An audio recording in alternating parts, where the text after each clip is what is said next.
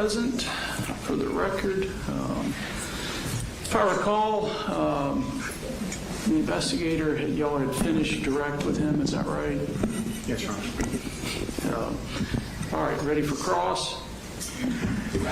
Your Honor, I believe logistically we're going to take Dr. Richards first this morning. Okay. And if the state doesn't have any objection to that. And the state has no objection to that, Your Honor. All right.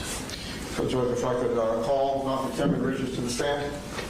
Accessibility.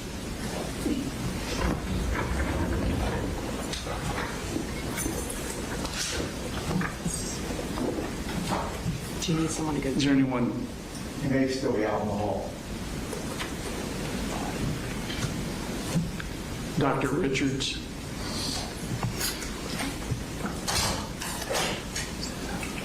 Yes.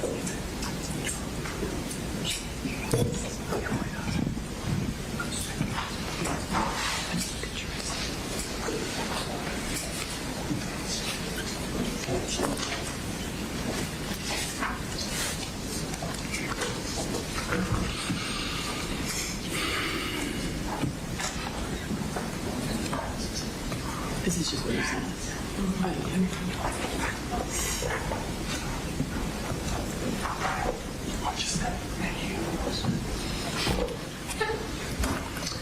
Would you please raise your right hand?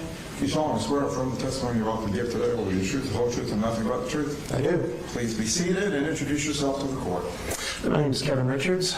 Last name is spelled Richards. And Dr. Richards, what kind of profession do you have right now? I'm a forensic psychologist. Okay. Can I get you As a forensic psychologist? I'm sorry, let me get you to pull the mic down. Yeah, yes, sir. Is that better? Yes, sir, thank you.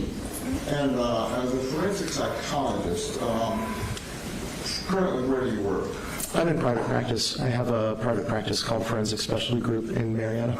And how long have you been there? Full-time, I've been doing that since 2007. I actually started the practice in 2002 as kind of a side hustle when I was working for the state. And prior to 2002, did you work as a psychologist? I did. I've been working as a psychologist since 1991. And what kind of work did you do prior to 2002? Before I went into private practice full-time, I was working at Northwest Georgia Regional Hospital in Rome. It's since closed, but I was on I did forensic evaluations out of that hospital. Prior to that, I worked at Clifton T. Perkins Hospital Center in Maryland, which is the state of Maryland's maximum security hospital. And there was a brief time in between then when I worked at Atlanta Regional in Decatur for about 7 months. Now, what kind of educational background do you have to be a psychologist? You have to have a doctoral degree. I have a PhD from the University of South Florida. I got that in 1991 after completing the requirements and a 1-year pre-doctoral internship at the University of Minnesota. I also got a master's from USF in '89, and before that a bachelor's from a small school in Connecticut called Fairfield University in 1985. And do you have license in Georgia as a psychologist? I do, yeah. I'm licensed in, I think, 5 states right now. Do you have any other state licenses? Yes, I'm licensed also in North Carolina, Wisconsin, New Mexico, and Alaska. Do you have any certifications beyond that? I'm board certified in forensic psychology by the American Board of Forensic Psychology. And prior to working as a forensic psychologist, you had just described some of the jobs that you had. Were you also working as a clinical psychologist? I have at times. My career's been primarily forensic, but all forensic psychologists are clinical psychologists first, and then they specialize. So my degree is in clinical psychology. I developed this specialty in forensic psychology after I got my doctoral degree. Are you currently involved with any professional organizations? I'm involved with the American Academy of Forensic Psychology. I belong to APA and a number of other professional organizations that are kind of involved in the kind of work that I do. Have you worked in any consulting capacities? I have. I do a fair bit of consulting now. I consult with the various branches of the military when they have courts martial. I also do a fair bit of file case reviews for attorneys. Have you worked in any hospitals or regional facilities?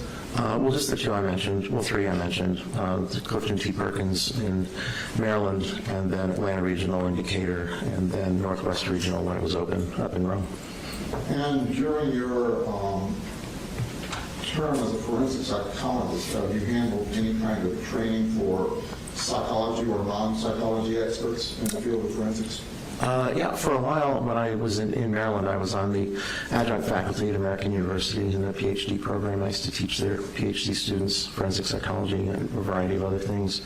I don't have any academic appointments now, but I do a fair bit of training for attorneys and students and interns and other psychologists. And have you had any contribution to publications? Not very much, honestly. I'm not an academic. I've had a practice career, so. Have you testified as an expert before? I have.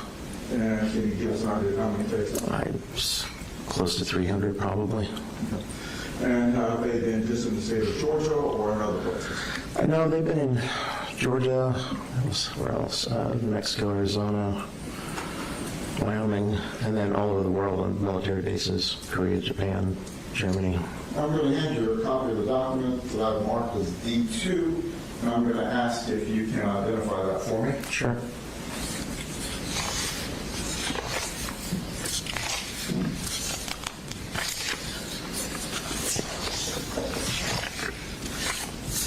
Yes, that's a copy of my CV. Did you contribute or compose that CD? Yeah, I wrote it. And looking over it, have there been any alterations since you drafted that?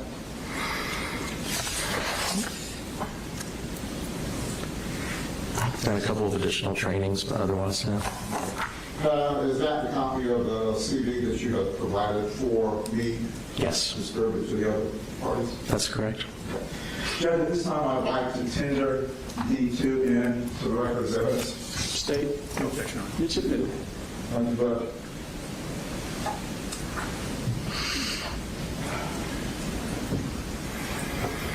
You're here testifying on a case with Colt Gray. How did you become involved with that case? I got involved when his original attorney, Mr. Kraft from the Public Defender's Office, contacted me and asked me if I would be willing to do an evaluation. And how long ago was that? A year and a half, 2 years ago. No, it was about a year and a half ago, I'm guessing. At that time, did he provide you with evidence or materials to look through? He did. He sent me a hard drive that had essentially, I think, the entire case file on it. And what kinds of information was on that? Oh gosh, there was a lot of police documentation, there was interviews, there was defects records, there was school records, body camera video from law enforcement. I mean, there was a lot. Was the request done for a full forensic psychological evaluation? I'm not sure what you mean by that.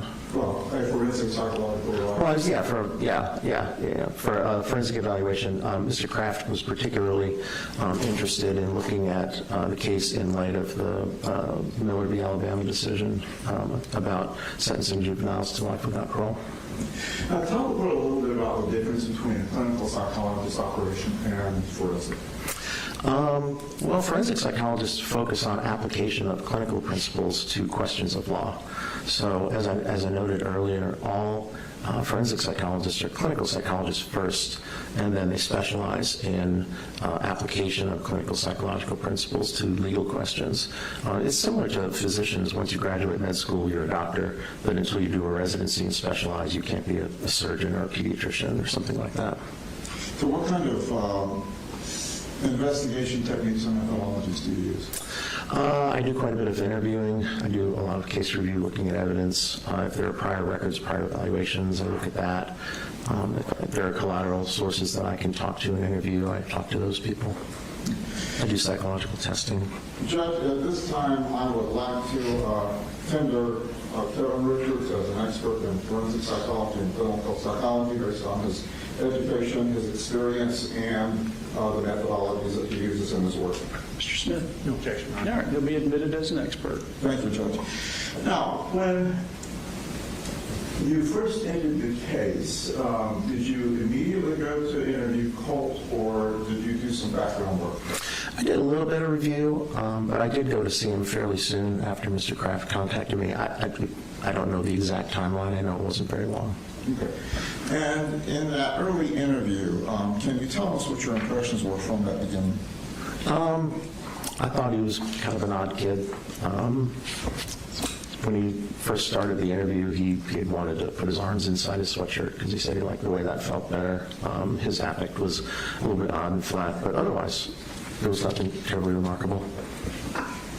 He was cooperative. He didn't give me a bad time, answered my questions, cooperated with the testing that I did. Did you interview him subsequent to that? I did. I interviewed him a total of 4 times, I think for a total of about 15 hours. And did you interview any other collateral sources? Yeah, I talked to his mom. I talked to her twice, and it totaled about 3 hours back in May of this year. Okay. After that review and investigation, did you also review the file that was given to you by Mr. Kraft, was it? It was Mr. Kraft that sent me the hard drive. Yes, I went through substantially. I think I looked at pretty much everything that was on. It was a vast amount of information, and there was a lot of things that weren't really relevant, like, for example, watching every single body camera video for officers that responded on the day of the incident wasn't really relevant to what I was doing, but there was a lot of things in the hard drive that were. As a result of your investigation, did you generate a report? I did. I'm going to hand you what I want for the efficient purposes D1 and ask you if you could identify that. Sure.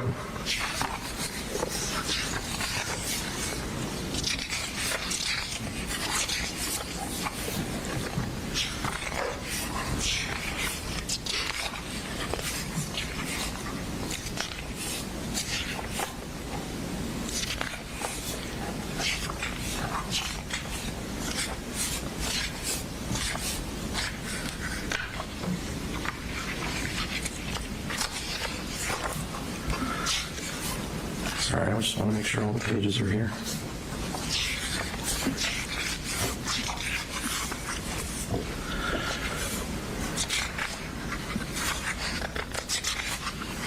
Yes, this looks like a copy of the report that I wrote. As we go through some of these issues, I'll allow you to refer to it, but please don't read directly from it. Okay. For the testimony. Okay. Going back to your initial interview with Colt, did you immediately jump into covering the facts of the event, or how did that work out with you? No, typically when I do an interview, I start with easy questions, like what's your birthday, where are you from, where'd you grow up, And so a lot of the first interview was talking a lot about his history, where he lived, where he was born, who his mom and dad were, whether he had siblings, that kind of thing. Just getting kind of basic background information. And in that background information, did he cover his family life, the circumstances that happened between his parents, his brother and sister? He did. Okay.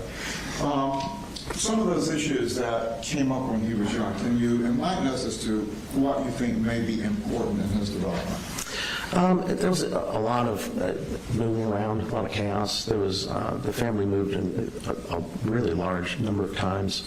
There were financial problems. There were issues with neglect, lack of money, moving into places that didn't have any furniture, having utilities shut off, not always having food in the house, those kinds of things. There was reports of some abuse by the dad. I think the dad was using drugs. Eventually, both parents were using drugs, which also had a detrimental effect on the well-being in the family. So it was pretty chaotic. There was a lot of, I think, abuse and a fair bit of kind of neglect and just a lot of transition and chaos. And where was Colt positioned in the family?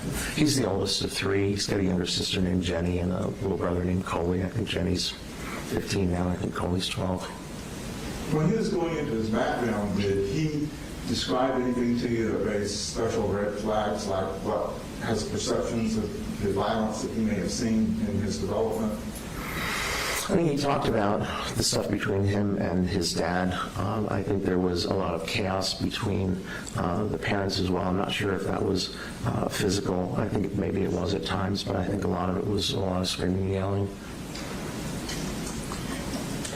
Did he give you an indication of whether he was closer to his mom or his dad, or did he? I think he had complaints about both of them at different times. I would say he probably had a closer relationship with his mom than he did with his dad. And how did any of this chaos that you were referring to and constant moving, how did any of that affect his feeling of stability and family? I think he's, he already started out as, like I said, kind of an unusual kid, and I think all of the chaos and so forth led to him. What it really led to him being was really isolated. A lot of times his mom and dad weren't putting him in school. They didn't take him to socialize. He didn't hang out with other kids. Didn't have like a normal childhood where he had friends and things to do. They were always moving, and like I said, he wasn't in school a fair bit of the time, and it kind of drove him into a sort of an isolated position, at which point I think he discovered the computer, and then that's kind of where that whole situation took off. Did he give you an understanding of how financial problems came about with the family? He said it was spending money on drugs and irresponsible purchases, things that couldn't be afforded, and then moving into houses and apartments that couldn't afford and getting evicted. Instead of spending the money on taking care of the family, buying trucks and boats and RVs and stuff like that. Just a lot of really irresponsible behavior with money. Did he tell you how many schools he had attended? I don't recall exactly. It was inconsistent because sometimes he was in school and sometimes he wasn't. I think there was an entire year where they just didn't even bother to register him. So, was there any extended family that he was involved with? It seems like he had a pretty good relationship with his grandma, Miss Polhamus, Debbie. And is that maternal or paternal? I think that's Marcy is his mom. I think that's Marcy's mom. Do you know how much contact he had with her during this time from? I think he was in and out of her home at various times. She would take him. I know Defects was involved with the family at times, and like I said, both of the parents were having issues with drugs and financial problems and so forth. And so I think when those things would get bad, I think there were times when Debbie stepped in. I think the kids lived with Debbie at various times. Did he have a chance to go down and stay with her much? Again, we didn't discuss specifically, but it was clear he spent a fair bit of time with his grandma. Obviously, some of this time occurred during COVID. How did that impact?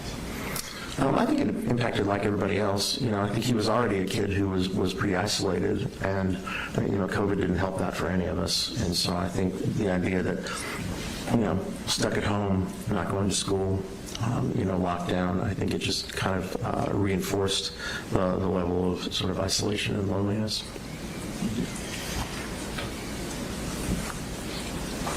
Now, you had indicated that you got involved a lot with the computer. Did he tell you any direction or any interests he had with the computer? I mean, most of his social life was on the computer. He was a gamer. He played online video games, but he was also spending a lot of time on communication platforms, specifically on Discord, which is a place you can go to play games, but also chat with people, look for people with similar interests. I think he spent time on Reddit, and then eventually kind of got really focused on this, what they call the true crime community, which is a group of mostly teens and adolescents that are focused on true crime, primarily focused on people that do mass shootings. I mean, to the point of being obsessed. So in the context of social development, how does that kind of isolation impact the growth of a child going through the developmental stage?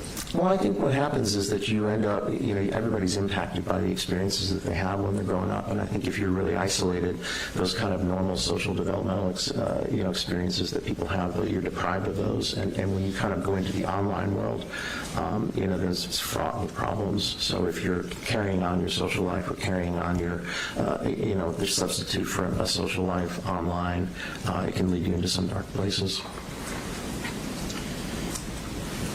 During that time that he was getting involved with the true crime community, did he indicate to you he had any fixation on any certain types of crimes? It was primarily on school shootings, although he was focused on a fellow named Holmes, who was the individual who did the shooting in the Aurora, Colorado movie theater. That wasn't a school shooting. It was a mass shooting, but it wasn't at a school. He initially, I think, was focused on Adam Lanza, who is the person that did the school shooting at Sandy Hook Elementary up in Connecticut, and then ultimately became really focused on Nicholas Cruz, who is the person who did the school shooting at Parkland at the high school, Marjorie Stoneman Douglas High School in Parkland, Florida. And that was the one I think he was most focused on, although he said he was more focused on homes just prior to the shooting. And as he was getting into this true crime community, did he impart the information to you that gave you red flags about his mental health?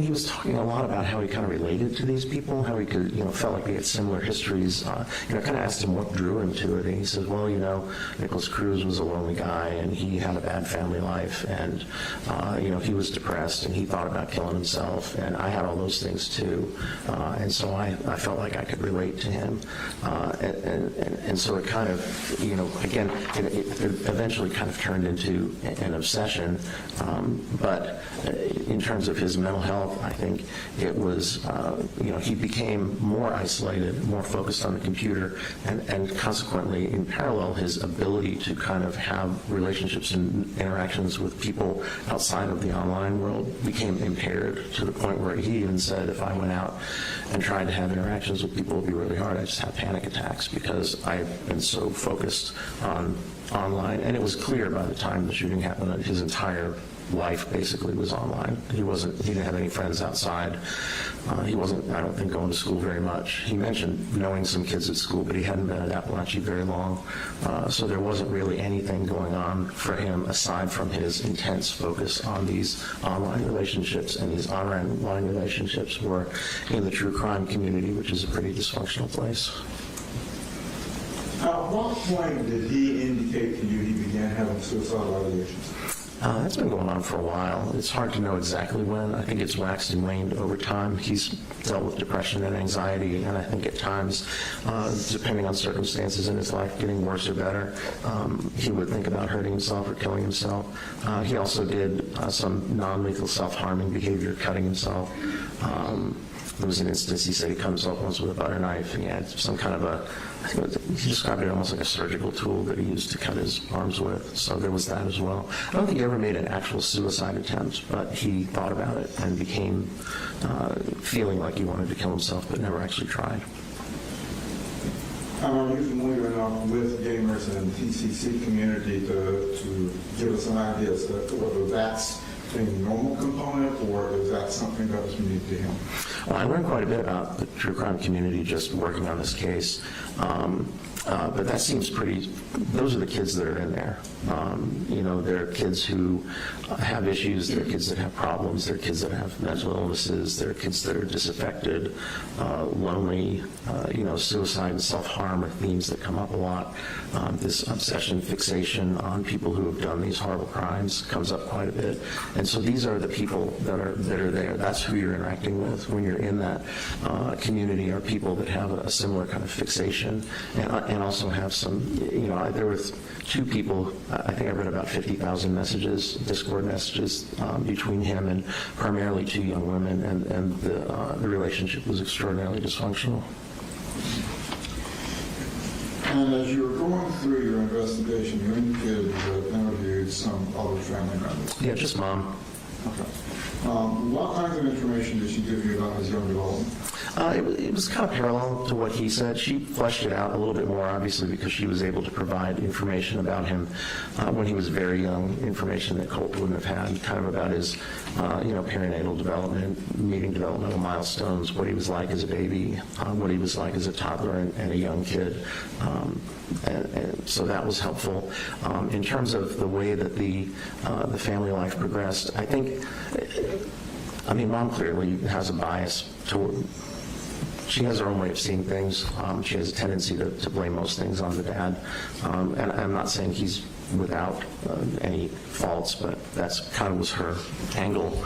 But she did provide quite a lot of information kind of about the family moving and the financial problems. She was pretty forthcoming about her own issues with drugs and dad's issues with drugs, and how things just weren't getting taken care of properly with the kids.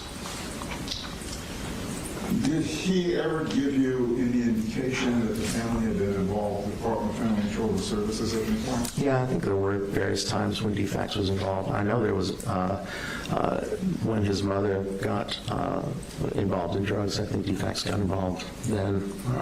I know they got involved right after the shooting as well, but I know there's been involvement. There were records that I got that showed that there had been contact with DFACS over issues with this family. Not sending the kids to school, not taking care of the kids, being neglectful. I remember specifically reading some records about truancy, about how he just wasn't showing up. They weren't, I'm not even sure he was registered. And to your knowledge, did he ever spend any time in foster care? Foster care, I don't recall. I know he was with his grandma a fair bit. I don't know that he was ever at any foster homes. Good. In the months, or actually let's say weeks before the shooting, as you reviewed the records and the discovery that was given to you by Mr. Kraft, did you notice an increase in his statements and activities regarding suicidal ideations or related to acts like the shooting? He was talking to a young woman named Amanda, who went by Mandy, and he wasn't saying anything specifically about doing the shooting. They talked about school shootings a lot. Both of them were obsessed in a very dysfunctional way with Nicholas Cruz, but he was making statements to the fact that he was paranoid, that he felt suicidal, that he felt he was hurting himself, but he was also making kind of ominous statements about how something was going to happen soon. It was going to happen on September 4th, and I think Ms. Coots Mandy had an inkling that that's what he was talking about, but he never specifically said it, but he did say that something big's going to happen on the 4th, and it was almost like a countdown in their messages as that was approaching. And did you get any indication that he had reached out to his family for help on the suicidal ideations? It didn't seem like it. Oh, actually, I'm sorry, you said did or didn't? I said didn't seem like, I know he made statements to the effect that he was telling his dad that he needed help, and when I talked to Mom said she noticed around the time not long before that he was having more panic attacks, more anxiety, that his level of paranoia maybe was a little bit worse. So I'm mistaken, actually. Yeah, he did talk about that, and evidently there was some effort afoot to get him into a clinic. I had some messages, they were basically phone messages between Colt's dad and a mental health facility trying to set up an appointment for him, but they never took him to an ER or a hospital or anything like that. It was trying to get outpatient treatment. Okay, so to your understanding, no one ever called a crisis mental health center for? Not that I'm aware of. His mom mentioned when I spoke with her that she felt like he needed to go to an inpatient facility, but nobody ever took him to one, and nobody ever took him to an ER. Okay. And at the time of the shooting occurred, I'll go back to something else for just a moment.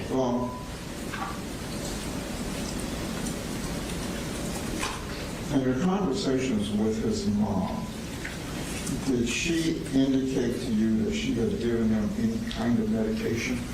Yeah, she started giving him Zoloft. She had a prescription for Zoloft. Colt did not have a prescription for Zoloft. And what she was doing was taking pills and breaking them up and giving him pieces of them. So there was no prescription, and it's unclear what kind of dose he was getting. Estimated, I think they were 100 milligram or 200 milligram pills she was breaking up, and she was giving him about a fourth of them at a time. But again, when you break them, that's not the way you're supposed to take Zoloft. But that's how he was getting it. It was from his mom. Did he describe how it was affecting him? He said it made him feel a little bit racy, a little bit wound up. Is that kind of like the opposite effect of what it's supposed to have?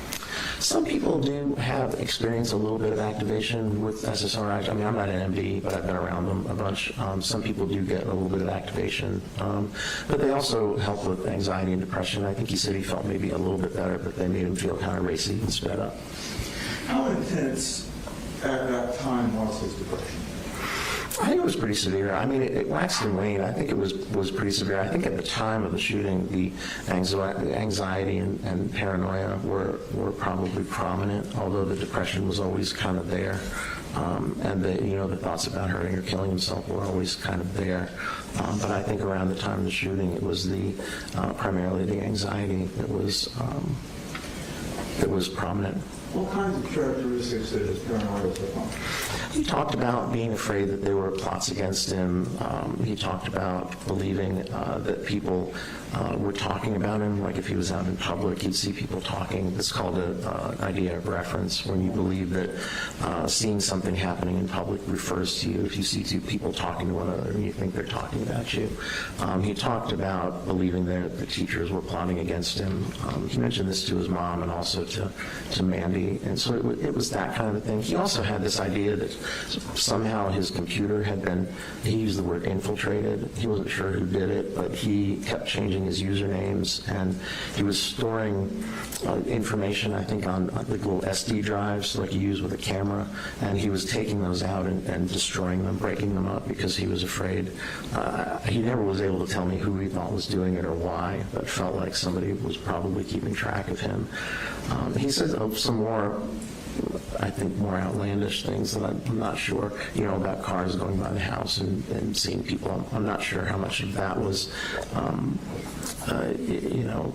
maybe a little bit of an exaggeration, but I did believe he used to kind of conflate his paranoia and anxiety. He was real anxious, but he was worrying about things, and so there was an element of paranoia that he used to kind of conflate with the anxiety, and the two of them kind of coexisted like that, so. And are those kinds of things that can impair someone's judgment if they're going through those episodes? Sure, yeah. I mean, if somebody believes that there are, forces marshaling against them, that can certainly impact the way that they carry on their life.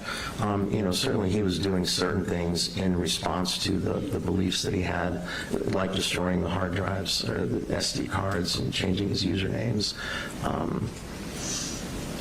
But I don't think he was really doing, other things in the service of them.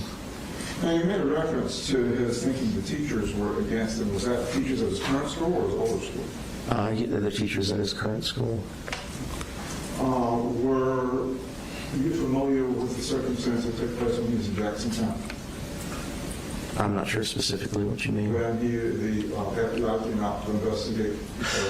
Yes, yeah, I was aware that there was a message, I think, that got flagged on Discord about somebody making a statement about doing a school shooting, and law enforcement showed up at the house because they were able to trace they were able to look at the account, the email associated with the account, trace the email to him, and so they went and interviewed him about whether he had made this threat. Did you listen to Inspector Smith's interview of Colt when he was arrested? There were two of them. There was one at the school and there was one at CID, and I listened to both of them. And particularly the one at the school, what were your initial impressions when you read that? He was pretty hysterical. That was the main thing. Okay. At any point, did he try to deny that he did anything? No, he didn't.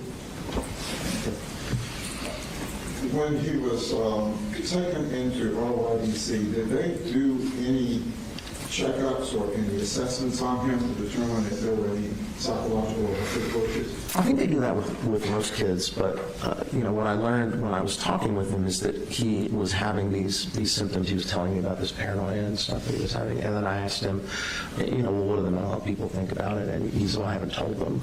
And so I suggested that maybe being more forthright about these things, if they were going on, would be a good idea. And then I think he started talking more to the staff about it. I also alerted his attorney. Did you have access to any of the records from DJJ? Not until just a few days ago. Did you get a chance to review them? Yeah, there was a lot, but yeah, I reviewed them. What was your understanding of his initial treatment plan? Initial treatment? When he was in RYDC? Okay. I think it changed over time. He was reporting some paranoid ideation that was continuing, worrying about other kids in the RYDC, worrying about the staff, worrying about the cooks putting stuff in his food. And I think at one time they diagnosed him with something called schizoaffective disorder, which is a schizophrenia spectrum disorder. He said they did. I didn't find evidence of that in the records.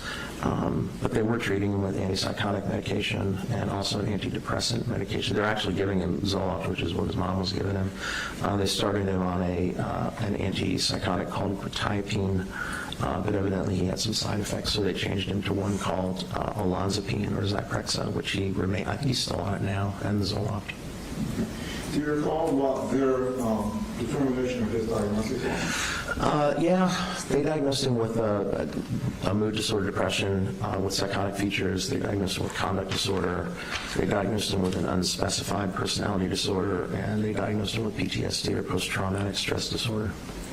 What's unspecified personality disorder? That basically means that you think somebody has a personality disorder, but personality, there's a variety in the DSM, which is a diagnostic manual. There's a number of specific personality disorders. A personality disorder is a dysfunctional pattern of interpersonal behavior that's kind of persistent across time and situations. They tend to develop in adolescence and early adulthood, and they can manifest in various different ways. And if you're not really sure, if you think the person probably has a personality disorder, has dysfunctional interpersonal functioning that impairs their relationships, you can diagnose them with a personality disorder unspecified, which means you're not sure whether it's a narcissistic or borderline or some other specific personality disorder. Did you find substantiation for that in your work? No, well, I mean, 14, 15 is really too young to diagnose a personality disorder. If you're talking about something that develops in, late adolescence and early adulthood, he hadn't even really gotten there yet. And, one of the things about kids in adolescence is that their character and their personalities are not fully formed. They're developing. They're works in progress. Their brains are still developing. Their personalities are still developing. And so to find evidence of a personality disorder, you have to have something that you observe kind of onsetting in late adolescence and early adulthood, carrying on into adulthood and impacting a person's ability to have normal functional interpersonal relationships, but it has to be across time and situations. It can't be limited to one particular relationship or one particular situation. And when you're 14, 15 years old, it's really just too young to diagnose a personality disorder, in my opinion. What about with schizoaffective disorder? I don't think he has schizoaffective disorder. Schizoaffective disorder is a schizophrenia spectrum disorder. If you want to think of it in a simple way, if you have schizophrenia and you have either bipolar disorder and depression at the same time, that's what schizoaffective disorder is. So a person has what we call the main criteria for schizophrenia, which is psychotic symptoms, hallucinations, delusions, disorganized behavior, that kind of thing, at the same time that they're having either a manic episode or a major depressive episode. And I believe you said the diagnosis also included conduct disorder? Correct. What are the components of that? So conduct disorder, that changed in the DSM-5. It used to be diagnosed in a different way. There's basically a list of 15 kind of dysfunctional behaviors that kids can manifest. And if you have 3 of them, I think in a 12-month period, then you can get diagnosed with conduct disorder. There are also specifiers about your kind of emotional function. If there's a more kind of characterological developing pattern of these kinds of behaviors that are, occurring across time and situation, like personality disorder would later, then you can get diagnosed with, I think it's called with like limited emotional function or something like that. What kinds of behaviors did he exhibit that would qualify under conduct? Well, I honestly didn't find a lot. I mean, there was obviously the main one that landed him in the RYDC, but while he was in the RYDC, actually all of the behavior management plans were directed at protecting him from being victimized or preventing him from hurting himself. There was no indication there was ever any kind of aggressive behavior or persistent rule-breaking behavior that was occurring. So, aside from, and also prior to, being arrested for the shooting, there wasn't really a pattern of antisocial kind of conduct disorder behavior that was documented anywhere. Do you recall having looked at pictures from his second interview with Detective Smith? Yeah, I had an issue with getting the videos to play right, so I was able to see them interacting, but I couldn't hear them, so then I got the audio files and listened to the audio files. Okay. And was there anything noticeable about his physical state, his arm particularly? Did you notice that there was a photograph of him with cuts or marks on his arm? I remember there were, because I remember them mentioning and photographing them. And he told me he'd been cutting himself with some kind of a thing with a blade on it. Is that one of the self-harm actions that he engaged in?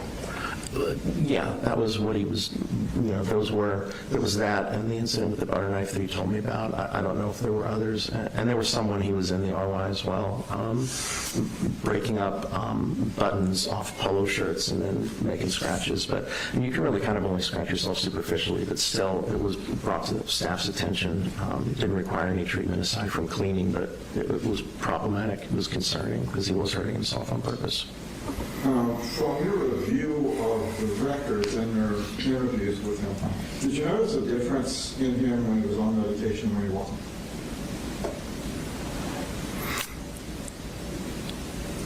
In terms of kind of just normal day-to-day interaction, I would say not particularly. He seemed pretty depressed and anxious most of the time when I was talking to him. He said that the medication helped some with the paranoia, but he was still talking about being worried about people. But his presentation was always kind of similar. I mean, his affect doesn't vary a whole lot. He's kind of flat when you speak with him. So that didn't really change very much. The medical records commented on a transition plan. Can you tell us your understanding of the transition plan at all? Well, I think they were transferring him from one facility to another one, and so what they did was kind of did a summary of all of the mental health interventions that had been done, all of the times he had been on, close observations or some other kind of observation due to, risk of self-harm or risk of being victimized.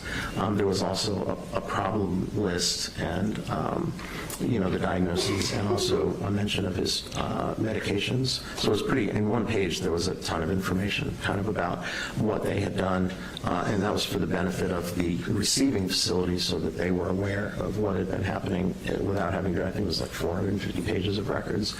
You could get the gist of it by looking at the transfer summary. And did they make any changes to his treatment plan when they transferred him? Not that I'm aware of. I think he stayed on the same medications, so. So today, would you anticipate that he's still being medicated? I would assume so. One of the issues that was raised was malingering. Can you tell us about malingering? So malingering is basically exaggerating or faking a symptom, and it's a specific way because in malingering you're faking to avoid some other kind of consequence or to get some kind of secondary gain. So you're doing it for a reason. And what in forensic contexts, that's something we're always kind of have our ears perked up for because people who are facing serious criminal charges sometimes have a motivation to try and manage that in a way that's dysfunctional. I know that there was some question about whether Colt was malingering his psychotic symptoms, and I actually was concerned about that as well. And do you know of any specific steps that were taken to treat his PTSD? Specific steps, I'm not aware. I mean, he was given the Zoloft. I think he was in some group psychotherapies. I think they had him in a dialectical behavior therapy. I don't think they had him in one of the empirically supported PTSD treatments, but I could be mistaken about that. I know they were aware and addressing it. And would trauma-informed therapy be beneficial to somebody with PTSD? Yes. Do we know if that was ever provided or available at LLC? I can't say definitively, honestly. Okay. When you were doing your assessments, did you run any tests with regard to his total functioning, cognitive, other psychosocial functions? I gave an IQ test, and I also did a personality test called the Minnesota Multiphasic That's spelled MULTIPHASIC, personality inventory, the adolescent version that's been restructured. So it's the MMPI-A-RF. And then also another one called the Trauma Symptom Checklist for Children, or what we call the TSCC. And that's a measure that it gets at specifically at sequelae of trauma in kids and adolescents. And following those tests, did you come up with your own probable diagnostic direction for him? I don't think I gave him a specific diagnosis. What I talked about mostly were kind of the phenomenology, the things I was observing, because a specific diagnosis isn't as helpful as kind of describing what you're seeing in forensic evaluations, at least. I did want to rule out whether there was any kind of intellectual functioning deficit, and there's not. His IQ is average. When I did the personality testing, the first time it was invalid because he was what we call over-reporting, meaning he was just kind of endorsing everything willy-nilly. And then I went back and gave it to him again and instructed him to be more careful and thoughtful and to not just endorse everything and to really think about what was going on with him. The second time, there was still some level of over-reporting, but not to the point that it invalidated the testing. And it was pretty consistent with what he was telling me. There was indications of mood problems, anxiety problems, problems with thinking, paranoia, persecutory ideas, suicidal ideation. Psychological tests are not like x-rays or blood tests. What they usually do is help us develop interpretive hypotheses for understanding people, and sometimes they help us corroborate things that we're observing or seeing on interview, and that's pretty much what the MMPI did. Colt never really talked about trauma, PTSD symptoms with me as PTSD symptoms. I would kind of ask him about, traumatic experiencing. Was he having flashbacks? Was he having dreams? And he said he had dreams about the school sometimes, and sometimes dreams about things that happened when he was younger. But the dreams about the school didn't involve the shooting incident. It was just him alone in the school wandering around. But he never really talked about the kind of, when you talk with people with PTSD, they talk about having flashbacks and dreams and traumatic re-experiencing, and they talk about trying to avoid things that remind them of the trauma and changes in their emotional functioning. And the diagnostic criteria are pretty complicated.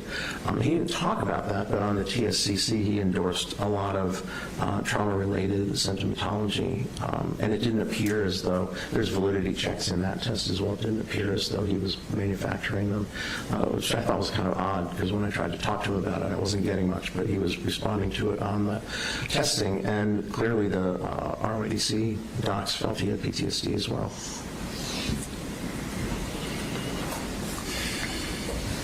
Just need water. Yeah.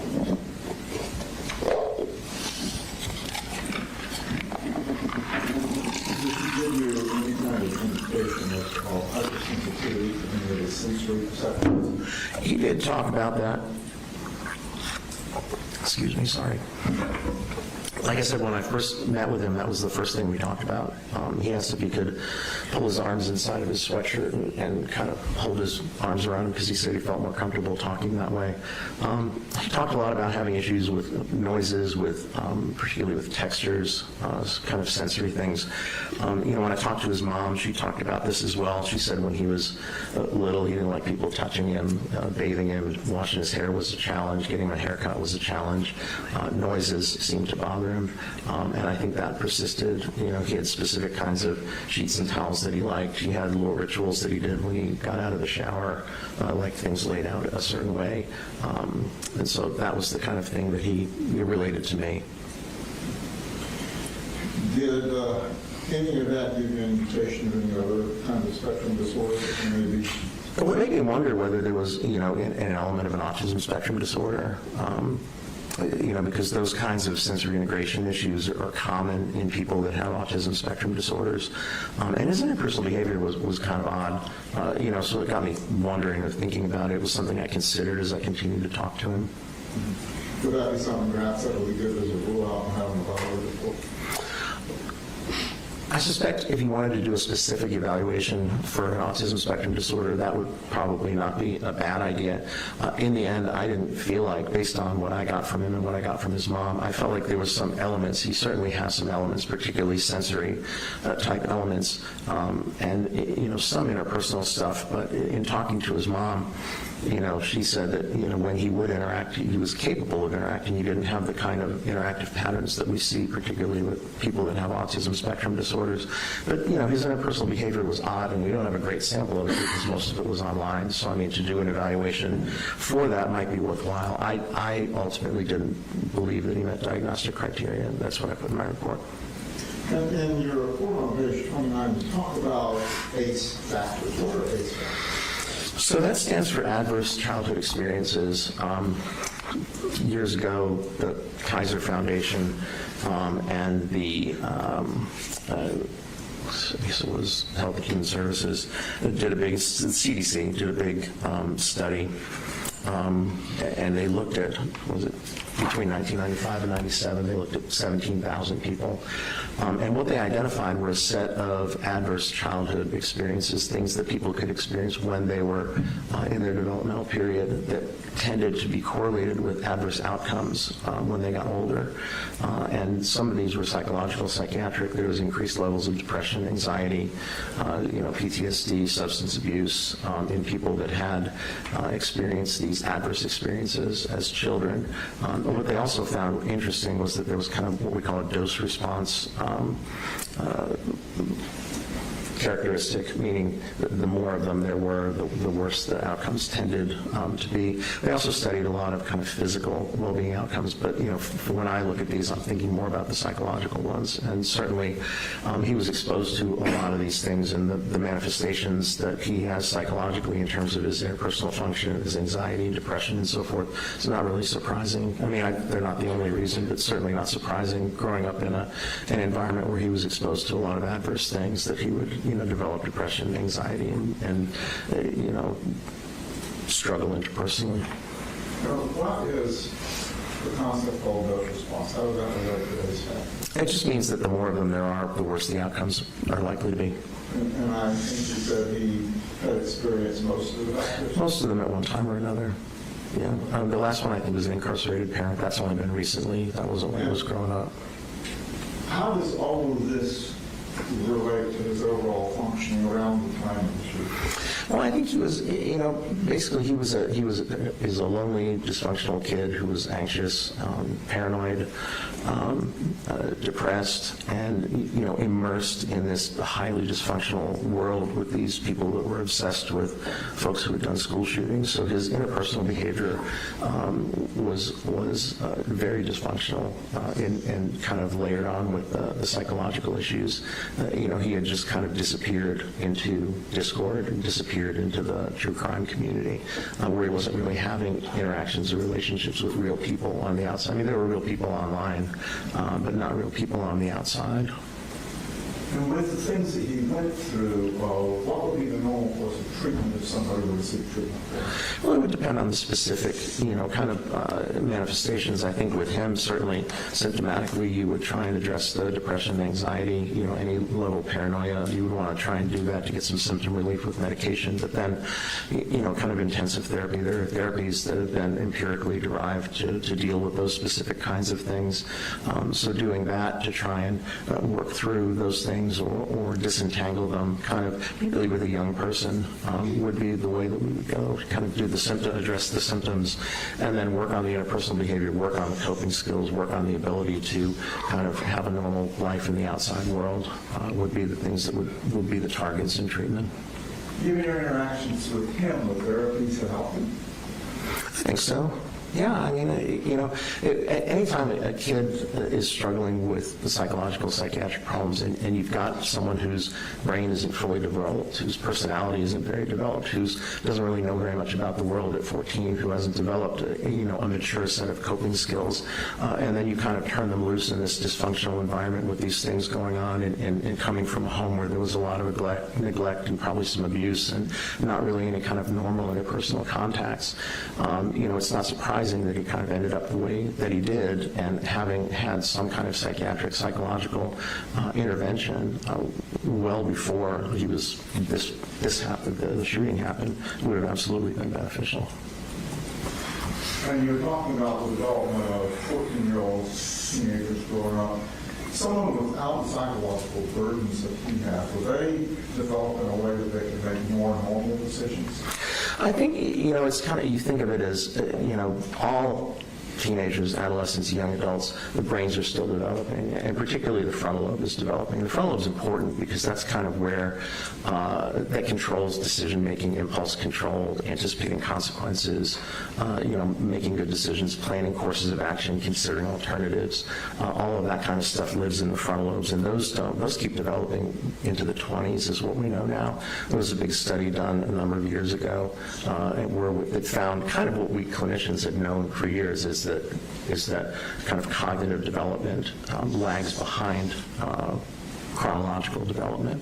And so, you take somebody who's a normal 14-year-old, they're still going to have all these issues. It's kind of the reason we see adolescents and kids and young adults do more dumb things than adults do. Part of that is because of the way that their brains are underdeveloped. And I think if you pile on, depression, anxiety, neglect, some abuse, some paranoia, that it's just going to exacerbate the situation. But even under the best of circumstances, the brain and the personality and the character are certainly not developed. They're not in anywhere near a final format at age 14. During your conversations with him, did you speak directly about shooting the gun himself? Yes. Did he ever try to deny that he did? No. What was his response as you and you were talking about the victims and what the ramifications were? Well, he said he felt terrible about the victims, and it was interesting. When he was interviewing with Investigator Smith, they talked quite a bit about that as well, and I think he even wrote some apology letters. I focused more on his own kind of functioning, trying to disentangle kind of what was going on with him at the time. But he certainly talked about the victims, and he talked about in this true crime community also, that one of the things he was interested in was not only the perpetrators but the victims. He said with the Parkland, I think Nicholas Cruz killed 17 people, something like that, and he said he was, was interested in their stories and what they were doing with their lives, but obviously more obsessed with the shooter himself. And would you say that he was apologetic about it? Pardon me? Was he apologetic about it? Yes. Well, certainly was when he was talking to Investigator Smith. I didn't try to elicit anything like that from him. I asked him how he felt about the thing, and he said he felt terrible. He felt terrible for what he did. He knew he'd, screwed up a lot of lives. Based on your investigation, your interview with him, understanding all the issues he's facing now psychologically, would he be able to improve with continued therapies, medications, treatment plan? Yeah, I think so. Again, you're not talking about somebody who did this in their mid-20s, late 20s, or as an adult, when, there could be characterological issues underlying that are kind of well-developed. The personality is finished, the brain is finished. And sometimes if you end up in a situation with an older person where there's characterological issues that drive them to do things that are antisocial, there's sometimes not a lot you can do about that. I think when you're dealing with kids and adolescents, there's still some room before things are consolidated, before they're finished, before they're finished developing.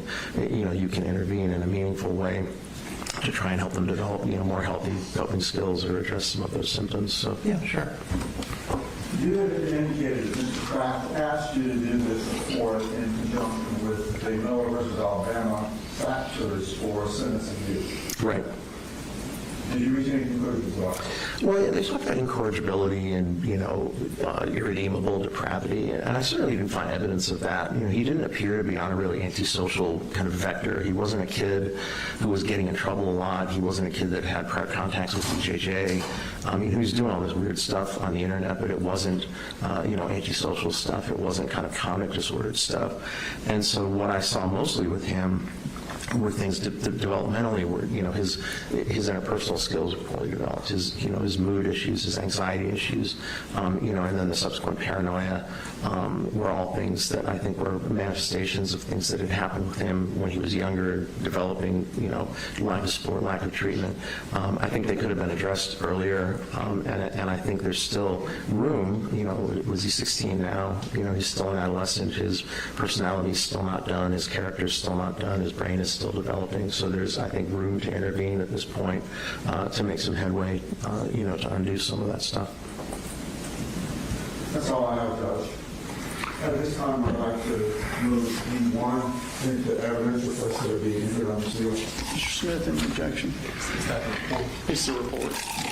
All right, it's admitted. I think you have to be understood. He did. Your position? That's all I have. No, that's fine. I'll say, Your Honor. All right, we'll file that under seal. Why don't we take a short restroom break before we cross?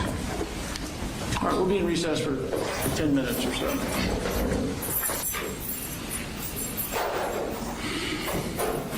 All right, for the record, we're all present. Mr. Smith? I'm Dr. Richards. I'm Brad Smith. I'm with the District Attorney's Office. Good morning. Ask a few things here.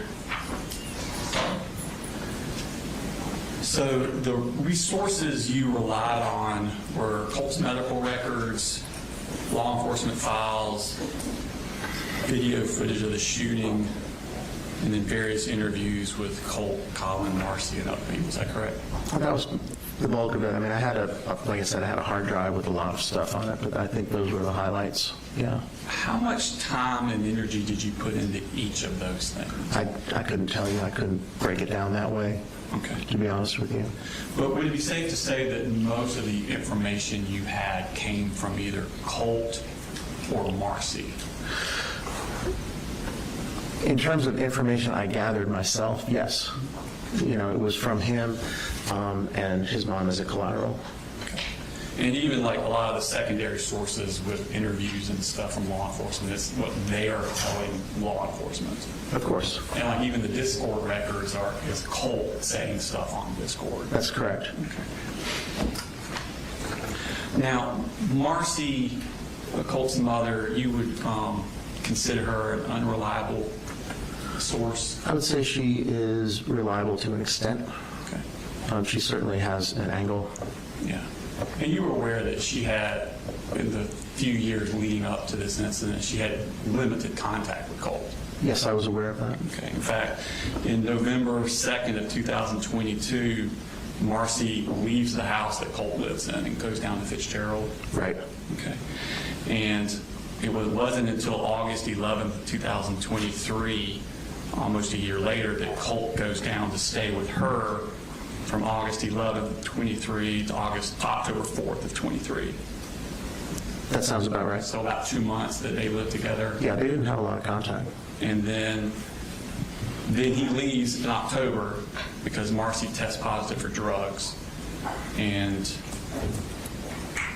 she comes up to stay with him the next year, July 6, 2024 to August 16th of 2024. That sounds about right. So about 1 month. Yeah. Okay. I think she said it was about 5 weeks. So in the 2 years leading up to the shooting, she was with him about 3 months. Yeah, not very much time. Okay. And during that time, she had serious intoxication issues. She did. Tested positive for drugs. She did. And that was a lot of the reason that he was removed from her and she left. Yes. Sort of thing. So in fact, she was in rehab for about 6 months with no contact, wasn't she? I believe you're right. Okay. And she had her own criminal justice issues. She did. Okay. And she had psychiatric issues on top of the intoxication. Yes. Okay. Were you also aware that Colt and her, even when they were separate, did not speak to each other very much? It didn't seem like he had a lot of contact with her. There was a brief period of time not long before the shooting when she was living up there in Winder. But for a lot of the time before that, especially when her issues with the drugs and so forth happened, the contact was really limited. Okay. In fact, they mostly just texted with each other. I think that's a fair characterization. Okay. Now, your first interview with Colt was May 16th of 2025. That sounds right. Okay, and that was 8 months after the shooting. Right. Okay. I'm going to go into Colt a little bit. Were you noticing that Colt likes to mimic other people, and especially like the other shooters, and things of that, like that. There was some stuff, like some photographs that he took of himself, and I think the dyeing his hair orange was a manifestation of that. There were some things that I had in the records where it would be, I think one of them was James Holmes. There was another one, I think was Christian Bale from a movie where he was making a particular face, and he would mimic those things, and I guess post them. They were in the materials that I got. And when you were reviewing his Discord, that's when he's talking to members of this TCC community. Correct. Okay. Did you notice in his interactions with these people that he was very quick to, yeah, me too? They would say, I do this, or I experienced this, and he'd be like, yeah, me too. Yeah, I think so. There was an element of that, certainly. Did you notice where he would, even within the conversation, say one thing and then change it to accommodate and be more like the person he was talking to? I can remember times when that happened, sure. Well, I'm going to show you a couple of them to go through this phenomenon. First one's on Discord. You Okay. on TV Live? Is it going to pop up here? Yes, sir. Yes, sir, it should. Okay, I got it. Okay. So this is him talking to the Mandy. Right. And Mandy's in the light green. Can you tell color difference on your monitor? I can tell who's who. It also has their names. And Colt is occasional burner. Right. And he is in the blue. And this is August 29th of 2024, so a few days before the shooting. And they're talking about Nicholas Cruz and Right. their obsession with Nicholas Cruz, correct? That was what they talked mostly about. Okay. And Mandy asked him, have you put a cookie in your sub yet? And he writes back, cookie in my sub, question mark. Okay. Okay, so this isn't them talking, this is them writing and reading each other's writing, correct? Yeah, I think that's what it mostly, I don't know if they ever actually talked. I think it was all these text messages on Discord. So when he types in cookie in my sub, question mark, he doesn't know what she's talking about, does he? Either he doesn't know or didn't remember. I mean, clearly he asked her for clarification. Okay. And then she says he would put a chocolate chip cookie in his sub sandwiches, referring to Nicholas Cruz. Right. And then Colt immediately says, oh yeah, multiple times. I see that. And that him kind of like, first he doesn't even know what she's talking about, but then, oh yeah, I do that all the time. Yeah, I think there were probably times that he did that. I mean, again, I reviewed between Caitlin and Mandy like 50,000 messages. So, I mean, there were times when he did But this. that's an example of Colt changing his answers about things to fit in with these people. I think that's not an unfair characterization. I think he was very invested in trying to fit in with this unusual community. So, I mean, it seemed like he had plenty of his own independent information, but certainly this is an example of a time where he accommodated based on what somebody else said. And if, let's say, for example, putting cookies on your sub sandwich was a sign of psychosis, this would be him kind of malingering, exaggerating that symptom. Yeah, I mean, I don't think it is, but Right. yeah, I mean, but yeah, I mean, it could be that. It's hard to know because we're looking again at a small sample. But certainly, I would agree with you that he was interested in being perceived as somebody that did this same thing that Nicholas Cruz did. Yeah. If he actually puts cookies in his subs. Let's put another example that's a little more pertinent. Sure. This is also in the Discord with Mandy, and again. Okay. So, sorry, this is another person. This is not me. Can I ask, are these, is there an exhibit number? Your Honor, I'm going to need a little indulgence. Our next witness is going to put all of these in. I believe the Discord is in. In the foreign business record protection. It was entered earlier. I would say the one I showed earlier was page 13 Okay. of the occasional burner account. There's an occasional burner account and there's an F-bomb account. This is page 59 of the occasional burner account. And the exhibit number? I'm sorry, I missed I that. have it on record shortly. Okay.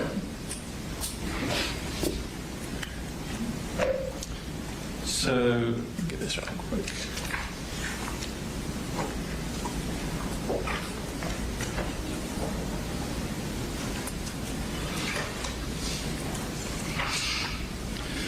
In this one, genderless black hole at the very first top there says, I'm on 6 different meds, and they really don't do anything but make me stoned ASF.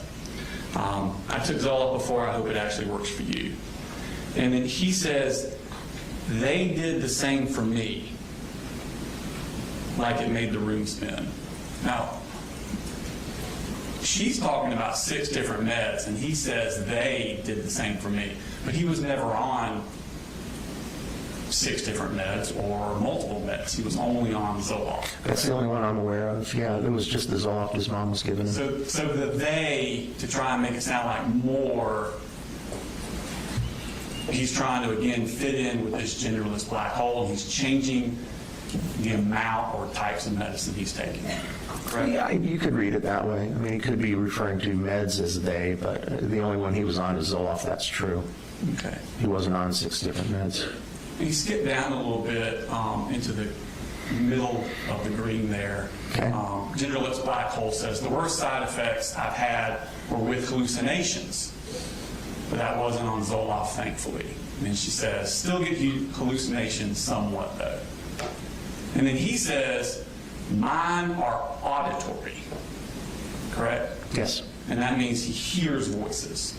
Right. That would be hearing things that aren't really there. And then he says, although it may be schizophrenia, who knows? Right. And then she says, oh my God, same twinsies. I have visible ones too. And he says, same. Right. So when they talk about hallucinations, he first says, I have auditory hallucinations. Full stop. Right. And it's not until she says, well, I have visible ones. And then he changes it and says same. Yeah, I agree. That's what he Again, him did. changing, talking about his mental state, what he says his mental state is, he changes it to fit in with this group. Right. He adds onto it. Okay. And then let's go to page 61. In this case, you have them talking about drinking a lot. This is another person he's talking to. I do not know the gender of this person. But they're talking about getting blackout drunk. Right. And Colt is talking about how often he gets blackout drunk. Is that correct? It looks like it. Okay. And then at the very bottom, the next to last one, Colt says, I literally just steal it from my dad. I see that. Okay. Did you listen to Colin's interview about his home life? A long time ago. Do you remember him saying that he didn't drink and he didn't allow alcohol in the house at all? That rings a bell. Yeah. Okay. And do you remember Marcy's interview where she says the same thing? Right. Okay. Yeah. So what he it's worth. says, literally, I steal it from my dad. That's not true. No, it's not what he told me either. Okay. So. And then he says, sometimes I'll ask some random dude to walk in and get me some. Again, I never followed Colt around. I'm sure you did. But based on your understanding of how often he actually got outside his house, does that sound like something he would do? Seems unlikely. That's what I was thinking. Okay. And then we move to page 62. And same person that he's talking to, now they're moved on. Man, just do some DXM, bruh. Colt says real, and I'll ask you to drop the method whenever I'm up to it. He says, do you even know what that is? And he says, yeah, it's over-the-counter stuff. They're talking about Benadryl. Right. I think that's on the next call out. Yes, and then he says Benadryl. Colt does. Right. And then he comes down a little bit and says, you just got to pull through the tiredness. After that, it's pretty much schizophrenia simulator. I see that. So Colt's saying that when he takes Benadryl to excess, he'll get schizophrenia simulator. Colt talks a lot about schizophrenia, doesn't he? He does. Okay. And then PK Waffle Fest says, that's not the worst part. It's the anxiety and the dread and seeing spiders. I'm terrified of bugs. So he's the one that first talks about hallucinations when he's on this and refers to bugs. Right. And then he says in the next one, the highest, go back up to the first one. I'm sorry.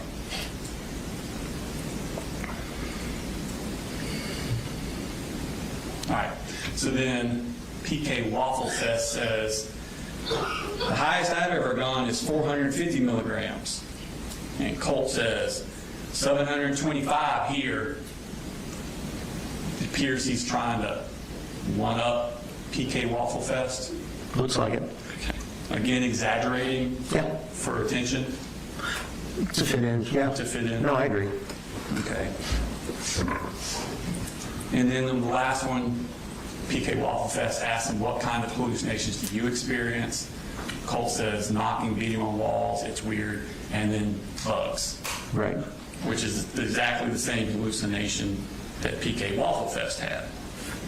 Right, he was just talking about spiders, so yeah, same thing.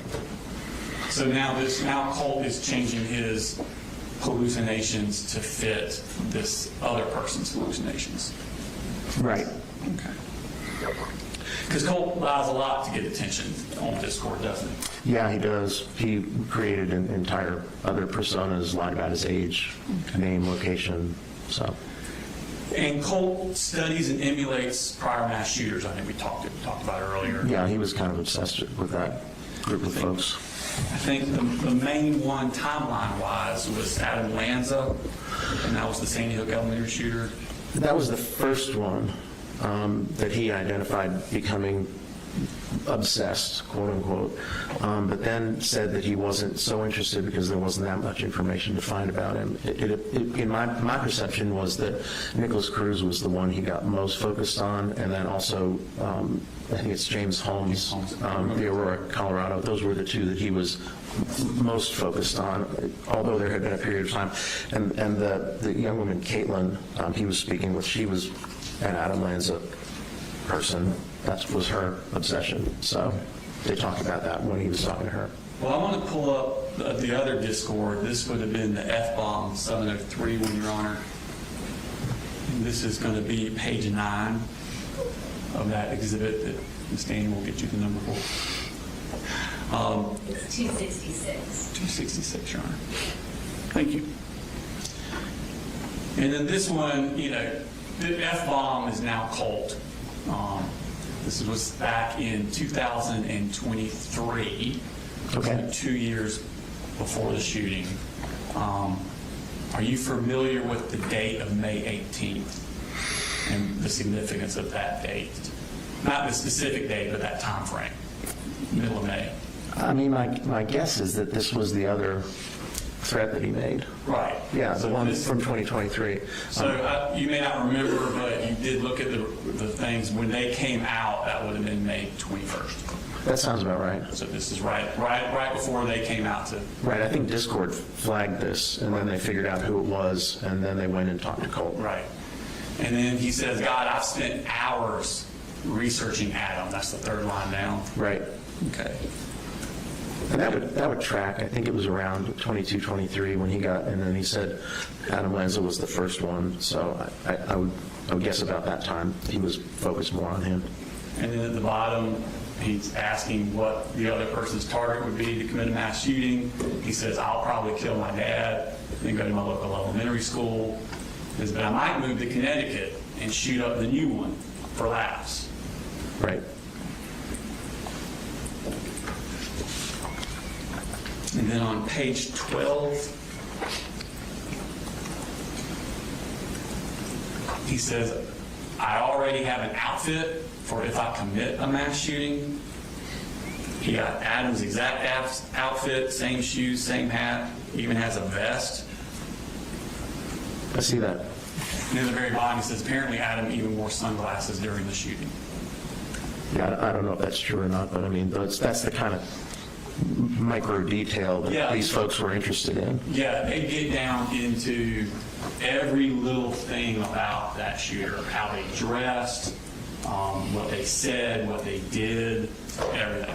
Yeah, it seemed like it was so deep, it was like any piece of information they could find and put out there was kind of what they were after. And even like I said, Colt said his frustration about Adam Lanza's, there wasn't enough information. There wasn't enough to find out about him, but clearly there was, some things, so.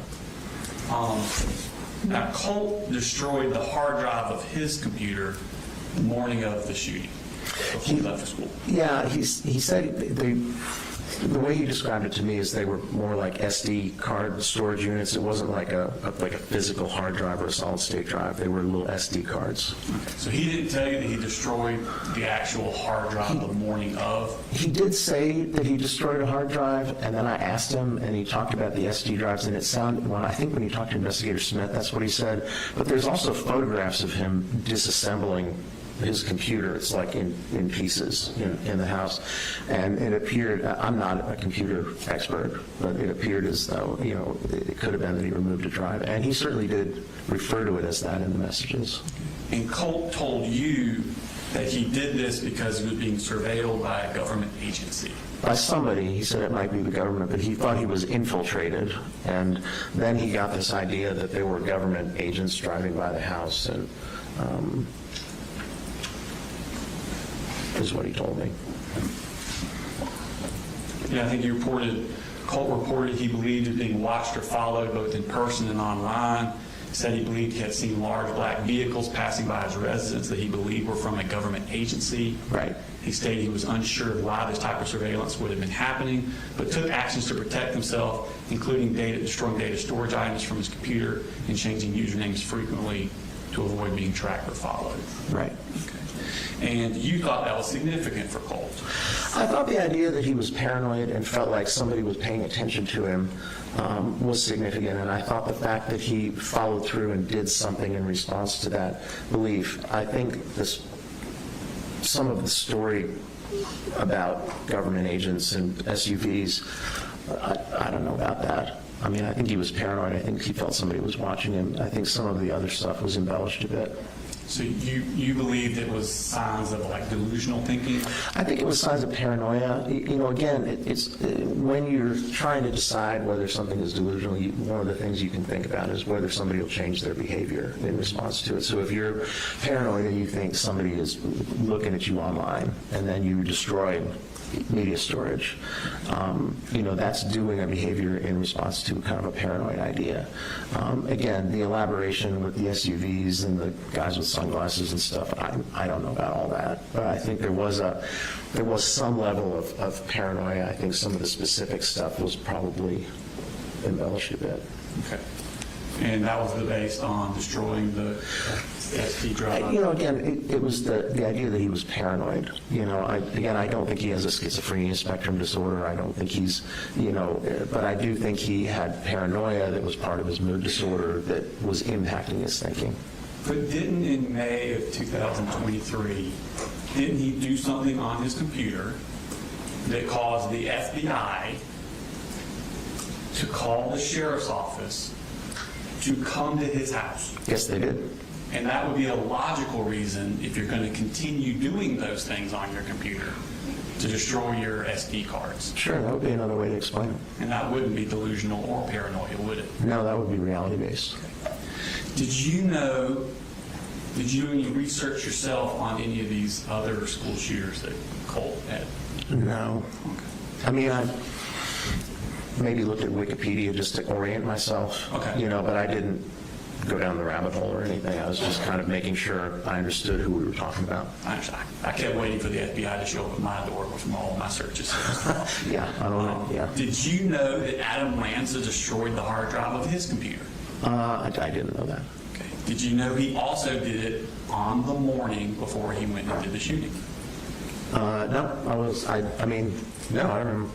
wasn't aware of that. I didn't. Did you know that he left it in the middle of his bedroom floor exactly like Colt did? No, like I said, I don't know, but I did see the photo that Colt did that. Would it surprise you to know that Colt did know that? No, not at all. Okay. Were you given his phone calls that he made after he was arrested from the RYDC?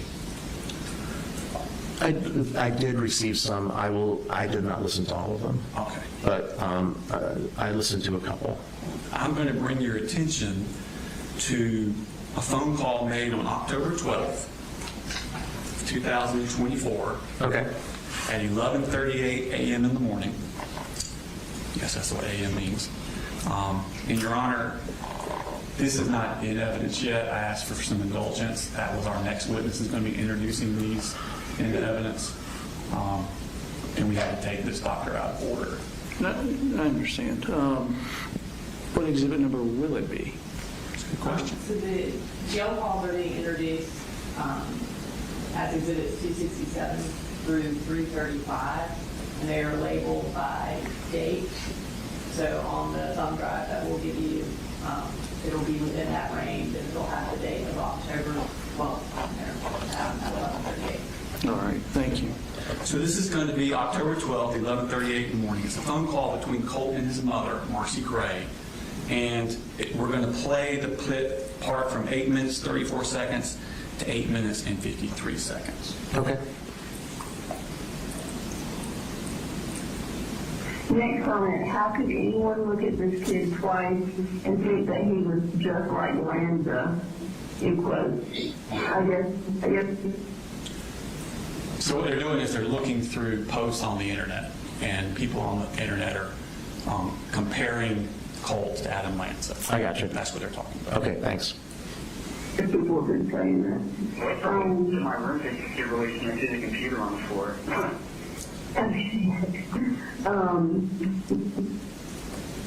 So she says that people on the internet, and this is just a month after the shooting, Right.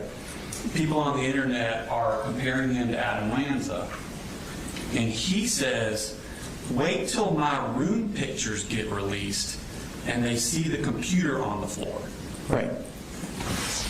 That's a lot of forethought on his part. Oh, yeah, I'm not surprised at all. I mean, again, there was a lot of forethought. So before the shooting, he's anticipating the crime scene photos being released onto the internet. That's what it sounds like. Okay. Did you know that Colt didn't just destroy his computer like Adam Lanza did, that he staged it to look exactly like Adam Lanza's looked? I was not aware of that. I don't find that surprising. But you had interpreted it as paranoid delusions. Again, I think it's important to note that I believed he was paranoid and anxious at the time, but I didn't believe that and I believe he thought that there was some people talking about him. But at the end of the day, I don't believe that's why he did what he did. Right. So what I'm saying is that those things were coexisting and impacting his insight and his judgment.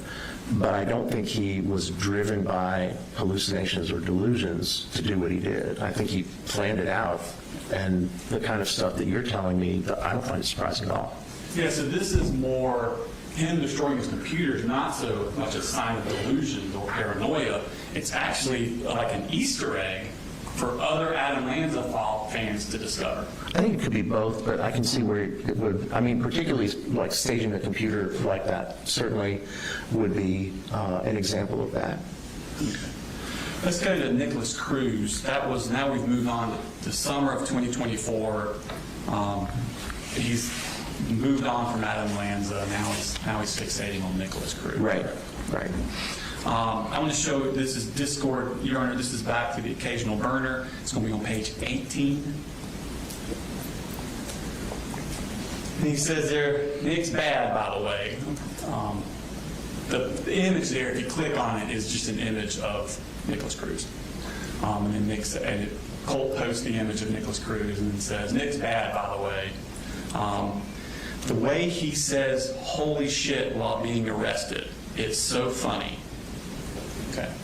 So he has watched Nicholas Cruz's arrest based on this, correct? I'm sure he has. Okay. And he thinks it's funny that Nick Cruz said, holy shit, when he was arrested. Right, that's what he says here. He and Mandy were both pretty obsessed with Nicholas Cruz. Right. Yeah. And then Mandy brings up that Nicholas Cruz mentioned voices. Right. And then Colt says, and he mentioned demons. Demons, man. See that? Yeah, I'm tracking, I'm following you. And then voices, words of noises. And then WTF, Right. what the fuck? And then where TH am I? Holy shit, what happened? Right. Okay. So he's making fun of Nick's arrest, thinks it's funny, and he knows that when Nick was arrested, he heard voices, Right. or he said he heard voices. Right. He knows that when Nick was arrested, he said he saw hallucinations, these demons. Yep. And he knows that Nick claimed that he had blacked out during, like, holy shit, where am I? What happened? Right. Okay. Now, you listened to Colt's interview, right? Correct. Okay. And he said basically the same things That he didn't when he remember. was arrested. Yeah, that he didn't really remember. Well, that he heard voices, Yep. hallucinations, and he didn't remember. Right. So basically exactly what Nick Cruz said when he was arrested that Colt knows about, Colt said the same thing when he was arrested. Right. Okay. Now, did you watch the Nicholas Cruz trial, or did you look into that at all? No. Okay. And did you know that there was a doctor that looked at Cruz, similar to what you did with Colt? I mean, I'm sure there was, but I didn't want to go down that rabbit hole. And it was Dr. Charles Scott. You ever heard of him or know him? I don't think I know him. Okay. Yeah. But you do know he testified in that trial. Pardon me? He testified in that trial. Okay. Yeah, I'm following. And Colt has seen all of that trial, hasn't he? Yeah, he said he used to fall asleep watching it. He's watched it numerous times. I think he told you he watched it 3 times. At least 3, yeah. I mean, he did. He said he used, like he said he used to fall asleep watching it. And during Colt's interview with law enforcement the day of the shooting, he told them that Nick was notorious for faking his schizophrenia in his interrogation. Yes, he did. So he's watched that and he knows that. He does. Okay. Now, when Colt's talking to you at y'all's interview in May of next year, he tells you that the reason he watched the Nick Cruz trial was because he felt terrible for the victims and he wanted to know their stories. Yeah, he did say that. Okay. He said a lot of his looking up stuff with Nick told you was because he wanted to know more about the victims because he felt bad for them. He did say that. I mean, clearly there's way more to it, but he did say that. And he told investigators the same thing that day. Right. Now, did you corroborate that statement with Colt's Discord at the time? The statement about? About that he was looking into Nick and watched the trial of Nick because he was feeling bad for the victims and wanted to know more about the victims, Nick's victims. No, but I mean, I didn't think that was the only reason he watched it. Okay. So. Well, let's go to the occasional burner Discord account. This is on page 9. Okay. And this is Mandy. She's talking about when I watched the impact statements, I had so many panic attacks because, like, why do they feel the need to be so hateful? So these are the victims at Nick Cruz's sentencing giving their victim impact statements. Right. Sort of like our victims did in this case. I don't think you were here for No, that. I wasn't here for that, but I mean, I'm sure that happened. And then Colt says, if it wasn't for Nick, I would have blown my brains out months ago. And then he responds to her, I know, right? So inhumane. Talking about the victims, talking mean to Nick. That sentencing, yeah. And then she says, like, begging for him to get raped and killed. And he says, and people say Nick's the monster. Right. Okay. So that doesn't sound like he's identifying with the victims. It sounds like he's identifying to Nick, and he's mad at the victims for being mean to Nick. Yeah, like I said, you know, I was reporting what he told me. It was clear, if you read the messages with Mandy, there was way more to it. I mean, it was a whole deep intense, obsessed, even sexual thing. And the idea that he may have looked at the research the victims was always part of the kind of the TCC thing. I don't want to give the impression that I think that's all he was doing. No, I'm just saying this is what I'm showing you is complete opposite of what he told you. Right, but not surprising based on his obsession. In fact, continuing on with the same conversation, this is just the next thing down. Okay. She says, some made me sad. That, to be honest, I had, like Nick, so I just had a hard time with empathy. I only feel real empathy towards Nick. And then he says, God, I hated the black-haired bitch. Sam, I think. Did you know he's referring to Samantha Fuentes, one of the victims that survived the shooting apartment? No, but that sounds right. She testified that she had still had the shrapnel in her eye. Right, okay. And then he goes on to say, Nick should have blown your fucking brains out, Sam. It's okay, though. 4chan leaked her shit. This is the exact opposite. He's telling you he's remorseful. He's telling you that I was just looking at this stuff because the victims, I cared about the victim. And then he's actually saying this stuff. Right, well, I read these messages as well. And again, I don't want to give the impression that I thought that's all he was doing. The obsession was clearly way beyond that. But in this TCC, kind of researching the shooter and researching the victims is part of the thing. Yeah. But yeah, this is all pretty hateful. Okay. And then the next page, the next line on page 10, let's jump her. Again. Now I want to go to page 16. That was just one of the victims. Okay. At the very bottom.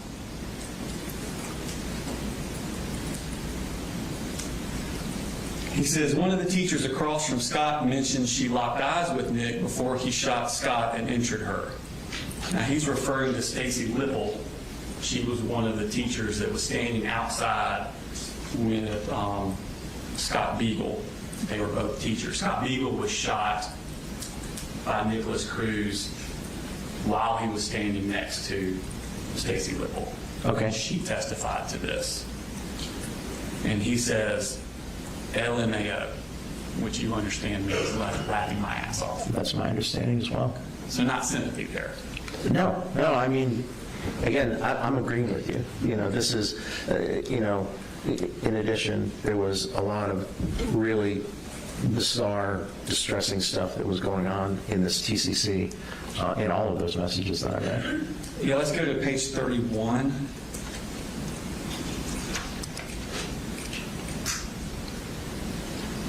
Now, you click on the first image, an obituary will come up.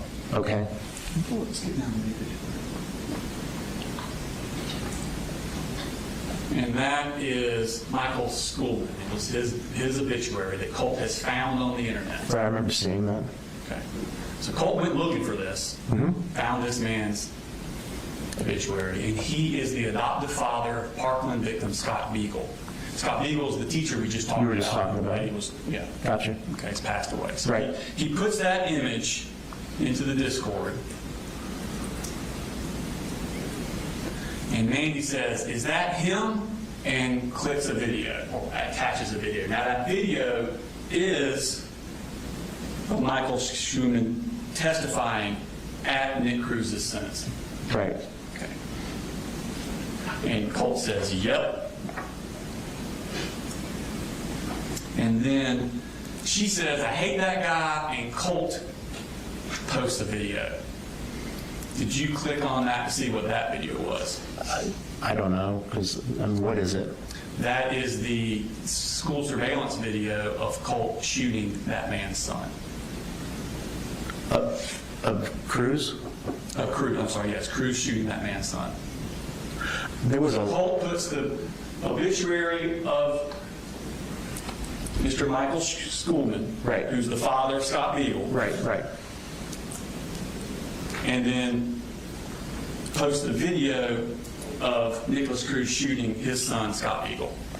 I saw several videos that appeared to be of Nick Cruz in the school and shooting, but I couldn't tell who he was shooting at. But there certainly were, if that's what it was, then I'm sure I saw it, because there were a number of videos of him in the school with the weapon, and in some of them he was firing the weapon, but I couldn't tell who he was shooting at. So he has no sympathy for Scott Beagle or his father, Michael Skin? No, again, no, clearly not here. No, Okay. no.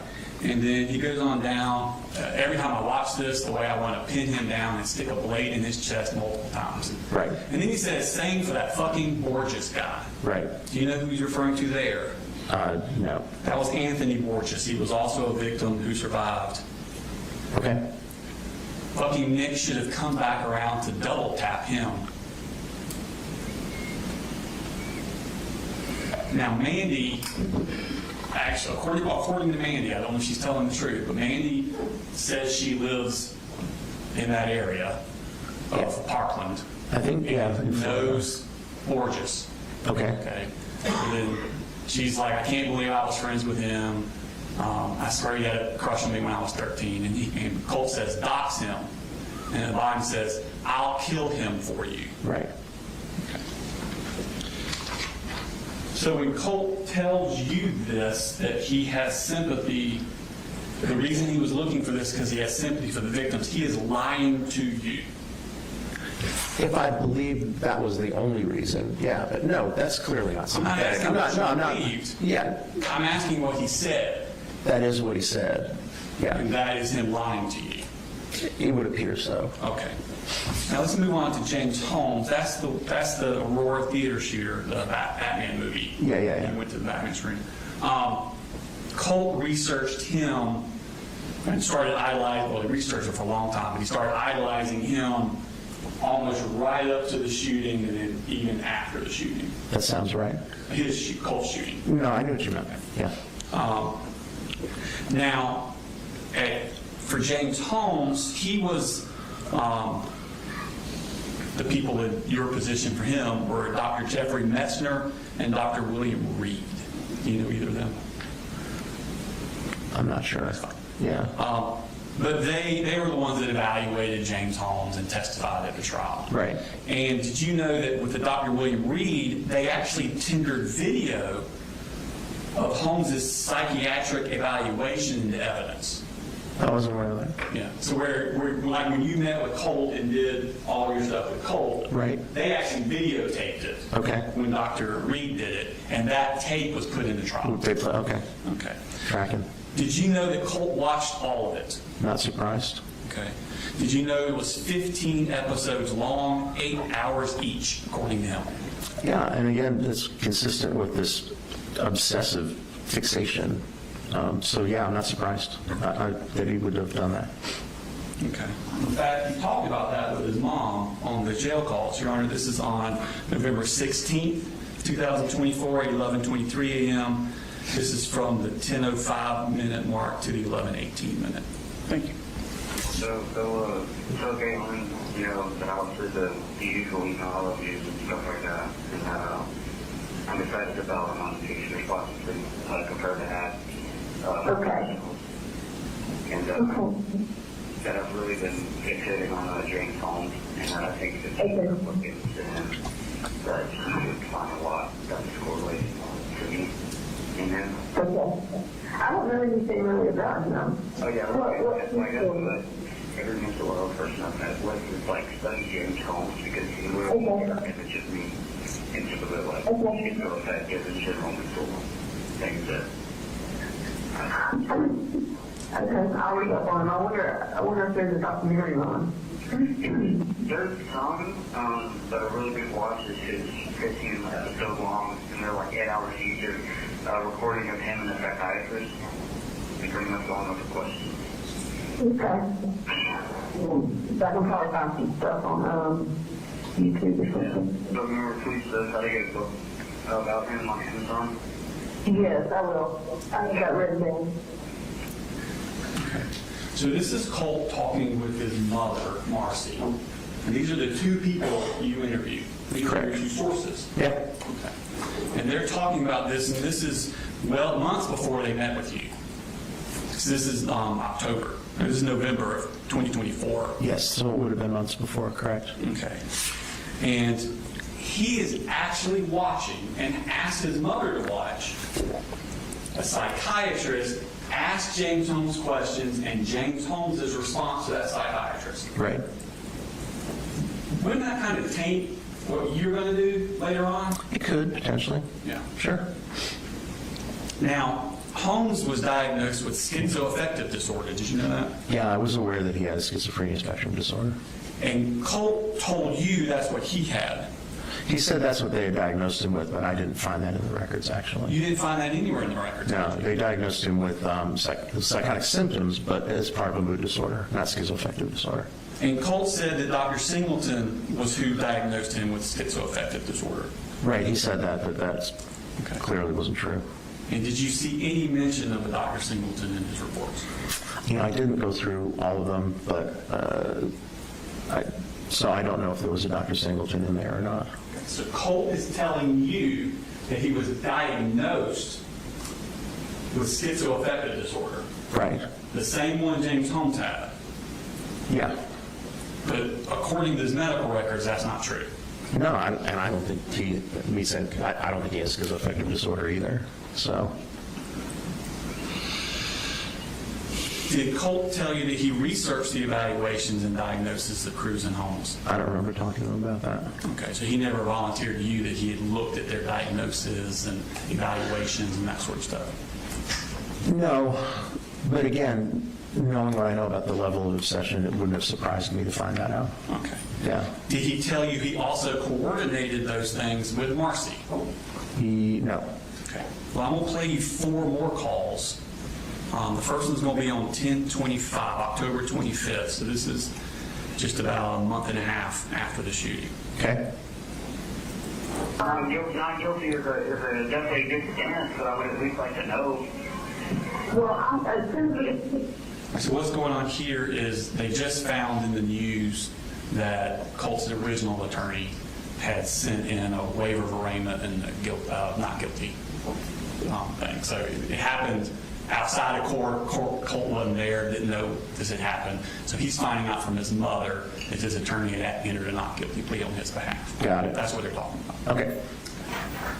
Colin, because that's something, I mean, you need to keep me updated on that kind of shit. I mean, I'm supportive of it, but I just need to know what his intentions are. I mean, is he going to claim insanity, temporary insanity? Because that's really the only way, that's the only way that should be getting not guilty, Sure. But kind of what we hope now, thinking about it. Yeah, after I was hell yeah. I mean, that was my first thought anyway. Because if they're pushing for not guilty, then that means they're going full on with the insanity, which I can definitely stand up for. Yep, and, what you see in this doctor and her wanting to try, some medicine for schizophrenia, that's just even more to back it up. I've been eating medicine for when it's possible, it's there. Do what? I don't eat medicine when you possibly have to. That's not what I was saying.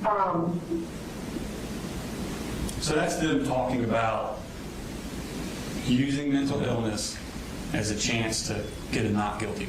Right. Okay. And that a doctor would really help that. Right. Okay. And that's on October 25th. Go to the next day, October 26th. Because we've already got not guilty, which is actually like people have told me that's like usually when they're going for something along the lines of like insanity and stuff. And temporary insanity is also a thing that actually exists in law. Oh, And that, along with them saying like putting everything on dad, like the deterioration stuff and getting second-degree murder and stuff, like what my things will be. Like I genuinely wonder if they'll like truly see, like I'll be medicated soon and like I'll be completely changed and out of that hole. That's exactly what I told Mary. And what I told her is that, like a temporary insanity that in the midst of like a psychotic manic state, you know, which is, I mean, it's the classic description of temporary insanity, you know, when you're under the influence of some, you know, some type of extreme mental distress. It's literally the definition of mania, maybe as the manic state going forward. Exactly. That's where you have these bursts of manic, just, and for me, it flips from manic to feeling very happy and euphoric, like saying, you know, just feeling like on top of the world. Yes, that's exactly right. Almost like you're high on. Yeah. And so, it, you know, if that plea is accepted by a jury, which, you know, it's likely that it would be, of course, I'm going to cry regardless. I'll either cry from happiness or sadness, or the other. So that's them talking about the possibility of not guilty by temporary insanity. Colt seems to know a lot about manic psychosis and psychotic and things of that nature. Yeah, he even talked about that with Investigator Smith right after. He was using words like schizophrenia and he's mania. telling his mother the symptoms of that. Right. And this is the person you use to corroborate those symptoms. That I used to corroborate some things. I never believed he was manic. I never believed he had schizophrenia. I never believed he was anywhere near the neighborhood for an insanity defense. It was never on the table. But these people are talking about it. Of course they are. And I talked about it with him too and told him that was not something that was feasible.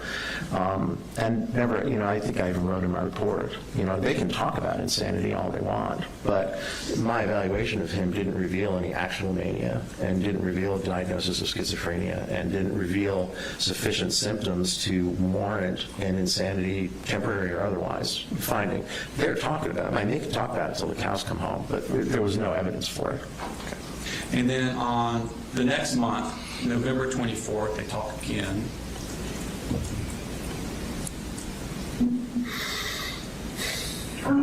Also started looking into James Holmes' case because I think you can find a lot of correlations. Can you look into his case? Oh yeah, I got the I want to recommend to you. It's by a guy named Ape Huncho. His channel is Ape Huncho. H-U-N-C-H-O. Huncho. Ape Huncho. That's it. Like the guy. Probably understand. No? So was he a serial killer or what? James Holmes, mass shooter, serial horror shooter guy. Hi. So he was a Huncho. The channel made it. I didn't hear you say that. I've never heard of that channel, Ape Huncho. Is it online? I thought you were saying it was like Netflix sort of thing. Okay. So that's a good James Holmes. Ape Huncho. Okay, got it. Something about a fever in the title. Yeah, okay. Try to, anytime you come to like it, I think if you notice where it's me and him kind of suffering from the same thing. I always thought that was kind of very interesting story when that happened. He really is a really smart guy, you know, like going into college and stuff, and then when you have the shit caught up with him, you know, dropped out and got up with you. When it first happened, I read a bunch about it, but it's been a long time, I feel like, since I read anything about it. Yeah, like I said earlier, like he's like a stereotypical, like, schizophrenic man with a gun. Yeah, exactly. Okay, so here he's now telling his mom to watch videos of James Holmes looking for the similarities between Colt's mental state and James Holmes. That's what it appears. Okay. And again, the next month, on December 5th. All phone calls are subject to monitoring and recording. You have $47.14. Thank you for using Amcal. You have $47.14. Hey, yes, you did. So we were watching it last night. I ended up falling asleep, but I'm going to finish the parts that I didn't see. No, we watched it with me yet. It looks like he's the right, the British guy. The British guy, right? The narrator? Yeah.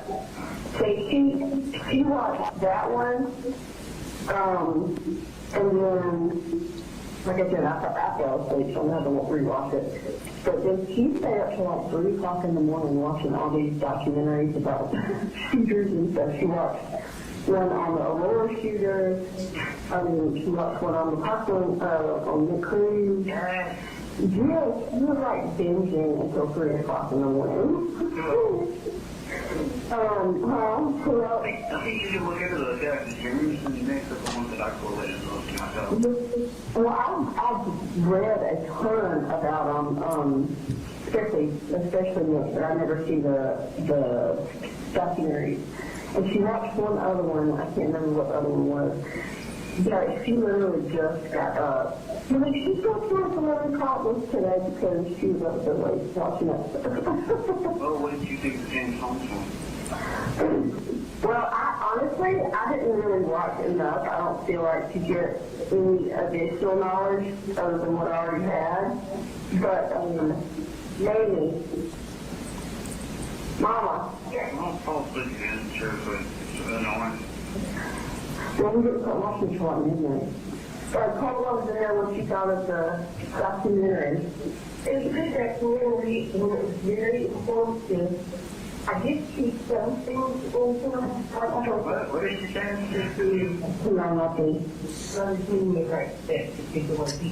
She said that it was very informative. It sounded like she was giving a book report. It was very informative, and I saw a few things that were similar to Colt, but not a lot. No, that's my news. Are you aware that Mamu is his grandmother, Deborah? That's what I guessed. Now, all of these calls were before any of them talked to you. Right. Okay. In fact, you talked to Colt on May 16th for the first time of 2025. That's it, yeah. So months after the shooting. Right. Okay. And he'd been in the RYDC the entire time. Yes. And was being treated by them. Yes. And Colt is telling you all these symptoms that he has. Right. Psychotic symptoms. Right. Okay. And you find out he hasn't told the people that are treating him these things. That's what he told me, yeah. Okay. Now, is that telling you one thing but not having told his treatment providers, is that a symptom of malingering? That's a symptom of malingering. No, because if you're hiding symptoms, that's different than malingering. But again... Well, no, I'm saying malingering to you, not malingering to them. I'm not saying he's lying to them. Let me make sure I understand your question. What I'm saying is when he's telling you he's had psychotic symptoms, Right. but he hadn't told anybody treating him for months about it, Right. isn't that a symptom that he's malingering to you? It's possible. Now, malingering is generally to avoid punishment. Right. Or to get something. There can be other secondary motivations. Correct. Okay. And hallucinations and delusions are the most common symptoms to be malingered. Right. That's There's no brain scans for that. Right. That's what usually people will try and do. They'll talk about seeing or hearing things or having delusions. And were you weary of this possibility? Was I wary of it? Oh, yeah. I mean, again, the way that he reported the hallucinations that he said he had was not really consistent with how hallucinations work. Right. And, the idea of schizophrenia or schizoaffective, you never really reported any symptoms consistent with those. And even though Mom used the word mania quite a bit, she never really described a manic episode. So, I mean, they're talking about these things, but this is the thing when people don't really have a particular diagnosis, but then they try and manufacture it as they don't really know how to do it right. And so, I didn't believe that it was hallucinations that caused him to do what he did. I believe the paranoia impacted his judgment and his thinking. But again, I didn't, never thought he was even close on insanity. Never thought he had schizophrenia. Never thought he had bipolar disorder. So if he was trying to convince me he had them, he did a poor job, because I didn't see any evidence for it. Okay. If that would be the motivation. If it would be the motivation. Yeah, well, I think, as I said, I think I said in the report that there can be symptoms and exaggeration at the same time, and I think that's what was going on. I think he does exaggerate his symptoms. Similar to how he anticipated the crime scene photo of his room getting out, the one where he destroyed his computer like Adam Lanza. Right. He anticipated that getting out. Yeah, that's not surprising. Like I said, I'm not saying I think... And would it be possible, we talk about that probably being like an Easter egg for other Adam Lanza fans. Sure.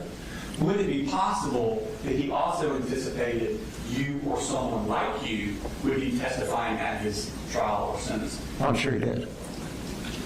And would it be possible that he would like to plant other Easter eggs for people watching on TV and other James Holmes fans to discover? It's possible. Okay. Now, you gave him the Minnesota Multiphasic Personality Inventory Adolescent Edition restructured form. Correct. And that has validity scales in it. It does. Okay. And the first test, the validity scales test for things like malingering. Yeah, well, they call it underreporting or overreporting, but yeah, basically. Okay. And the first test suggests a significant overreporting of symptoms. Correct. To the point that it invalidated To the point test. it invalidated Yeah, correct. You're right. And that was on May 16th. You gave him another test 9 months later in February of 26. Right. And that one still said possible overreporting. Yep. Which is malingering. Not necessarily. The way that we talk about malingering is a specific kind of overreporting. The test can only get to overreporting. The test doesn't know why you're doing it. Okay.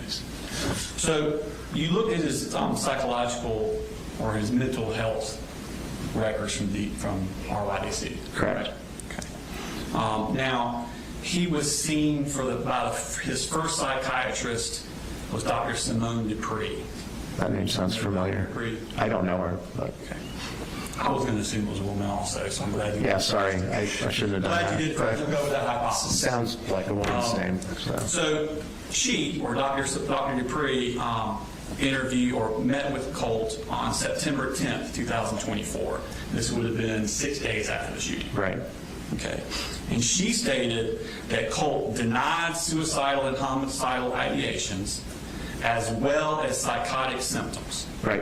And the psychotic symptoms would include hallucinations and delusions. Right. Okay. So on September 10th, he's denying that. Right. Okay. And she also puts in her report, patient did not display any remorse for his actions. Okay. And he's not put on any medications at that point. Right. Okay. Now, the next day, September 11th, 2024, he meets with a psychologist, which is Christopher Ackerman. Do you know Christopher Ackerman? I don't know him, but that name is familiar. Okay. And he says that Colt reports occasional auditory and visual hallucinations. Okay. The last time being 3 days ago. So 3 days prior to September 11th was when he was having auditory and visual hallucinations. 3 days ago. But 1 day ago, he told Dr. Dupree he has none of those. Right. So that's inconsistent, right? Yes, it is. Okay. And then Christopher Ackerman actually puts in his notes that the youth endorses symptoms on malingering screening. And he says malingering of psychosis appears evident. Okay. Okay. Now then, on September 24th of 2024, Dr. Dupree sees him again. And she writes that he denied suicidal, homicidal ideations as well as psychotic symptoms. So now he's back to denying them again. Right. I don't see or hear things. And she writes, currently there are no symptoms for me to intervene pharmacologically. And gives him no medication. Right. Okay. The next month, he says, Dr. Dupree sees him again. This is October 22nd. Now he's saying, I hear voices telling me to see what you have done. It's all your fault. At times I see black shadows. And she knows that the patient's mother will be contacted regarding symptoms reported. No medication. So this is on October 22nd. Right. He tells the doctor that he hears voices. So it's the first time he's told this doctor that. Sounds like, yeah. And she says, I'm going to contact his mom and tell him about her about this. That's on October 22nd. Okay. Now, the phone calls between Marcy and Colt were 3 days later, October 25th and October 26th, discussing not guilty by reason of insanity. Right. So the first time he tells his doctor, I'm hearing voices, I'm seeing things.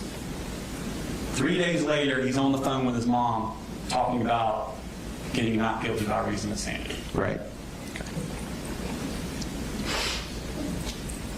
On November 12th, so the next month, Dr. Dupree sees him again. He says, something happened yesterday. I felt that everything was muffled. I felt that I was like in a tunnel, heard whispers berating me. But he denied psychotic symptoms.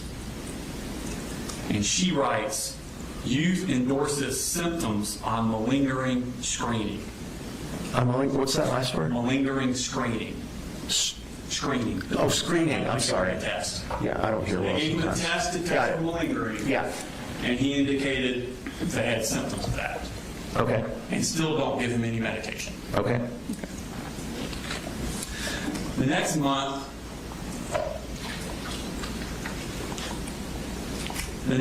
is December 9th. Dr. Dupree meets with him again. And he tells her, I see frogs in my room, Tuesdays and Wednesdays mostly. I close my eyes and they disappear. They don't come on other days. And she writes, one does not hallucinate on specific days and be free from them on other days. Right, that's a good example. Yeah, and that's a good example of someone that doesn't know how hallucinations work. Right, so he's lying to Dr. Dupree about the Sounds like, yeah. Yeah, and again, I feel like I need to coming back, I was clear in my report. I think he makes things up. Right. I think there's some level of paranoia, but then some of the more outlandish stuff, I never really believed. So, the thing about some of the things that he said he was hallucinating and some of the magnitude of the psychotic symptoms, I didn't think were actually genuine, and I didn't think they were the reason that the way that he explained it to Investigator Smith, that, it was because of voices, and I never thought that was the reason. Now, on January 6th, they meet, still no medication. Right. February 4th, they meet, still no medication, because he's not telling them things for them to medicate them, correct? Right. Okay. February 5th, of 2025, he's actually transferred back to Christopher Ackerman, the psychologist, because they're not using medication. Okay. Okay. They actually say transferred to him as patient because he's not prescribed meds. And youth is stable, doing well behaviorally and emotionally. Right. Then on April 11th, Colt claims to Dr. Ackerman, that he claims to smell gunpowder and sees shadows in his peripheral vision occasionally. And Dr. Ackerman says that the youth endorsed a high number of malingering items on SIRS, S-I-R-S, a few months ago. And that's the structured interview of reported symptoms test. Right. Okay, and that's another test for malingering. That's exactly what that test is for.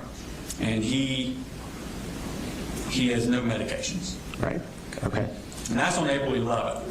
You then meet with him on May 16th for your first interview. Yes. Okay. 12 days later, on May 28th, That's when he goes to Christopher Ackerman and reports increased anxiety, would like to be considered for possible med referral. So after he's met with you, he then goes, like you told him to, Right. goes to Dr. Ackerman and says that he has increased anxiety. Right, I think that's something he actually did have. Right. But Christopher Ackerman, Dr. Ackerman says that his speech was normal tone rate, his thought process was clear and goal-directed. Right. He did not appear visibly distressed. Okay. Put that in his notes. Okay. No psychomotor agitation, effect was neutral, calm. Right.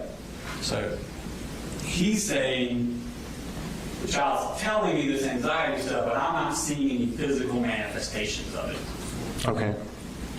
And then he goes on to say, exacerbation of anxiety symptoms. He believes he needs medication to help cope with since he's overwhelmed. Right. But again, no medications. Okay.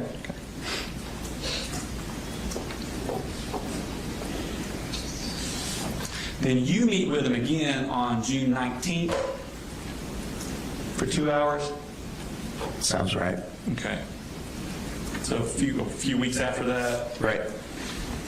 And then it's in July 16th to 25 is when he meets with Dr. Ackerman again. And now he says, patient does not appear distressed, but complains of persisting anxiety and recent depression. So again, the doctor's pointing out in his notes that the kid is telling me one thing, but he's not showing manifestations of those things. Yeah, I'm not sure what he was looking for. I mean, a lot of people that tell you they're depressed or anxious don't look acutely depressed or anxious when you're speaking with them. But, you know, that is what it is. I mean, the anxiety and depression are things that I think were there. He comes across as kind of, or did with me at least, as kind of flat most of the time anyway. But that's, you know, okay, if that's what, you know, I wasn't there. Right. So that's what he observed. And then he says in there that the Colt endorses delusions but suspect malingering. Right. So again, they don't believe what Colt's telling them. Right. Okay. So now he goes to another psychiatrist. So he leaves Dr. Ackerman, the psychologist, and goes to Dr. James Freeman, who's a psychiatrist. Right. Do you know Dr. Freeman? I don't know Dr. Freeman, but I recognize his name from... Okay. And he says, youth notes mood swings, anger issues, some paranoia, but notes FB. I don't know what that means. FB/NM of incident. Flashbacks. That sounds right. Now notes flashbacks. What's the other one? NM. NM? Anyway, of incident that led to his being detained. So we're Right. now getting flashbacks of the shooting. Some paranoid ideation, possible, maybe anxiety rather than psychosis. And then he writes, there's a history of probable malingering. Right.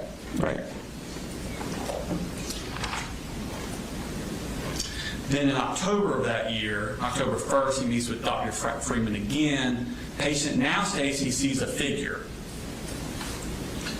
However, affect is euthymic. Am I pronouncing that right? Yeah, euthymic just means like normal mood. Like calm. Yeah, just stable, normal, like you and I right now talking to one another. So he says, patient now states he hears and sees a figure. However, he's calm when claiming this. Right. Okay. Suspect some malingering. Yeah, I think people can be calm and report hallucinations, but I think they were responding more to what the content he was claiming to see, because those don't sound like real hallucinations. Yeah, and then 2 weeks later, they meet again on October 15th. He says some continued issues, a bit vague on symptoms. And being vague on symptoms is a sign of malingering also. It can be, yeah, it can be. Well, and again, you know, the mistake people make most of the time when they try and malinger is that they don't really know how the disorder they're trying to malinger works, so they don't do it right.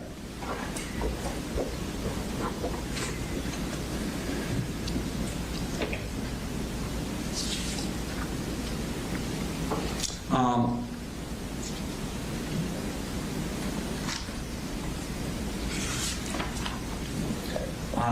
December 4th, 2025, Hughes states he hears and sees his father. Some other AV hallucinations as well, though less defined. And then he puts significant degree of embellishing symptoms likely. Yep. In fact, the doctor actually put embellishing symptoms in all caps. Right. I saw that a few places in the records. That'd be significant, wouldn't it, that they put it some words in all caps? I suppose, yeah. Okay. But yeah, I think he was right, so. Again, on December 29th, 2 weeks later, again, Dr. Freeman likely embellishing and or malingering of psychotic symptoms. Right. Keeps trucking on through the next year. We're now into 2026. Again, now this is March 14th, 2026 with Dr. Freeman. At this point, he says, when event briefly discussed, so I guess they're talking about the shooting. That would be my guess. When event briefly discussed, youth did not express remorse or seem emotional. And then he wrote, if 18 would likely meet criteria for antisocial personality disorder. Yeah, I'm not sure I agree with that. I mean, malingering doesn't make you antisocial, but okay. I don't think he's saying it's because he's malingering. He just says that 18 would likely meet criteria for Yeah, I'm not sure where he's getting that, but okay. And I think you testified earlier with personality disorders, they're too young at that age to actually diagnose with somebody. Right. Because the personality is not really finished. It's not all the way done yet. But apparently Dr. Freeman is seeing signs of that at this age, but can't diagnose him because he's not 18 yet. That's what he's saying. Yeah. I mean, that's what I believe he's saying is that I think he's saying if he was older, he would diagnose him with that. And someone with antisocial personality disorder is also a higher risk for malingering, correct? Correct. Okay.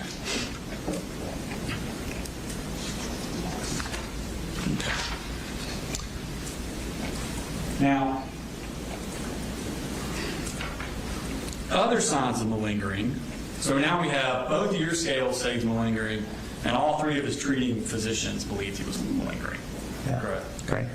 Other signs of malingering are inconsistencies and contradictions, correct? Can be. Okay. When you watched Colt's interviews from the day of the shooting, did you check them for signs of malingering? Did I check them for signs of malingering? Yeah. A lot of the stuff, it didn't seem. Again, I keep coming back to the idea that I know that's what he said on the day of the shooting, but that didn't. The way he was talking about psychosis and schizophrenia is like not how they work. Okay. You know what I mean? And so I've never thought he did the shooting because he was hallucinating things. And so if he was telling investigator Smith that, then I don't think that was true. Okay. Now, one of the things he said,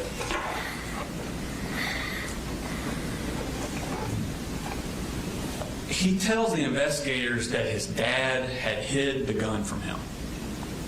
Right. Okay. Now, this is the interview he gave at the school. Right. And are you aware of the time frame of that interview to when the actual shooting happened?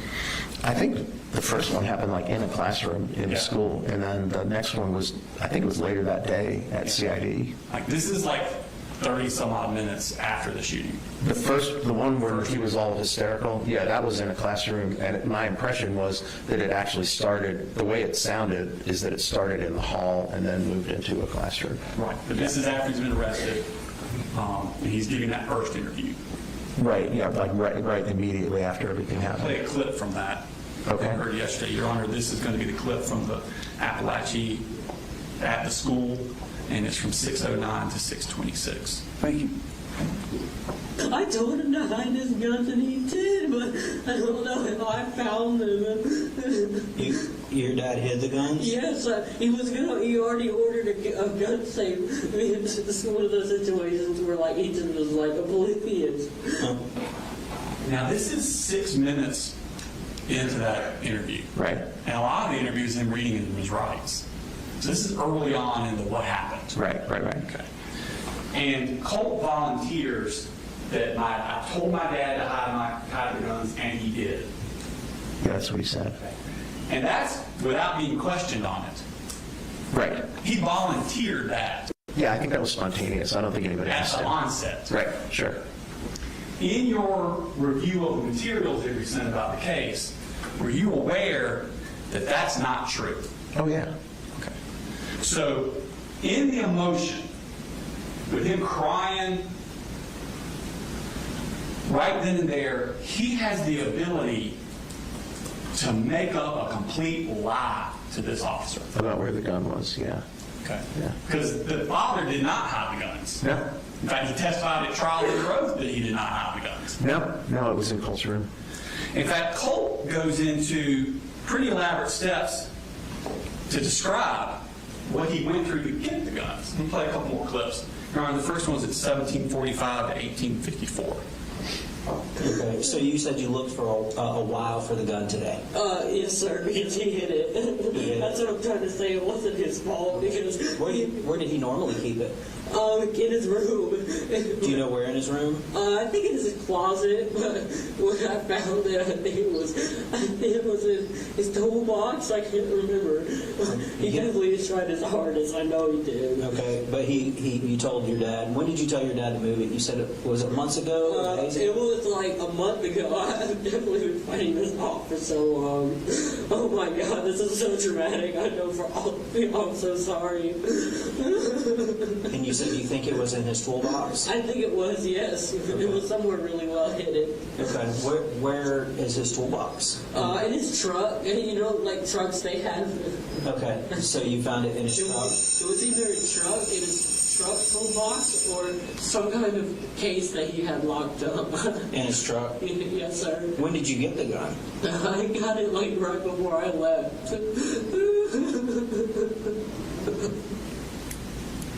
So he's saying that it was in his dad's truck,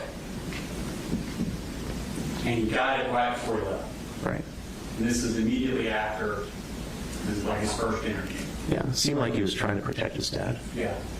And then, but we know that's not true, right? Right. Because the dad actually left in the truck before Colt came out. Right, so That's physically impossible. that wouldn't have worked. That wouldn't No. have worked. Well, I mean, it wasn't And true, Colt so.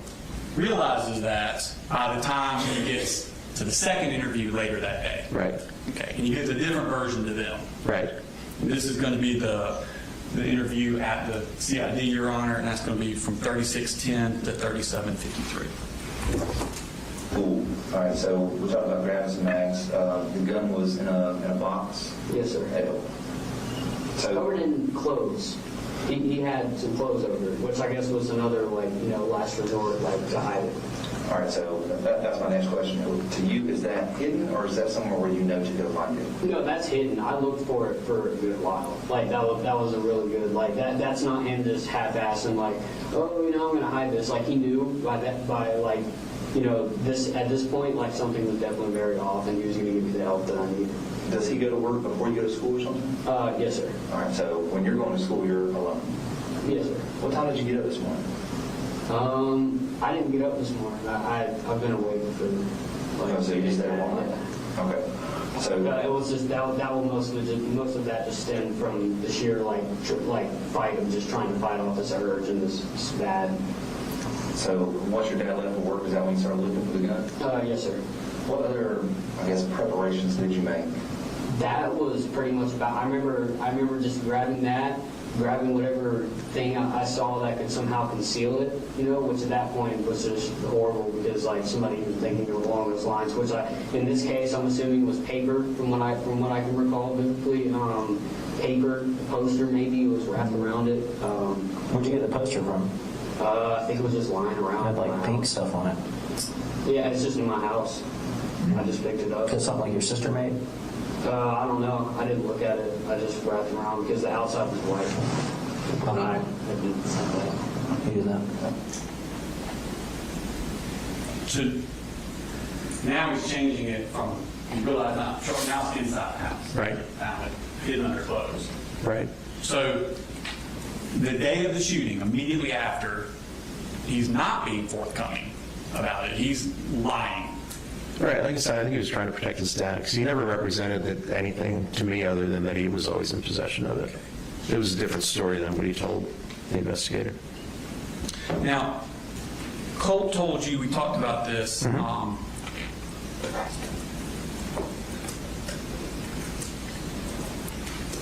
about the computers, destroying his computer.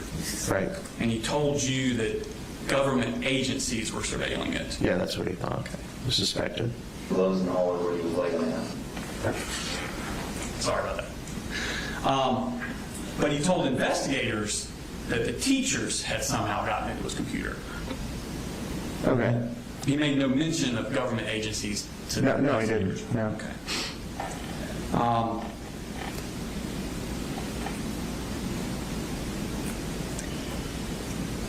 Go ahead and play the clip, bottom of the page. Now, this is going to be the interview at the investigations, 432 to 547.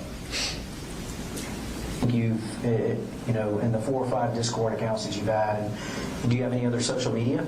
Not that I know of. You don't have a Facebook account? No, like as far as like chat, social media, no. I've never used those. Okay, no Instagram, Snapchat. Any account that I've had previously is probably wiped, deleted. Okay. But not recently, no. Why did you wipe and delete your accounts?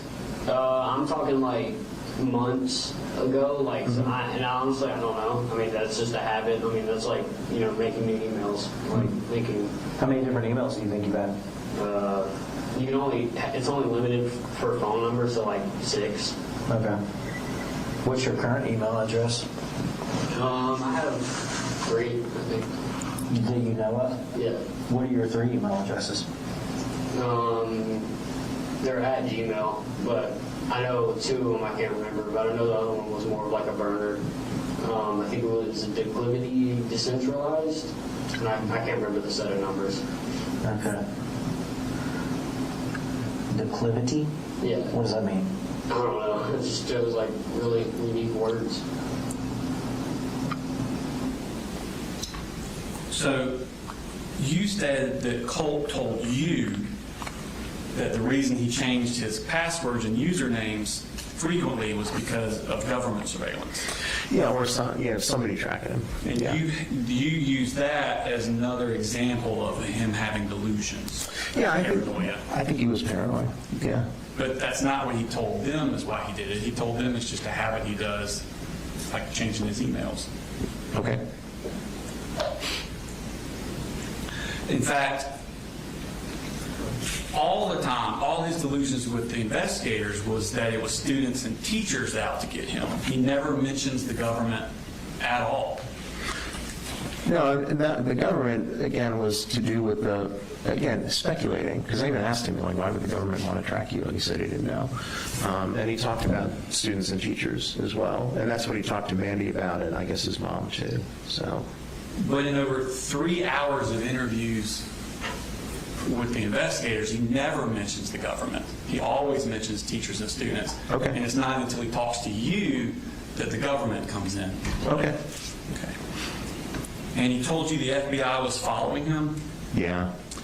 Did you know that James Holmes also said the FBI was following him? Yeah, I didn't believe the FBI was following him, but it doesn't surprise me that James Holmes would say something like that. Right. And it was in the video that Cole had watched. Right. Okay. Yeah. So now, with you, the person he anticipates will probably testify. Right. He is saying something similar to what James Holmes said. Right. He's planning another Easter egg. I suppose so. Now, Colt told investigators he was wearing purple gloves. Right. Okay. Are you aware that that's not true? I only saw a little. You may not, because I don't know. Yeah, I only saw a tiny clip, and it was when he was being arrested, so I didn't know whether that was true or not. Okay. Well, let's play the clip. I remember him saying it when he was talking to the investigator, but I didn't have any, I didn't know. Right. Your Honor, this is from the one at the school, and it's 2447 to 2521.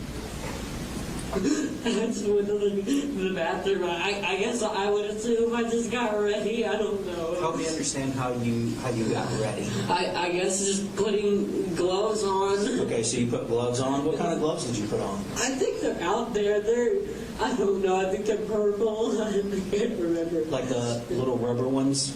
Like the little thin ones? No, I don't. I think so. Maybe I think they were purplish.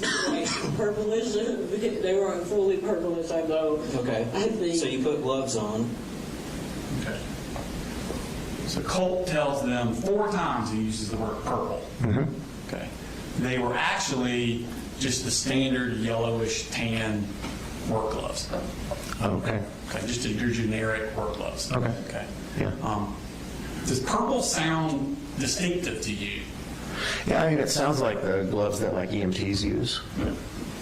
And he was insistent that it was purple. Right. Which was not true. Not true. Okay. Did you know that Kyle Rittenhouse wore purple gloves? No. You know who Kyle Rittenhouse is? I do. That never came up in my conversations, and I didn't see it in any of the discords, but I'm aware of who that You know is. that Colt also researched Kyle Rittenhouse. I did not. And then when he's telling these investigators something that's not true, it's another Easter egg for fans of Kyle Rittenhouse to see. Potentially, yeah. Okay. Did you talk to him about why September 4th? No. Did you hear on his interview why he told the investigators September 4th? I don't remember. I don't remember. Okay. Do you remember him telling them it was because voices were telling him that the teachers were going to strike on that day or the next? That sounds about right. He told me when he went to the school, he believed something was going to happen that day. Okay. But it wasn't. He didn't tell it to me the same way he told it to the investigators. He just said he had a feeling something was going to happen. So he had to do it that day because he thought something was happening that day. Yeah, I mean, when he talked to me, and then when I read the Discord messages, the way he represented it to me was that he believed something was going to happen at the school that day. I was not as clear at how focused he was on the 4th until I saw the messages with Mandy. Right. Yeah. So his version, it almost sounded like a preemptive self-defense against these voices that were going to do something to him. Potentially, although it was clear it was clear from the messages with Mandy that he was going to do something on September 4th, but he never said what it was. Okay. Yeah. Did you look at his Discord to see what his actual motivations were for September 4th? For that specific date, I didn't know that there was any specific significance to that date. I mean, I think, again, my formulation for how the whole thing happened was this obsession and getting lost in the true crime community and all of the things that get you cred and get you, noticed in that group, and, kind of just disappearing into that subculture where different things are valued. I mean, I never thought it was because of psychosis, but okay. So let's go to the Discord. This is going to be the occasional burner Discord account. This is going to be page 32. Okay.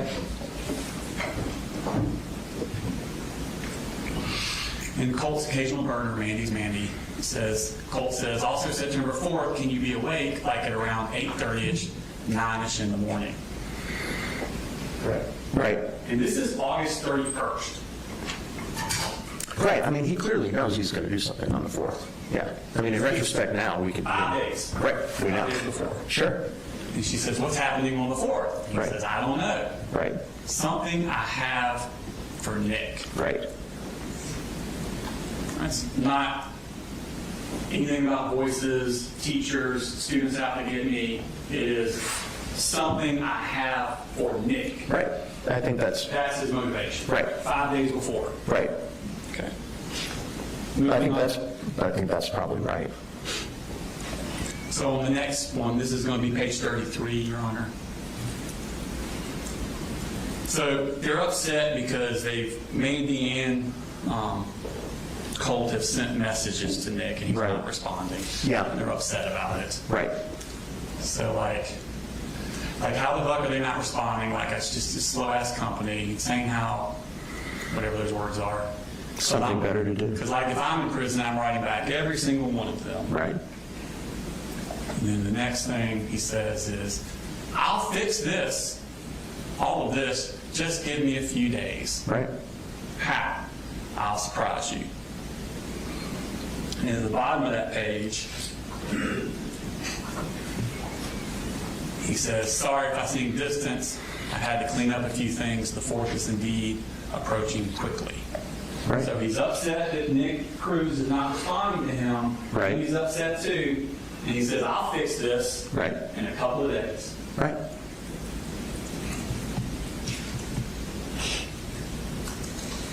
Then on page 34, he says, again, this is the September 2nd, so now we're 2 days out. Mandy, I can't wait. 3 days, Nick is going to be in love with us. Surprise.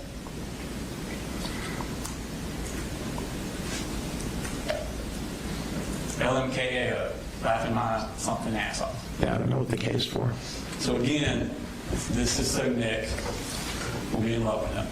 Right. No mention about people at the school conspiring against him, teachers are going to get him on that day. It is all to get Nick Cruz's attention. Right. You and I have been agreeing about this for about an hour Yes, now. sir. Okay. I'm just saying. I'm just piling on. I know, you are. I get that. But I'm just saying, you realize we're agreeing over and over and over Absolutely. again. Okay. Page 36.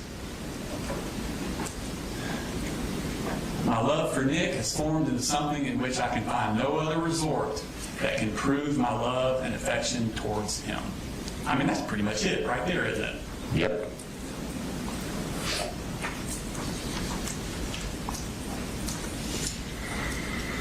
But why the 4th? Let's go to page 40.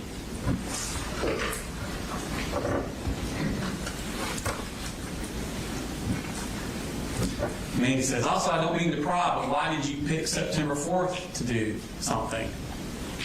And he says, 4. Nick chose the 14th. Because the shooting at Parkland was on February 14th. Okay. I vaguely remember that. And then on page 41,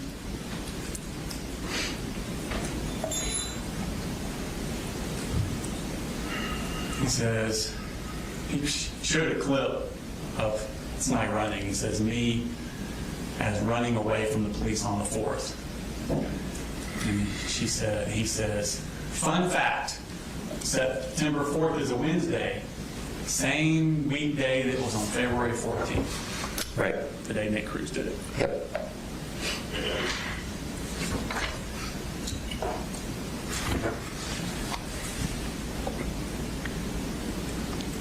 Did you remember Colt telling investigators that he called a suicide hotline in the bathroom immediately before the shooting? No, I don't remember that. You don't remember that? No. You wouldn't know this. I don't think you do. Did you get a copy of his phone records? I don't think I did. There was some texts that were encrypted and then the Discord, but I don't know if I have the phone records.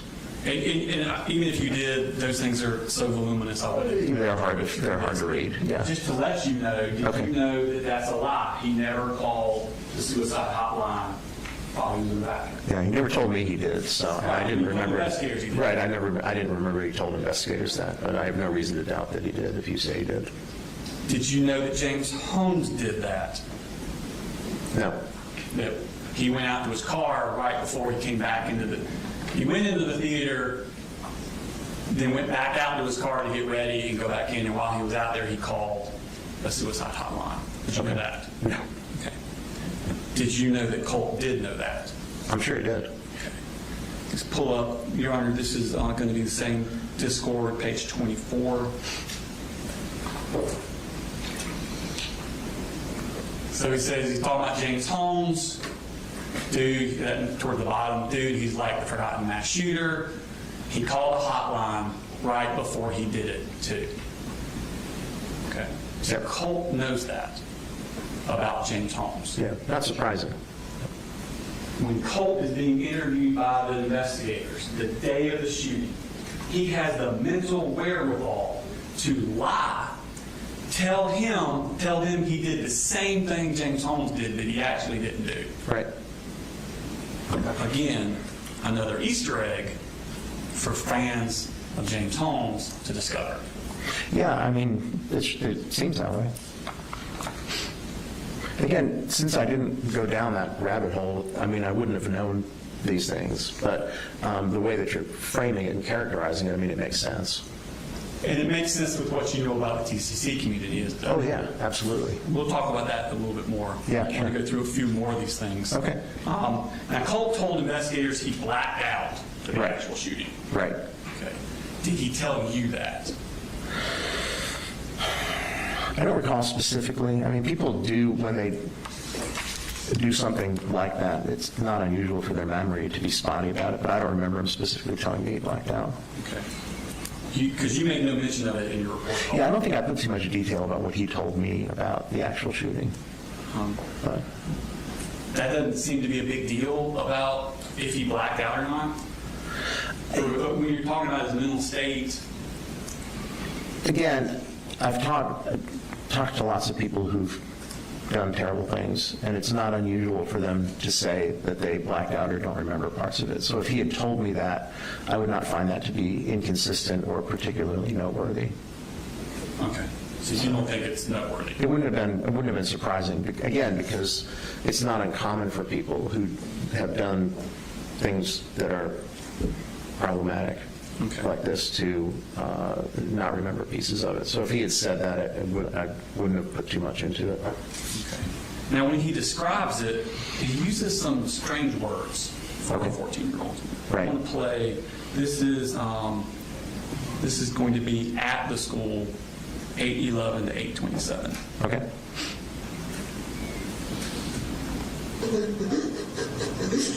Where's the bathroom that your book bag I was think in? it's down there. I completely just became decentralized through all of it. I came back and hooked something up the floor.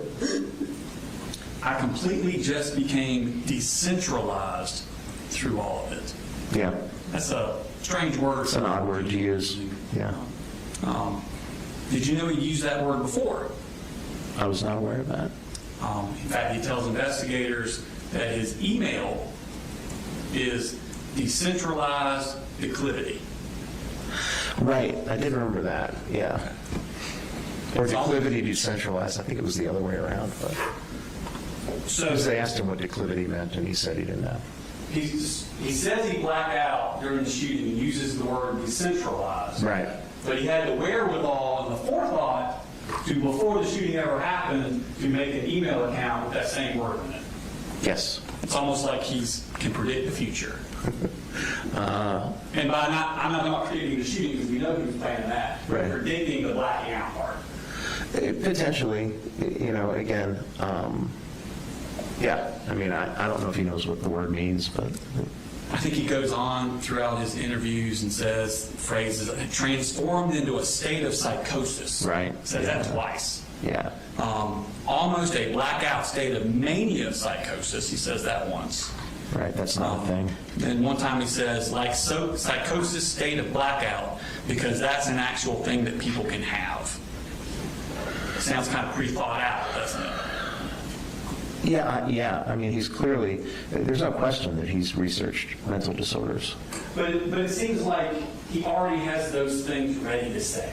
Yeah. But again, whatever the blackout mania psychosis, I mean, that's not a term I would ever use, so I'm not sure what he was referring to. But you're right. I mean, it seems as though that was teed up. Yeah. And again, that's the same thing that Cruz said when he was arrested. We've already shown that Discord. Okay. So he's now setting up the blackout Nick Cruz Easter egg. Right. To do right after. Yeah.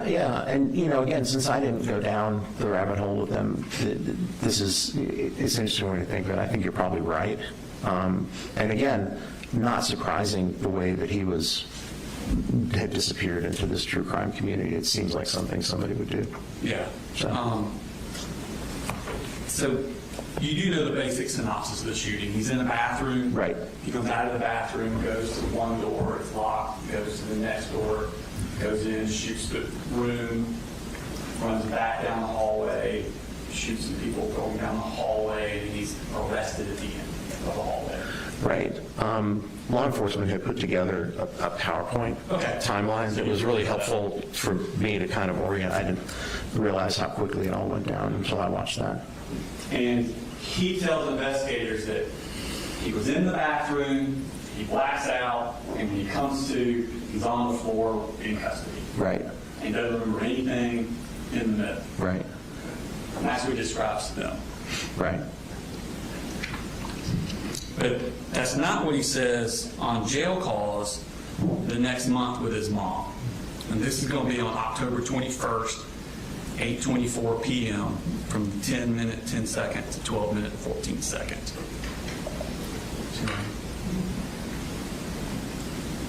Article from ABC News. Do you want me to read this? Okay, ready? It says, in a tragic incident that unfolded on September 4th, Colt Gray is accused of fatally shooting 2 students and 2 teachers.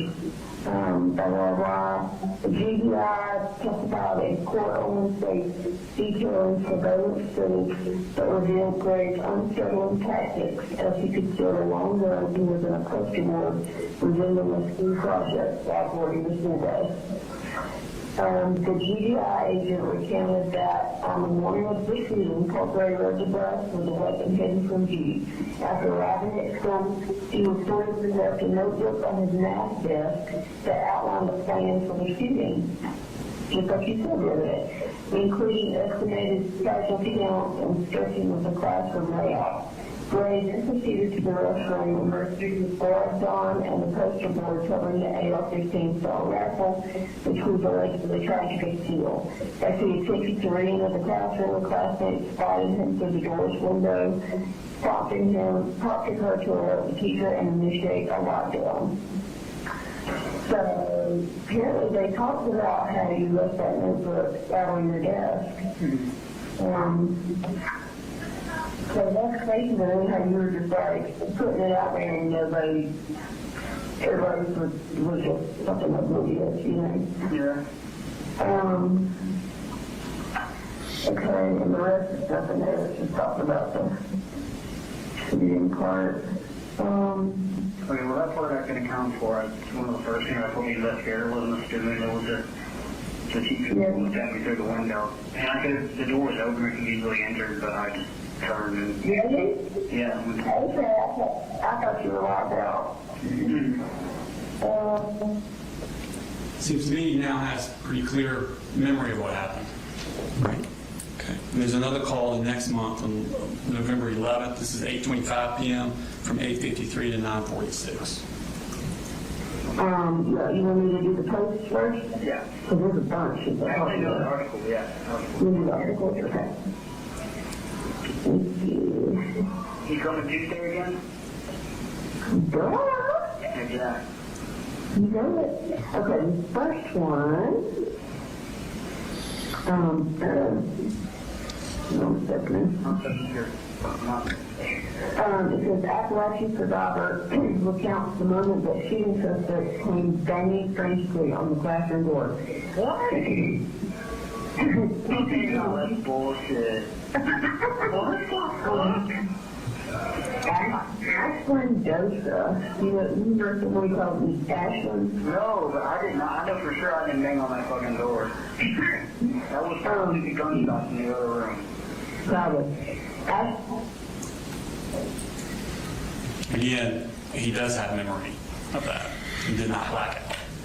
Right. He never represented to me that he had blacked out.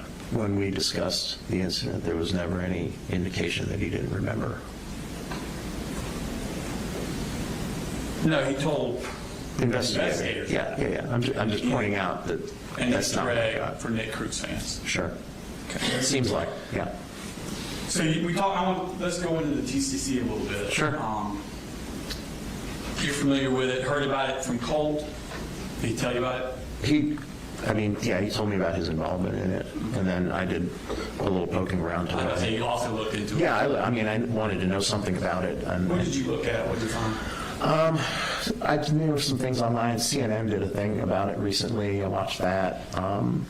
There was actually an article, I think, that the state provided. The one about Peter Smith? Yeah, that one. So that was interesting. And then just kind of poking around online, trying to find out what I could about like what this was. And so basically help the judge understand it's an internet subculture? yeah, it's a group, mostly teenagers and young adults, who are obsessed with these school shooters to the point that it becomes, obsessed is the best word, but it becomes kind of all engrossing, even sexualized at times. It's pretty disturbing. What are some of the activities that these... They do a lot of research. They do a lot of trying to find information and media that have to do, you can obtain a certain level of credibility by having information other people don't have. The people in the community tend to focus on one or another person. Sometimes they'll shift like Colt did. And then, he was speaking with Caitlin. Caitlin was obsessed with Adam Lanza. Mandy was clearly obsessed with Nick Cruz, as was he. And that's kind of typical for how it goes. But again, the relationships become, there's an idealization of the shooters. There's a minimization of the impact on the community and on the victims. And then there's almost like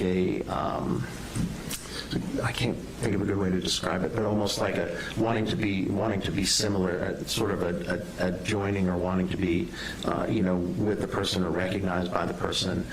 As I said, even sometimes it became sexualized in some of the texts. I think I put this in the report between Mandy and Colt. They even talked about doing various sex acts with Nick Cruz if they ever got there.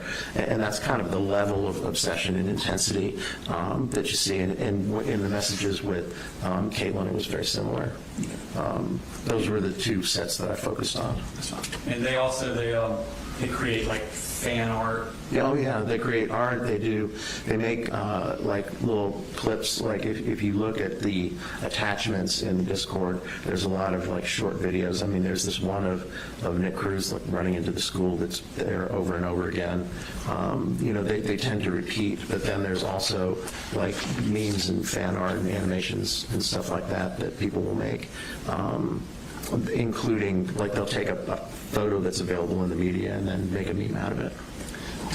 On a psychological level, does participating in this community, does it give the people in it like a sense of social connectedness? Yeah, I think it does. It's dysfunctional, right? But I think there's a piece of it where people kind of are drawn to it. It's mostly kind of disaffected, damaged people. I don't think there's any super high functioning people that are spending their time doing this, and the people that are in it are doing it.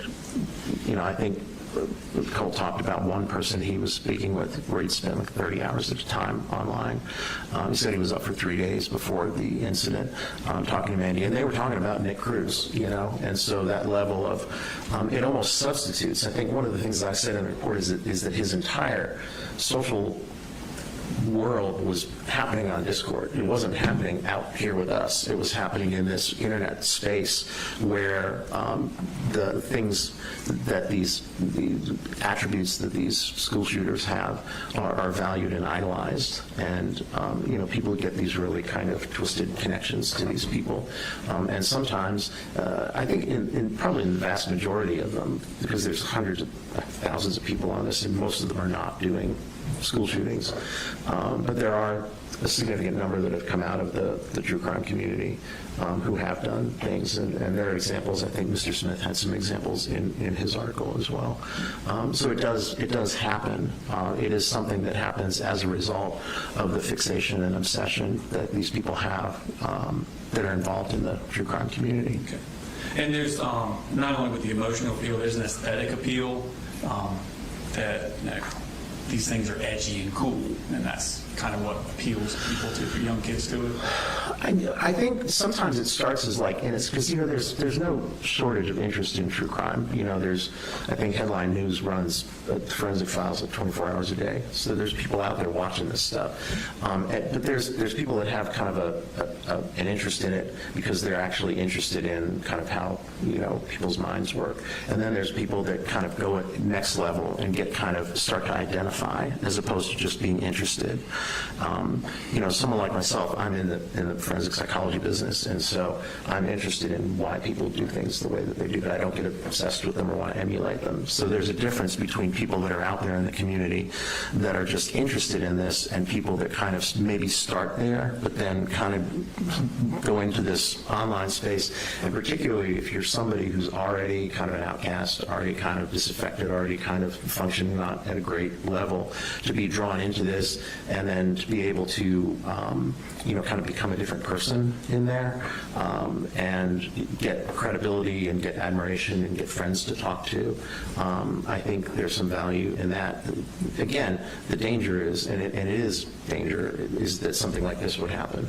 So, but I think that, I don't claim to be an expert on the GCC, but that's how, I needed to understand what was going on. We have Peter Smith's going to testify. Yeah, okay, yeah, so you're set. No, but I needed to be able to understand kind of what was going on. It's one of the reasons I tried to get in touch with, I had phone numbers for Mandy and Caitlin, and I tried to reach out to both of them because I wanted to talk to somebody else that was in there, just to kind of hear what they had to say, but neither one of them talked to me, so. Do they, members of this community, do they have like inside jokes, associated hashtags? Oh, yeah. And do they assign significance to certain numbers, symbols, emojis, things like that? Yeah, there's all kinds of their own sort of modes of communication, hashtags and stuff like that they use. And these obscure symbols and imagery, they're usually only understood by them, not for the outside world.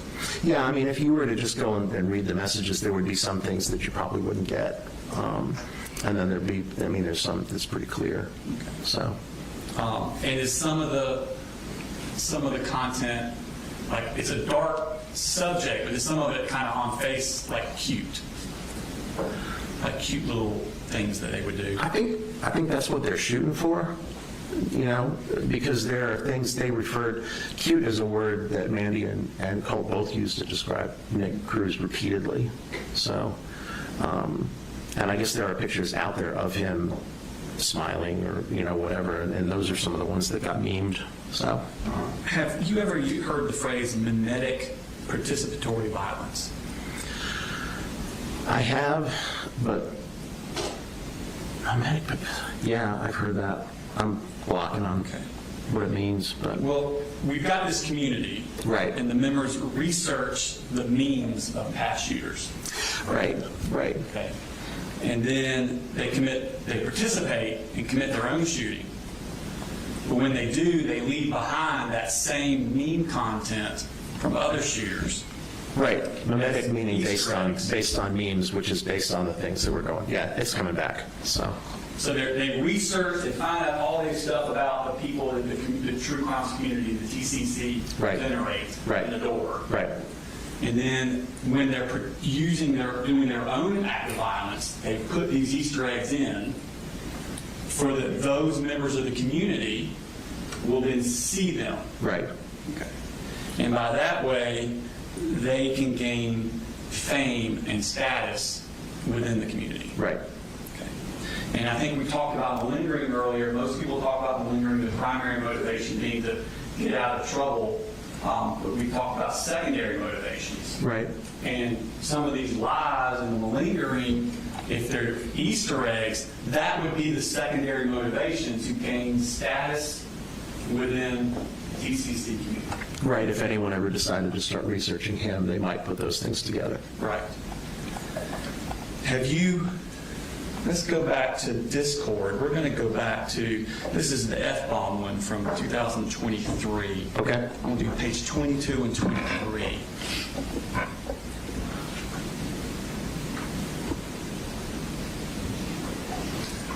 So this is him. He's talking to Smiggles again from earlier.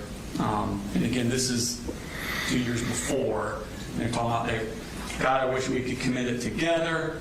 And the next, see what I'm looking for. Okay, there it is. Okay. So God, I wish we could commit it together. God, people making edits of us would be fucking strange. So he's already thinking that. Right. Way back 2 years before the shooting, he's thinking, do the shooting so that we can get the edits. Seems like. And then on page 23, I want to make history, to put it short. I want people to remember the pain I caused and research me for hours. Yep. So if this is his primary motivation, Right. Nick's love, fame, research edits within the TCC community. Right. Fame within them. Sure. Okay. He laid those Easter eggs, a lot of them, the blacking out like Nick, calling the hotline like James Holmes, purple gloves like Kyle Rittenhouse. Thank you. All of these things that he said, there were lies, that he said in his interview after the shooting was laying of these Easter eggs. It seems like. Seems like. So if his ultimate goal is fame within the TCC, the shooting wasn't the final step in that plan. Because he continued the plan after the shooting. Oh, I got you. Yeah, it seems like. No further questions? Redirect. I'd like to get the witness done before we take our lunch break. Okay, just a minute, Judge. Yes, sir.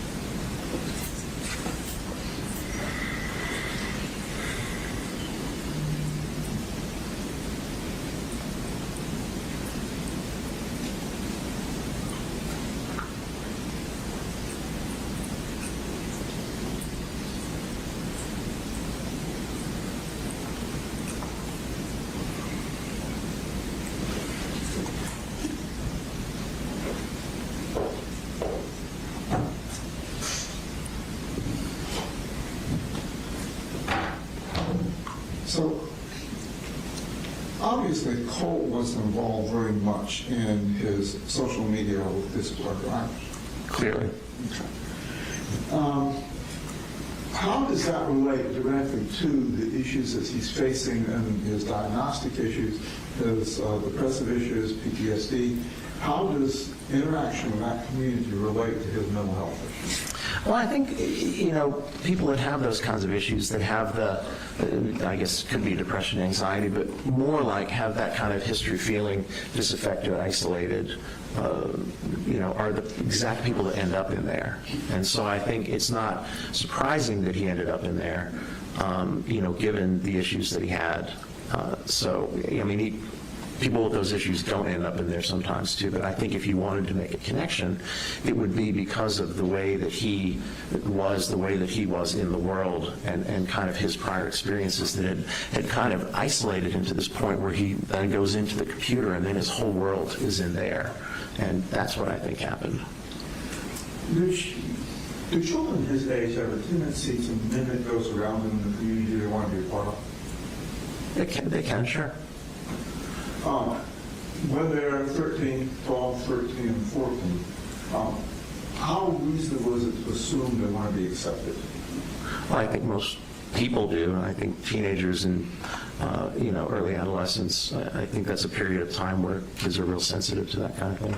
Well, it's fair to say that Colt, for a lot of years, felt as though he wasn't accepted and a part of his family because of the way the troubles and the chaos went. I think that's a fair characterization. And I believe when you were talking earlier, you said that when he dug down into this community, he kind of put himself in his own world. Right. Okay. Can you describe a bit of the world that he was creating from what you've been over with Mr. Smith and what you've interviewed with him and structure in your analysis from both his mother's information, from his background, his development, Okay. and what he has given you in the sort of 4 meetings that you had with him, Yeah. plus what's been discussed with his interaction with this board with Mr. Smith? Can you kind of give us an overview of how all that fits together in his personality and his development? I can try. I think, again, if you look at somebody's lifespan, if you look at their development, you look at the experiences they've had, and you're trying to get a sense of how somebody came to be where they are at a certain point in time. I think when I started when I started evaluating, Colt, and started kind of listening to things that he was saying and looking at aspects of his history, looking at his online presence, and then eventually, and the thing that was most useful talking to his mom was, she talked a little bit about his symptoms. I got some of his, background history, certainly her slant on it. But it's not surprising, because I think people that are, maybe kind of disaffected, isolated, with poor supports, not much interaction in the world, in the community, who are a little odd to begin with, and he's been an odd kid, and then developed these kind of depressive and anxiety symptoms. I think to get into a community like that, where you're with a bunch of other people that are similarly kind of disaffected, outcasts, kind of lonely people, and you can get a certain amount of credibility in there, I think it kind of draws you in, because in that world you can be somebody that's not lonely and disaffected and isolated. You can be somebody who's connected, and you can be somebody who's got a social world and who has sources of self-esteem. I mean, it's extraordinarily dysfunctional, but it makes sense, quotes added, that somebody of his kind of psychological makeup at his age might end up in that space. Is it possible that somebody jumping on the bandwagon of following through the analysis of school shooters can join in the conversation, can present themselves as being a part of this without ever really having a plan to do anything? Well, I think, again, there are thousands of people in this, and not all of them are doing shootings. So, yeah, it's possible. It's not what happened in this case, but certainly, not everybody that's involved in the true crime community ends up doing something like this. We've got a significant period of time from 2023 and 2024, and we're looking at this as separate accounts, F-bomb and occasional crime. In 2023, at that point, when he was making the interchange as F-bomb with his other friend, right, was he in a position to actually formulate a plan, or is it possible that, or more probable at that stage, that this was more an interaction, just being a part of the community? That's the way he characterized it. I mean, I don't know what his capabilities were at that time. I don't know if he had access to weapons, or, was enrolled in a school where could have reasonably done something like that. Certainly he was at least fantasizing about it and talking about it, and trying to use it to get attention from people in that community. And he was getting significant attention response, possibly? Seems like.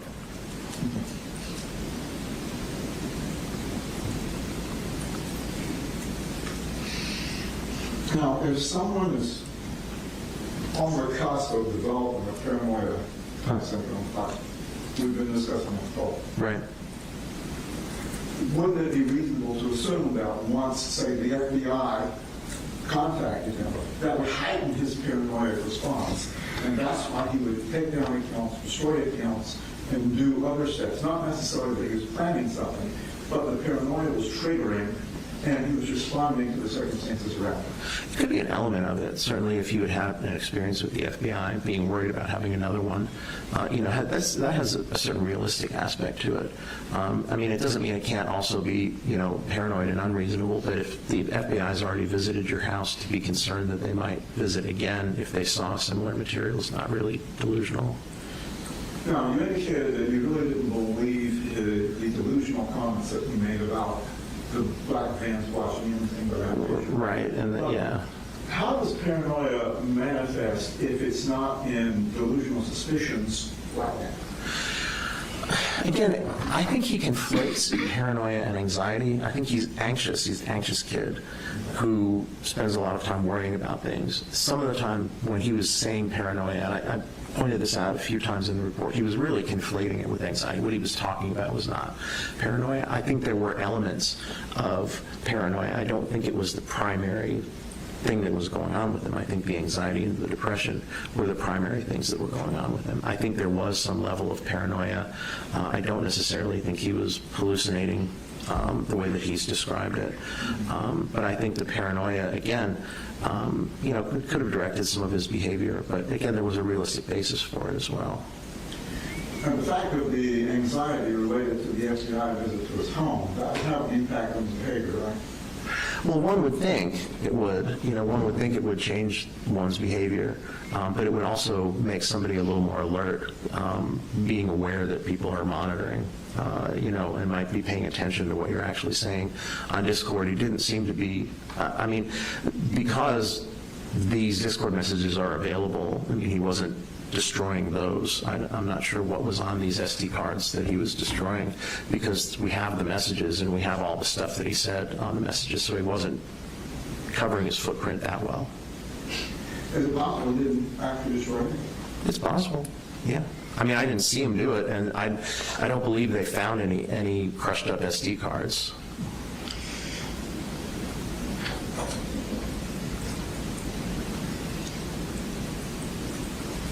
Children, when they're growing up, oftentimes have heroes, don't they? Sure. Is that a normal developmental manifestation? Yes. And generally, parents are able to guide children as to what kind of heroes they look at and follow, right? Right. Did that happen in this case? Did he get guidance from his family? Didn't seem like, no. It seemed like he was pretty much on his own, in his own little world from a pretty young age. So when he gets into these discord in the true crime community, is he looking at some way to not only fit in, but have a hero? It seems like, it was at least that, again, because it tipped over into, obsession. But looking up to, it seems odd that this is who you would pick to look up to. It makes sense that you would feel a certain kinship with somebody else who was disaffected and lonely, but there's lots of disaffected and lonely people that don't do these things. I think the explanation for getting into the true crime community is it kind of gets merged. I think maybe sometimes people start innocently just really actually being interested, and then they get into this community, and then they find this place where they can be accepted, and then they start talking about, fantasizing about these things or glorifying the things. That's a major piece of it, is the kind of glorifying and idealizing the shooters and minimizing the impact on the victims and minimizing the aftermath, and then idolizing them in a way. Again, it probably doesn't make sense to the average person, but I think if you're looking for a way to belong, you can end up in a healthy way to belong, or you can end up in an extraordinarily dysfunctional way to belong. And I think that's what happens to the people that get mired in this true crime community. I think Colt even had an inkling that it was unhealthy, because he mentioned two people he used to talk to, and he talked about them getting better.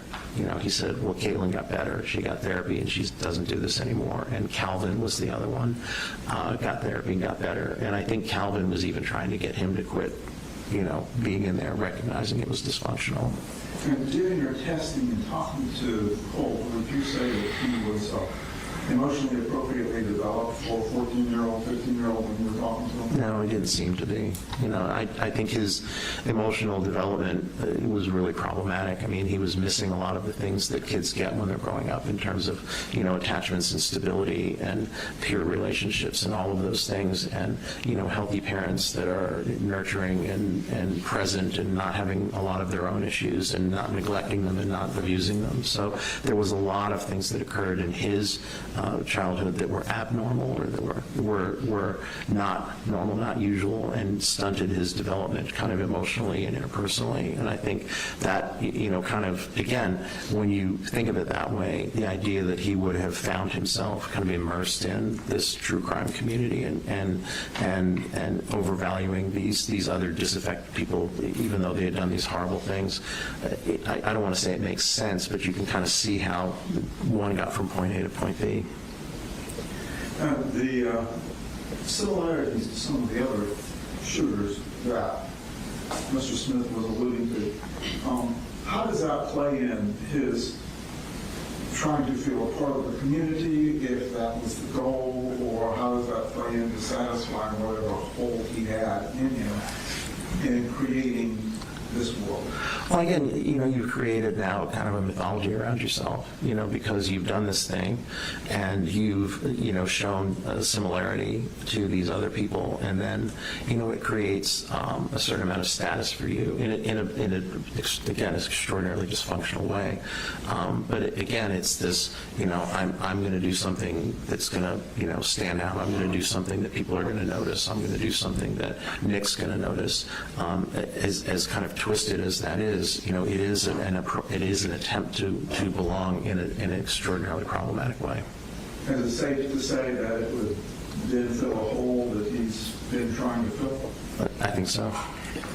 Does that mean that he is at a point that he can't be treated and brought back to some level of normalcy?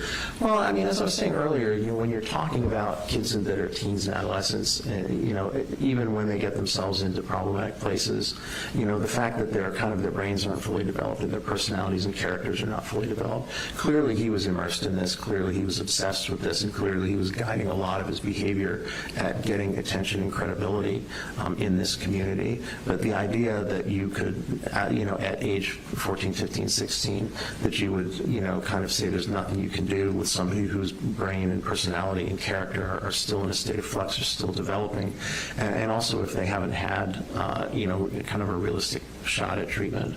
I think to just say at this age we know it's pointless kind of ignores how development works. And with Colt were exposed to something other than this community or taken out of this community, how do you think that would impact his emotional growth going forward? Well, I mean, if he could really get himself extricated from it and really kind of work on pro-social interpersonal interactions and learn how to cope with things in a healthy way and learn how to manage the feelings that he has, and process the things that he understands, certainly you could find a different way of relating. Tell me a little bit about antisocial disorder and why you think it may not be applicable. Again, he's doing a lot of things in the aftermath. There's doing a lot of lying and, the malingering, but those are not necessarily indicative of an antisocial personality organization. I mean, certainly he does some things that could certainly lead to that. I mean, he's clearly been able to do things that disregard the rights of others. He's clearly been able to do things that had an extremely adverse impact on the lives of others. Appears maybe remorseful, maybe not.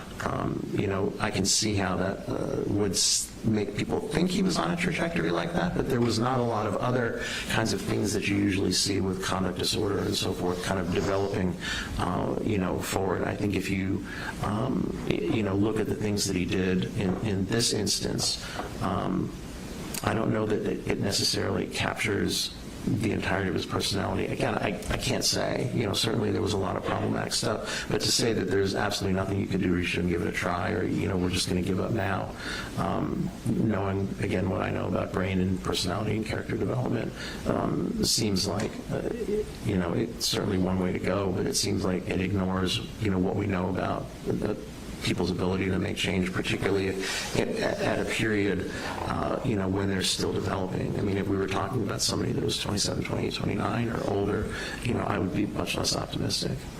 Now, there's been some comment about his blank effect, the fact that he doesn't seem to be overly emotional and showing remorse. Is it possible that someone who has not in a normal social environment may not know the nonverbal cues to trigger that so others will understand what they're feeling?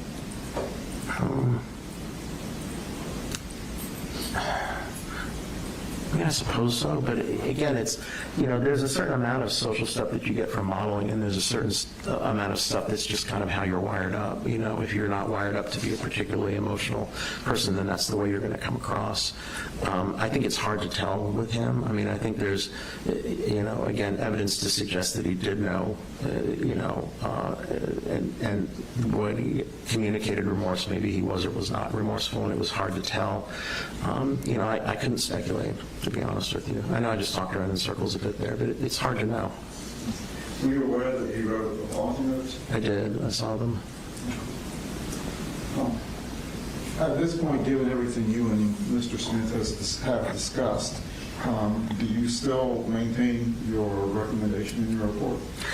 I still think there's, if you look at him, certainly the exposition from the state and all of the problematic stuff he was doing, I was aware of all the problematic stuff he was doing in the true crime community.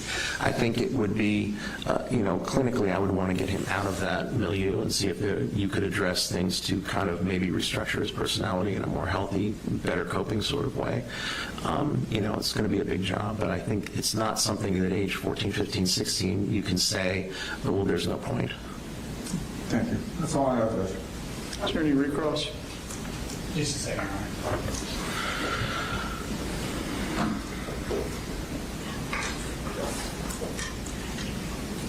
Good question, John. All right.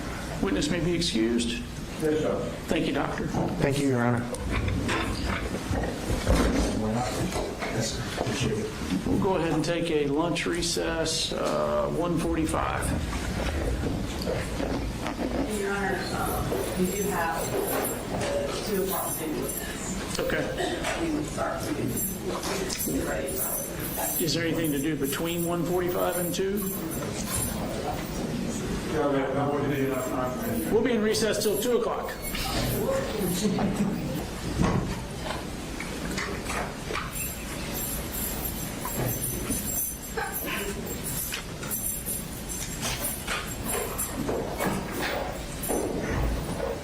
All right, we're all present. State and call next witness. Your Honor, the next witness is on Zoom. Would you like me to do it at the podium, or would you like me to do it here at the podium and stay seated at the desk? I'm okay with either as long as the witness can hear you. Are you able to hear Mr. Smith? Mr. Smith, are you able to hear Brad Smith, the DA? I will say that was a little garbled. Can you hear me now? Yes, sir. I think this will probably work, Your Honor. All right. And this is Peter Smith, is that right? That's correct, Your Honor. All right. Do we need to turn the video on? Yeah, I suppose we do. All right, so Mr. Smith, if there's any issue that comes up with you being able to hear or see us adequately, just do something to get my attention and we'll address that. Otherwise, I'll assume everything's working correctly. All right, everybody ready for the witness? Mr. Allen, we good? Yes, Judge. Okay. Mr. Smith, before we start, if you could raise your right hand, please. You swear the testimony you'll give in the matter now pending before this court will be the truth, the whole truth, and nothing but the truth, so help you God? Yes, sir. Okay. You can put your hand down.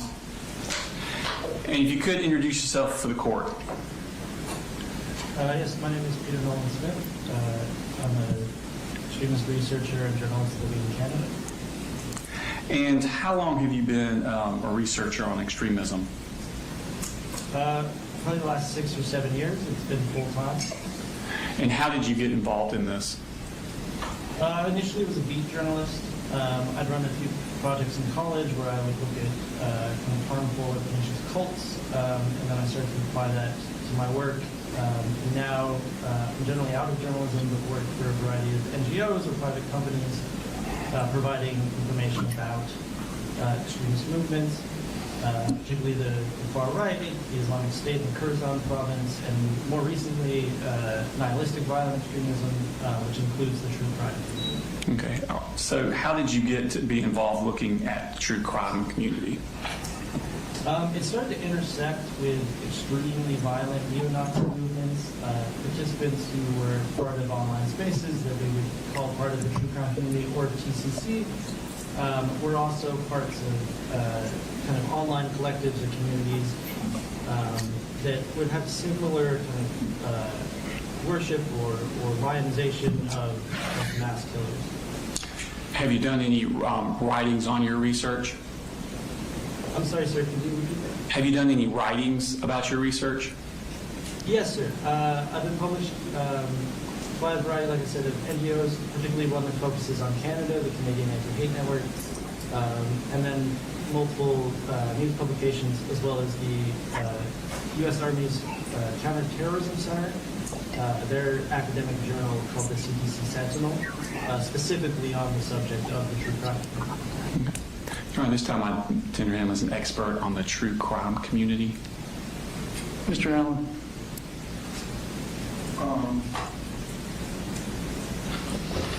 Have you had any, if I could, Yeah, you can go on here. have you had any special education or training with respect to extremism and any kind of relationship to psychological behavior? I'm sorry, sir. Could you repeat that? Yeah, you may have to. Have you had any special education or training with respect to extremism and the impacts on psychological behavior? No, sir. Okay. Do you have any educational background with regard to the sociology of extremism and its impact on communities? No, sir. I was a political science. Okay. And in your studies as political science, what did you concentrate on? International relations, security, but yeah, predominantly international relations. And you had indicated that you worked with anti-hate group in Canada, is that right? Yes, an NGO that monitors and tracks the far right. Okay, and they are an advocacy organization, is that right?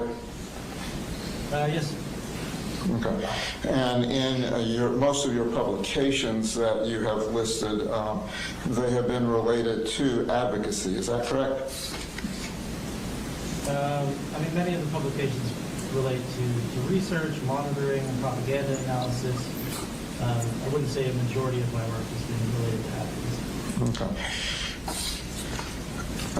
What other training have you had with regard to international relations and or the extremism community related to the TCC? I mean, I'm an investigator. I've taken courses in open source investigation, but if we're talking about training specifically related to the TCC, no. Judge, I'm not sure that he meets the qualifications under OCGA's 24, what is it, 7702, I believe is the section related to expert testimony, Judge. I know he's written some documents, but that's more of a chronicler more than it is somebody who has an expertise. I think if the court wants to accept his information as a lay opinion, that would be appropriate under 701, but I don't think he qualifies as an expert, Judge. Mr. Smith? I would disagree, Your Honor. As far as an expert, he just has knowledge about something that the average layperson wouldn't have that knowledge of to help the fact finder in their decision-making process. I would also note that the expert that the defense called used him as a resource for his own opinions about the TCC.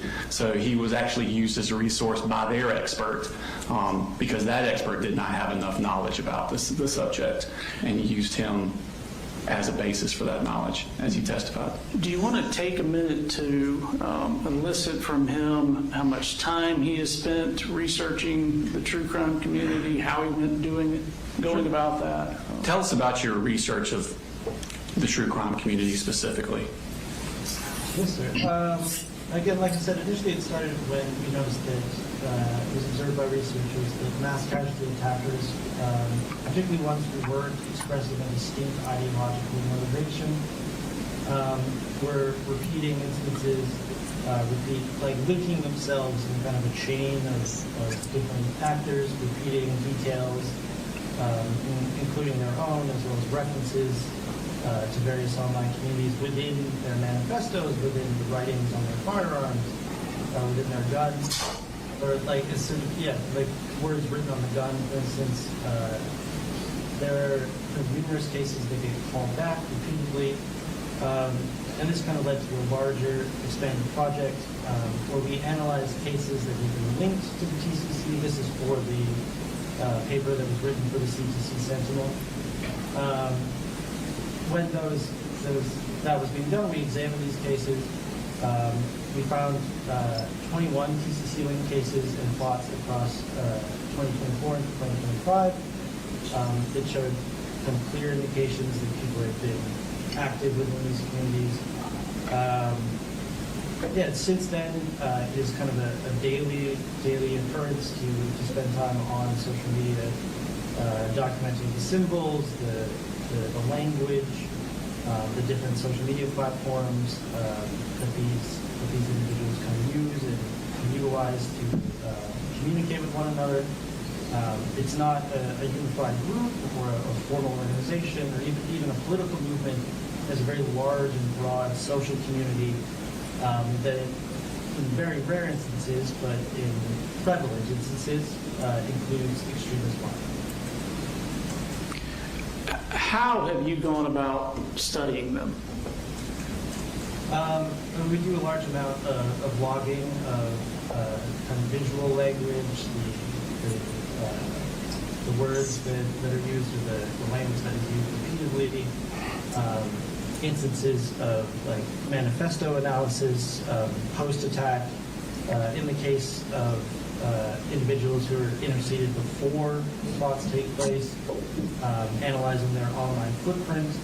I think it's fair to say that there have been dozens of cases over the past 3 years, potentially more, where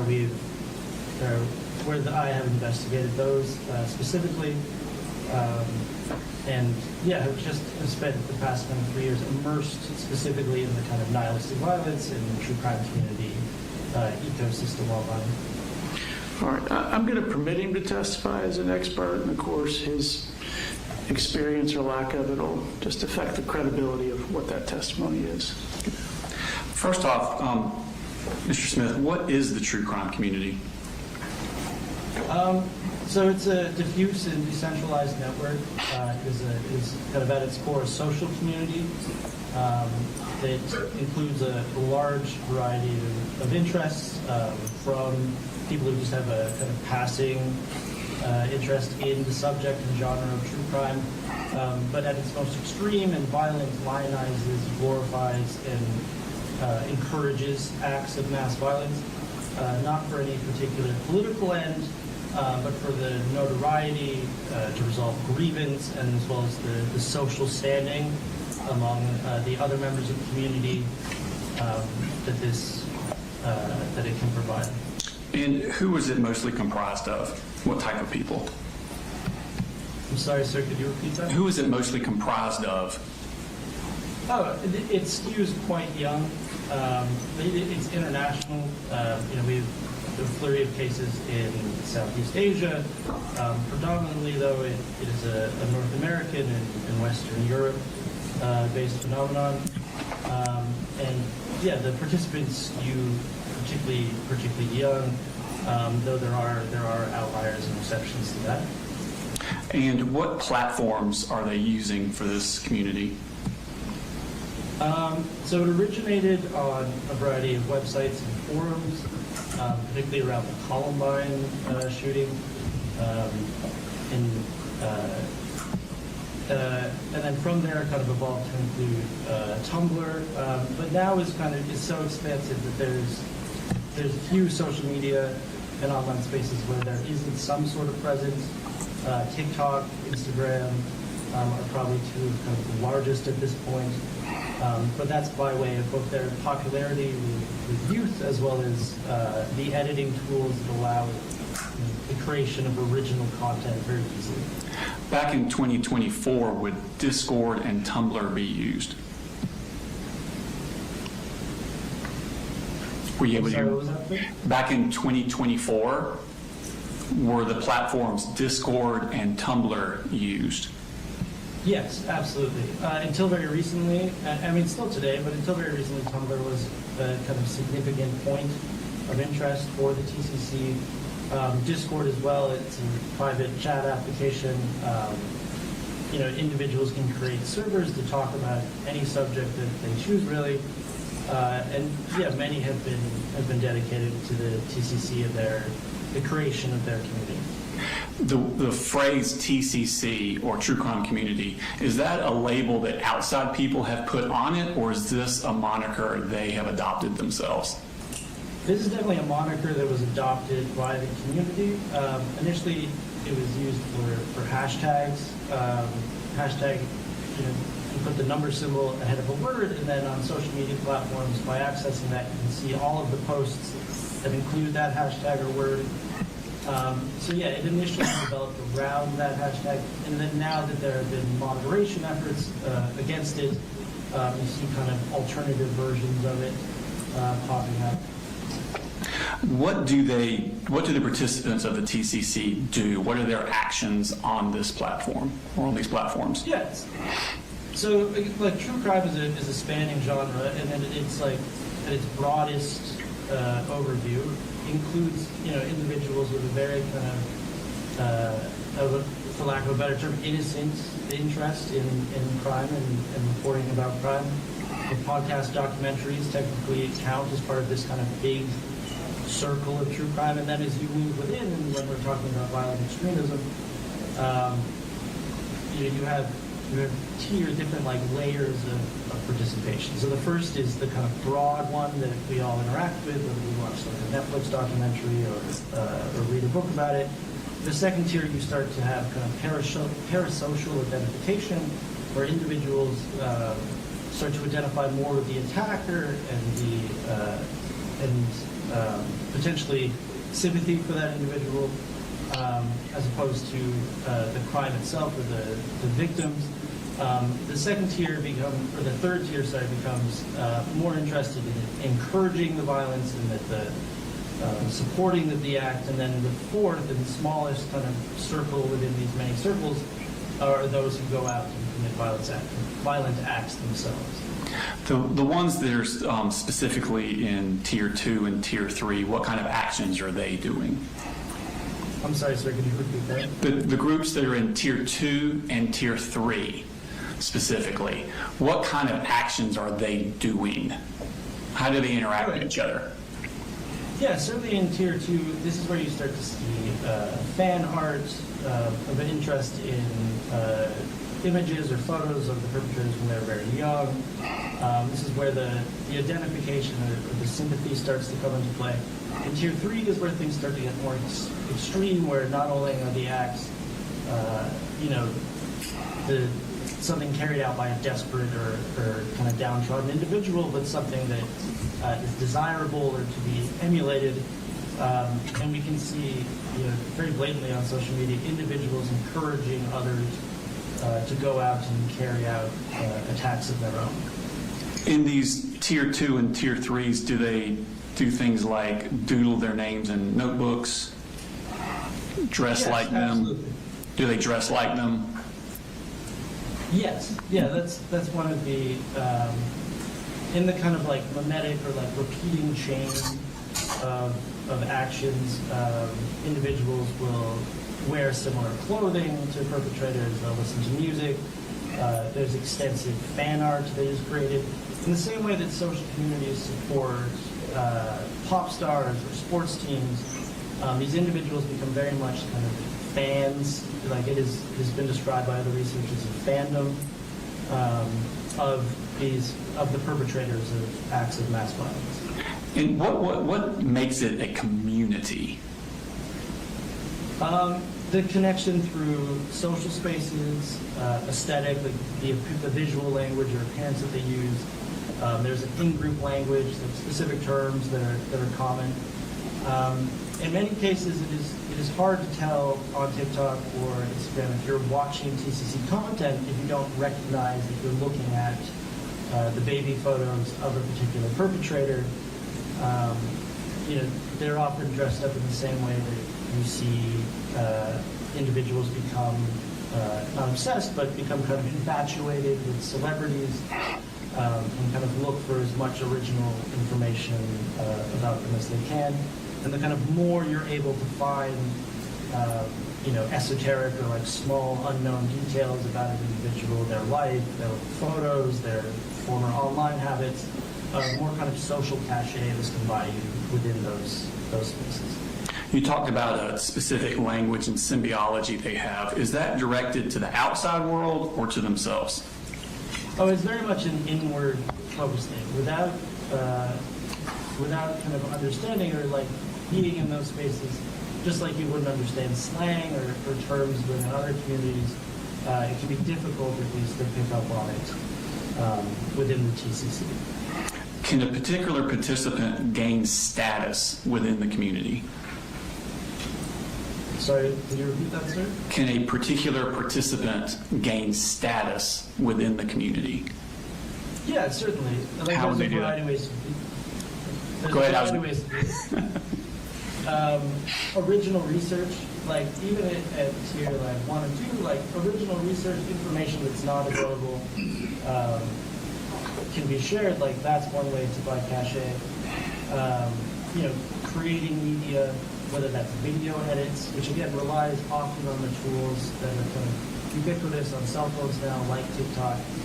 Any individual can take a few images and create something that you would have needed fairly expensive editing suites for 10 years ago, and share that very quickly through social media. And then ultimately,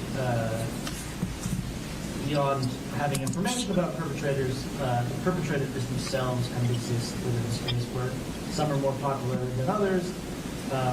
Even when we look at individuals who've committed acts over the past 3 years, some of them are supported or find that kind of notoriety within the community, while other ones are more or less forgotten. There's no like formula for that specifically, but yes, like status is obtained through original research, original content, and then ultimately the status of the perpetrators themselves. Okay. Does the TCC have a particular ideology? Like, are they white supremacist, anti-Semitic, anti-LGBTQ, conservative or progressive, anything like that? Not typically. This is kind of where the difficulty of classification comes from, and we see multiple terms for referring to this type of violence in different countries, in different jurisdictions, by different researchers. The UK uses violence-fascinated individuals. Some people will say nihilistic violence. Others will say nihilistic violent extremism, or mixed ideology and motivation. The difficulty is that ideology is not typically the primary motivator. So if we look at the Christchurch attack in New Zealand against a mosque, the perpetrator had a very clear ideological motive, that it was to kill as many Muslim people as possible.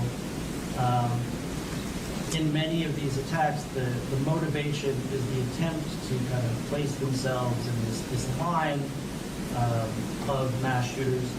And Columbine is typically held up as the origin point to some degree. But no, there's like you might have individuals who might say, oh, I'm a neo-Nazi, or oh, I'm like subscribe to whatever type of ideology in their target selection, in the motivations that they discuss in the attack, whether it's in their manifesto or if they survive during interrogation and trial. We find that there is not a distinct ideology among the community, and it remains ideologically. So it is not a political movement. It is not a group. It is a fandom. It is a social movement. If someone in the TCC were to put like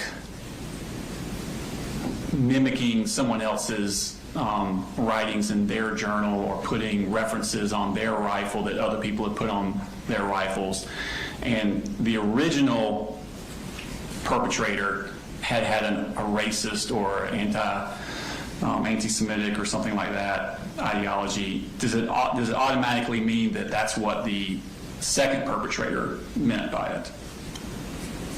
No, typically not. Again, the notoriety that past killers have received, like Christchurch, is probably one of the best examples. Brennan Tarrant was very clearly motivated by a racist ideology. He wrote extensively about it over the many pages of his manifesto. But we do see, but the impacts of that in the media and on culture were very widespread, and we see individuals who kind of ape or reproduce elements of that attack who don't seem to share the same ideology as Tarrant. It can be difficult to parse out. It is kind of it's often considered to be a novel form of extremism, but it exists within kind of a shared community, and the distinguishing factor is the lack of ideology, or at least the lack of ideology is a primary motive. Samantha Rucknow, who committed an attack in Wisconsin in 2004, I believe, she wrote very racist statements in her manifesto, but ultimately her target selection was just against random individuals at her school, including the teachers. There's very little indication that despite having this ideology, that was what motivated or prompted the attack rather than her grievance and depression and desire for notoriety. So yeah, we would classify that as being within the space of nihilistic violence, as opposed to one that was motivated by a particular ideology. What makes one mass killer more or less popular in the TCC than other mass killers? That is a question that doesn't have a good answer at this time, unfortunately. Like, there are a variety of factors that seem to count. Again, the impact on the culture, the media spectacle that gets created around it, the following analysis and interest by researchers and the community, but and obviously the body count. Very unfortunately, the amount of victims is a contributing factor, but not always. There are attempted attacks that exist within the TCC as great areas of interest, and there are successful attacks that they rarely talk about. There is no kind of silver bullet for understanding what is going to be significant in the space or not. But individuals who do carry out these attacks, do seem to understand the type of content that the community would be interested in, whether it be manifestos, their social media history, or sometimes we've seen they kind of tailor what they're leaving behind, ostensibly for researchers and media to find. But yeah, there's no kind of firm formula for what gets turned into the subject matter. Would the amount of content available to the TCC affect their popularity? It certainly seems to. But there are individuals who've made sure to leave very large amounts behind who just haven't been picked up. There's unfortunately not, like I said before, there's just not a clear formula for what they're going to pick up and what they're not. Would additional content that came from the perpetrator after arrest, like continuing to feed content, would that affect their popularity? Oh, absolutely. There's a big culture of not only digging up the past, but trying to initiate contact with perpetrators, writing them letters, and then sharing those kind of in spaces. Yes, absolutely.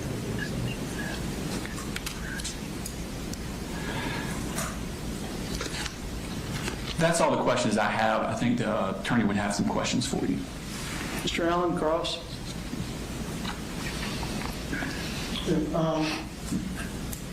With regard to the research you've done, how many case studies with TCC turning into active shooters occurred?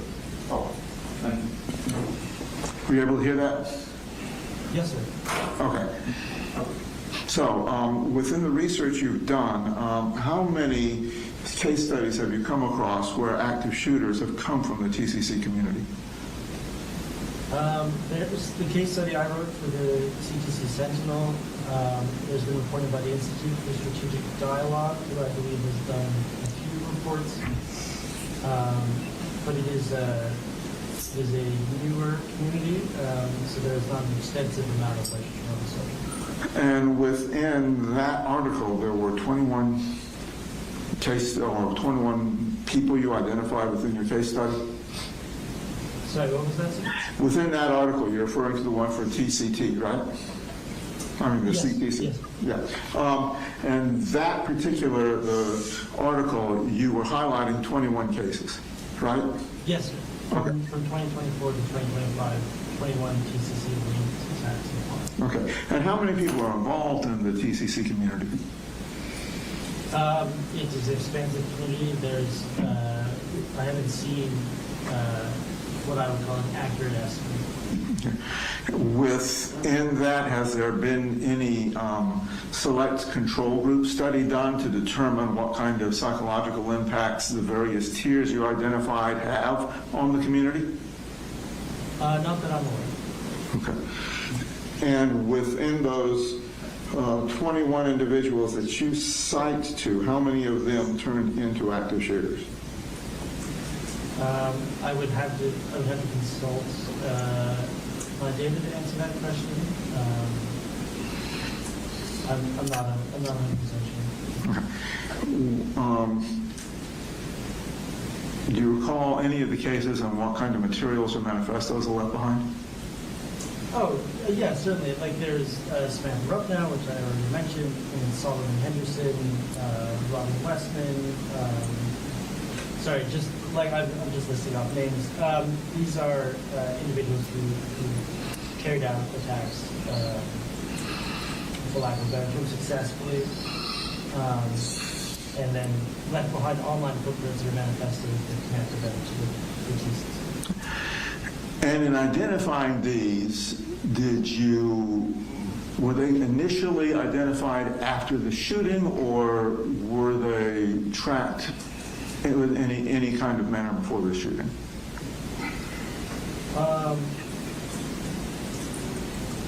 Sorry, can you repeat the question? In other words,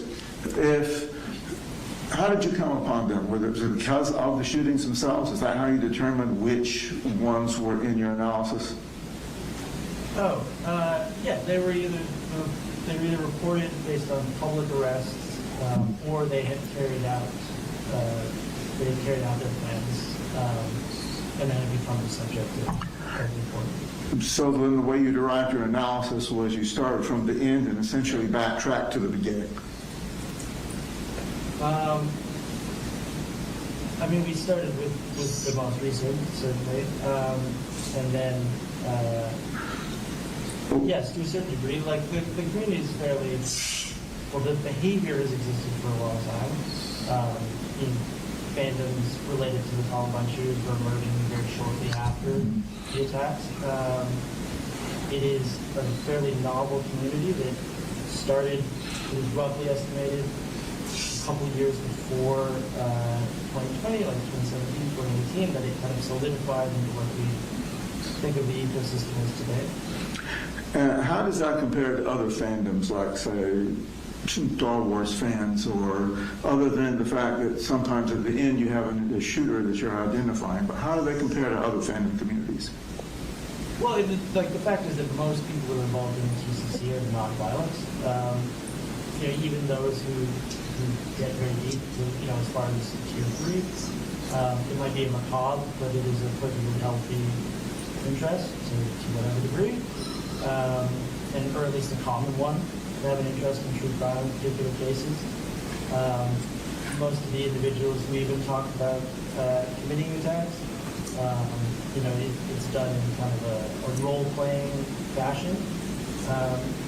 But like there is a very clear problem of individuals who are parts of these communities to progress towards violence, and that encouraged by other individuals within it to carry out those acts, and ultimately do, and then leave behind signals, or signs or symbols or callbacks, whatever else to past attacks that do come from that community. And in the specific studies that you did in the CTC Sentinel article, did you have any of that material reviewed through a psychological lens by a forensic psychologist or anything of that nature? No, sir. It is a counterterrorism and counter-extremism journal. It was written for counter-extremism research. Okay, thank you. That's all I've got, Judge. Any redirect? No, Your Honor. Thank you, Mr. Smith. All right, thank you, sir. You're free to go. Thank you, sir. Do you still need Zoom? No, sir. Not for today, Judge. I think this time we're going back to Investigator Smith for cross-examination. All right. Yes.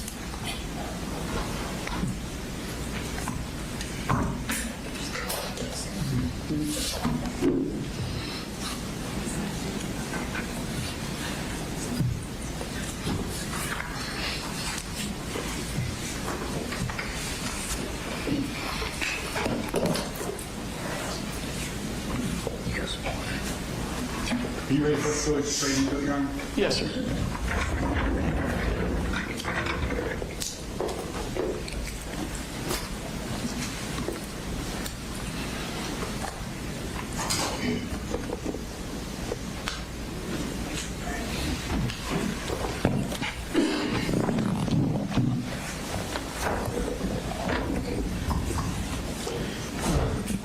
Good afternoon. Good afternoon.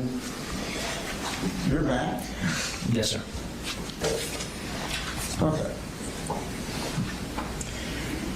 Picking up sort of where all the testimony left off, we had just viewed the videos of your interview with Colt on both interviews. And in the context of your investigation, he was not the only person that you interviewed, was he? No, sir. Okay. Who else did you interview? So I conducted interviews with Colt, with Colin. I reviewed or watched a forensic interview with Colin's daughter, Jenny Gray. Also conducted interviews with Marcy Gray, I believe Annie Paulhamus, Mr. Charles Paulhamus, and Miss Debbie Paulhamus. Okay. And can you give me an idea as to what kind of time frame those interviews took you? I would say within the first week to 10 days. Okay, so not long after the shooting. No, sir. Okay. Prior to the shooting itself, did you have any reason to have any interest in the family? I'm sorry? Did you have any reason to have any interest in the family? Was there any kind of investigation or report that you knew about? Previous to, I had heard about an incident involving Marcy Gray that occurred in Fitzgerald, Georgia. Okay. But nothing out of Jackson County? Not prior to, no. Okay. And do you know whether or not the school knew anything about an incident that took place in Jackson County prior to the current school year where the shooting took place? Prior to, no, sir. Okay. So other than Marcy, you have no idea about any pending investigations or any investigations through Department of Family and Children's Service or anything with the family? No, sir. Okay. And you had indicated that you spoke with Colt Gray. That was the day after the shooting, was it not? That's correct. Okay. And during that time, you got a fair amount of information from him with regard to Colt in school, right? That's correct. Okay. Now, he indicated during some point in his interview that Colt had been bullied in his prior school. Yes, sir. Okay. And he did not indicate that he did anything other than visit the school on that. Is that correct? I think that's fair to state. Okay. And as far as you know, he didn't seek counseling or anything for Colt as a result of the bullying? That's correct. Okay. And as part of his bonding with the child, that's when he bought the AR that was used in the shooting? Yes, sir. Okay. Do you recall from his interrogation or his interview how long Colt was in the school in Jackson County? How long Colt was in school in Jackson County? I would assume the entire time they lived there. Okay. And during your investigation, did you get any school records with regard to his attendance? I do not believe that I got those records. I think that fell to DFACS. I believe they obtained his records. Okay. Now, when Coleman got the gun for Colt, he did not indicate to you that he had bought any kind of trigger lock, safety locks, or lock boxes for that gun, did he? I'm sorry, can you repeat that? He did not indicate to you that he bought any kind of trigger locks, lock boxes, or anything of that nature for the gun? We didn't discuss that during the interview. Okay. There was a discrepancy in what he said was how the gun was kept. Is that correct? There was discrepancy between what he said and what Colt said, yes. And your investigation also turned out that neither one of them were being accurate with you, correct? Correct. Okay. Where ultimately did your investigation tell you the gun was stored on a regular basis prior to the shooting? On a regular basis in Colt's bedroom. Okay. And that was confirmed by Jenny Gray during her forensic interview, as well as portions of both Colt and Colin's interview. Okay. And at Colin's interview was when you took him in custody. Is that correct? At the end of, yes, sir. Okay. Now, during that interview, you also cited to him some information from Inspector Ward, or Special Agent Ward. Who was she? She's a special agent with the Georgia Bureau of Investigation. Okay. And was she also one of those that confirmed that the weapon was not stored in any kind of locked facility? Yes, sir. She had conducted an interview with Colin the prior day. Okay. During your interview, Colin also indicated that he knew about Colt's self-harm. Yes. And what did he tell you he did about it? He told me that after Colt had caused self-harm, after he cut himself, that he had taken Colt's knife. Okay.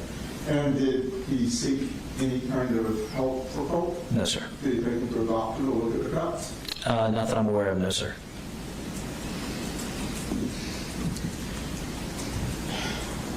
Shortly before school started, Marcy had moved back in with them. Is that your understanding? Yes, sir. And that didn't turn out well? No, sir. And were you aware that during that time that she was there, she had at one point threatened to harm Colt? I believe that happened sometime prior. Okay. So what is your understanding of that? My understanding of that, and I think Colin touched on that during his interview, some time ago, and I'd have to refer back to my case file, but some time ago, prior to September 4th, or prior to even Marcy staying there, that she had threatened to cause harm to Colt. And I believe it was around the same time of the Fitzgerald incident, if I'm not mistaken. During that, Colin relayed that information. That wasn't something that Marcy, that I'm aware of, told Colt personally. That was something that Colin shared with Colt. Okay. And the Fitzgerald incident you're talking about happened with his grandmother, Debbie Polhamus? That's correct, yes, sir. And Debbie Polhamus is Marcy's mother? That is correct. And the incident you're referring to is when she was tied to a chair? Yes. Okay.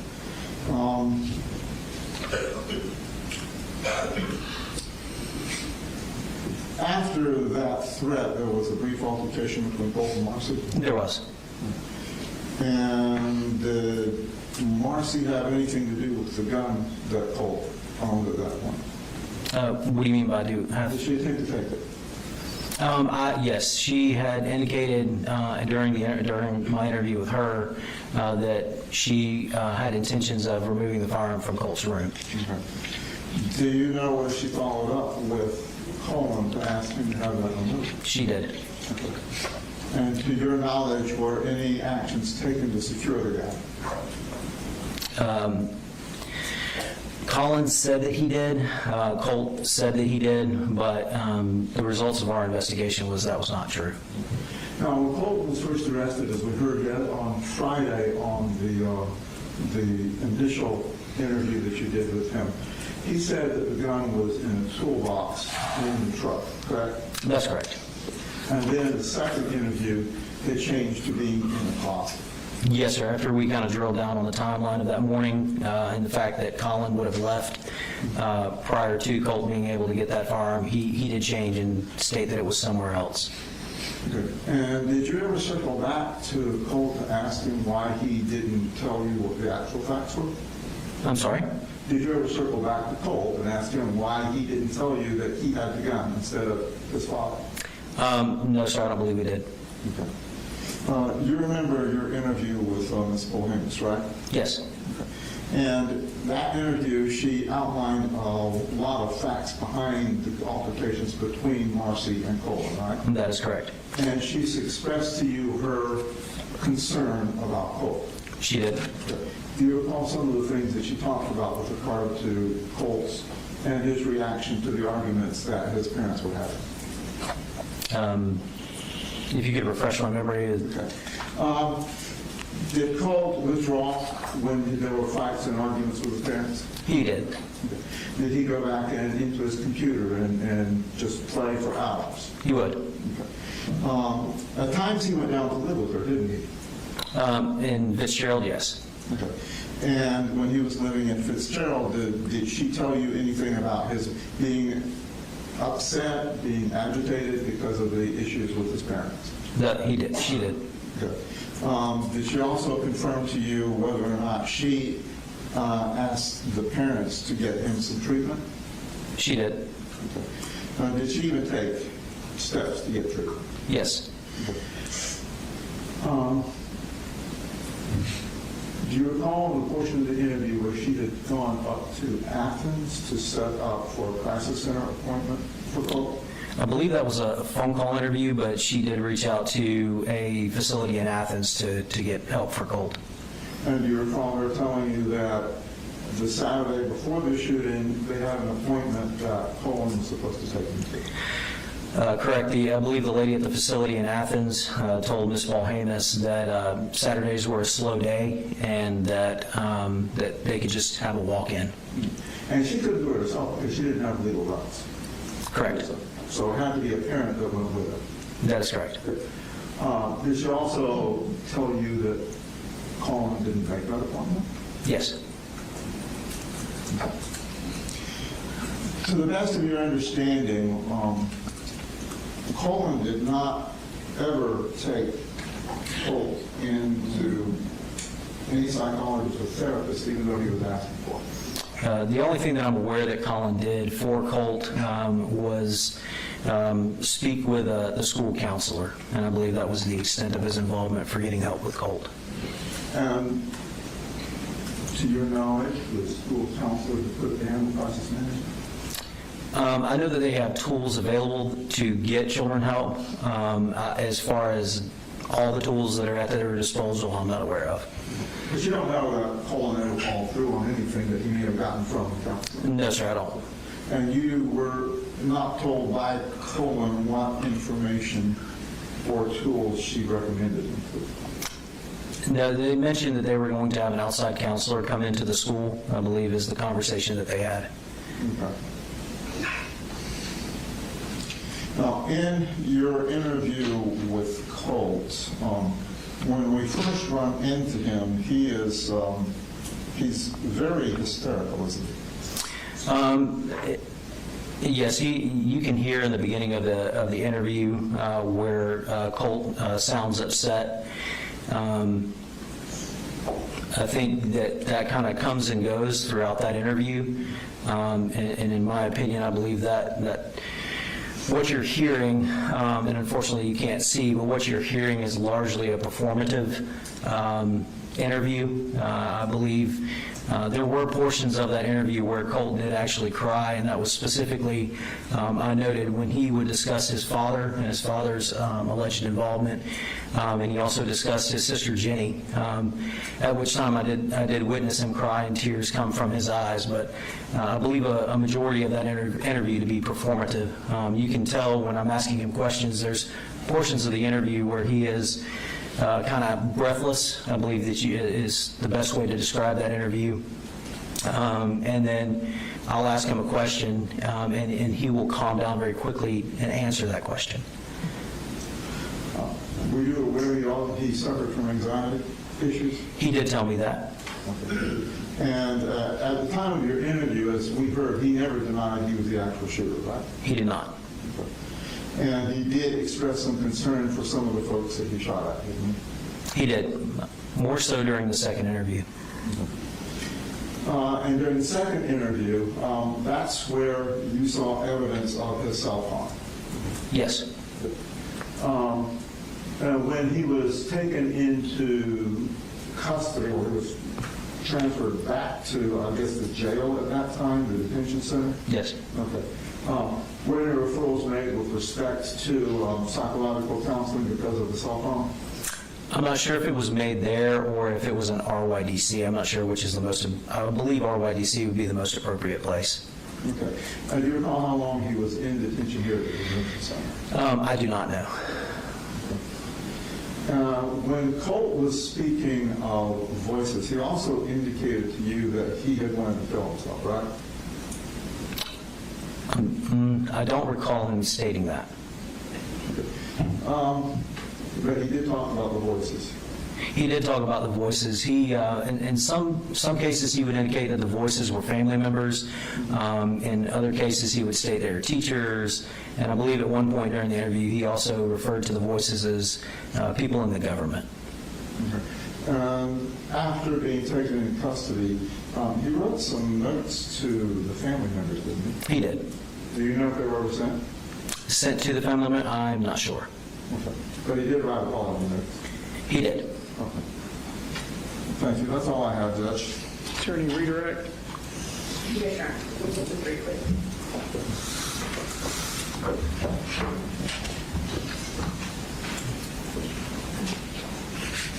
As far as the letters that Mr. Allen was mentioning, were those prompted by law enforcement? The apology letters, did y'all ask him? Yes, we did. And was that sort of an interrogation technique to get him to write the letters? That is correct. And the letters, were they, in your opinion, genuine? I don't believe so, no, ma'am. Nothing further. Anything else, Mr. Allen?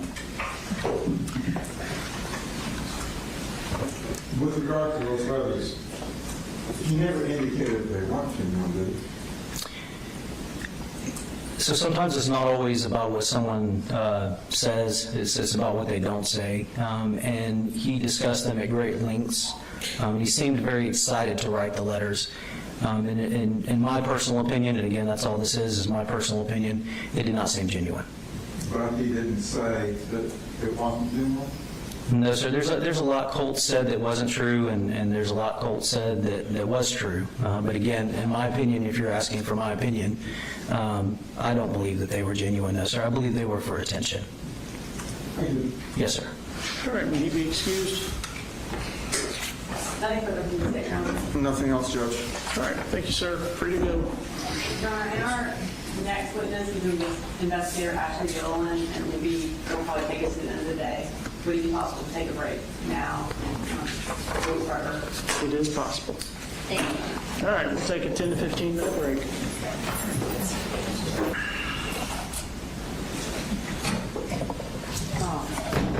If we could have like a couple more minutes, we're finishing up a last minute technical difficulty. But Okay. we'll be ready very shortly. All right.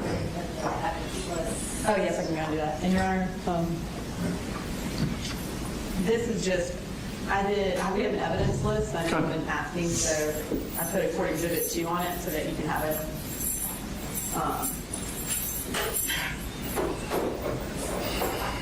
And I will.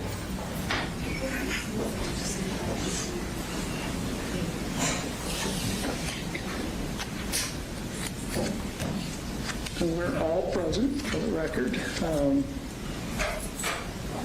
While y'all are working on that, Mr. Smith, Mr. Allen, y'all want to approach?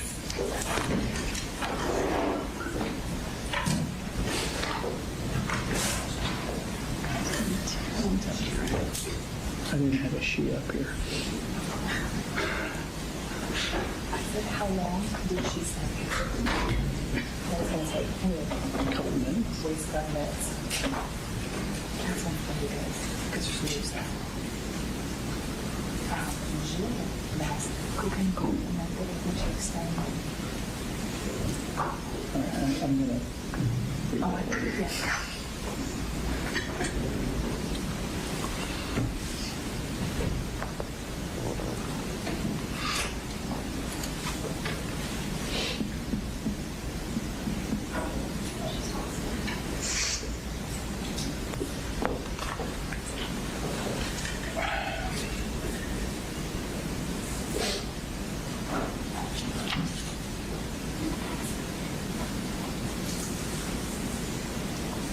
All right, Your Honor, we are ready.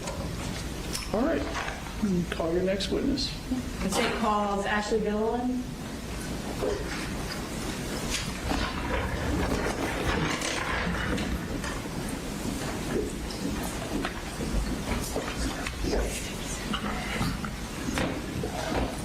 Please raise your right hand. Do you swear to tell the truth, the whole truth, and nothing but the truth, so help you God? I do. You have a seat. Can you go ahead and introduce yourself to the court? Yes, my name is Ashley Gilland, and I'm an investigator with the Barrow County District Attorney's Office.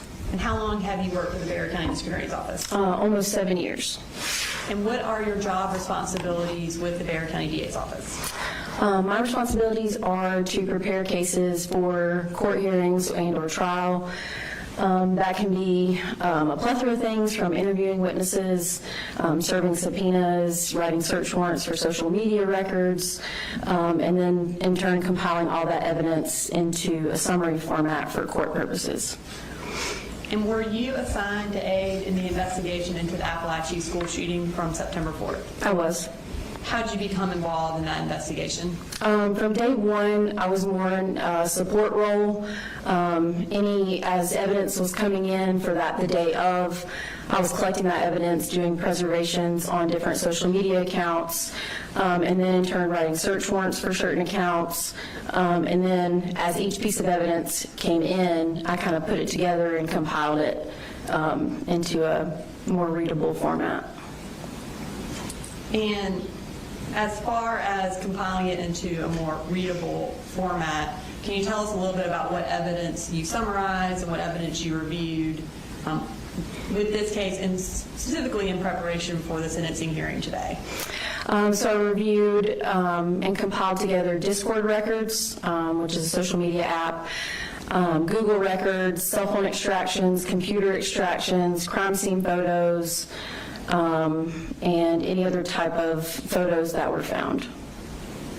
As far as Discord records, whose Discord records did you summarize and look at? They were the defendant's Discord records, one from back in 2023 during an investigation, and then also one during the investigation of Apalachee. And those Discord records that you reviewed, are they on a jump drive that will be providing to the court with all the evidence? They are. And Your Honor, those Discord records are numbered State Exhibit 266, and we would like at this point to introduce them into evidence under the business record exception. All right. Mr. Allen? No objection, Judge. All right, they're admitted. In addition to Discord records, I think you mentioned Google records? Yes, ma'am. Okay. Whose Google records did you review? The defendant's. Okay. And Your Honor, we also have the Google records on the jump drive, and those are listed as State Exhibit 237. We would also like to introduce those into evidence under the business record exception. Mr. Allen? No objection, Judge. They're admitted. In addition to those records, since the defendant's arrest, have you been able to get calls that he has made while he's been in custody? I did, and I did subpoena jail calls from while he was in different YDCs. And have you also reviewed those calls as part of preparing for today? I have, yes. And Your Honor, this time I would like to introduce into evidence State Exhibit 267 through 335 and 345. They are clips from certain jail calls between the defendant and his mother, Marcy Gray, that we would introduce under the business record exception. Mr. Allen? No objection, Judge. All right, they're admitted. Okay. And then the last, these Did you also obtain the defendant's medical records or psychiatric records from the youth detention centers as well? I did. And Your Honor, this time we would like to introduce into evidence Exhibit 336A and B, which are the medical records for Colt Gray from the various youth detention centers, and we would have them placed under seal as well. Mr. Allen? No objection, Judge. All right, they're admitted and they'll be filed under seal. Thank you, Your Honor. Specifically in preparing for today, was a PowerPoint created as part of your presentation? It was, yes. And does it summarize digital evidence related to the defendant in this case? It does. Okay. Can you just briefly tell us what the purpose of the summary PowerPoint is? Yes, so because there was a lot of digital evidence within this case, being from computer extraction records, cell phone extractions, all of the Google and Discord records, it was easier to formulate this PowerPoint for today's purposes in more of a categorical format, so it's based in categories instead of like a timeline. And has that PowerPoint been marked as Exhibit 341? Yes, it has. And does that include the evidence that we just talked about? Google records, Discord records, phone records from the defendant, jail calls, those types of things? Yes, it does. Your Honor, and have you had, Investigator Gillen, have you had an opportunity to review that PowerPoint? Yes. And it is the PowerPoint that is on the jump drive that we'll be providing to the court, is that the PowerPoint that was created in anticipation of this hearing? Yes, ma'am, it is. And Your Honor, this time I'd like to introduce an evidence Exhibit 341 so that we can go through that PowerPoint with the court today. Mr. Allen? No objection, Judge. It's admitted. Okay. Can we have the key?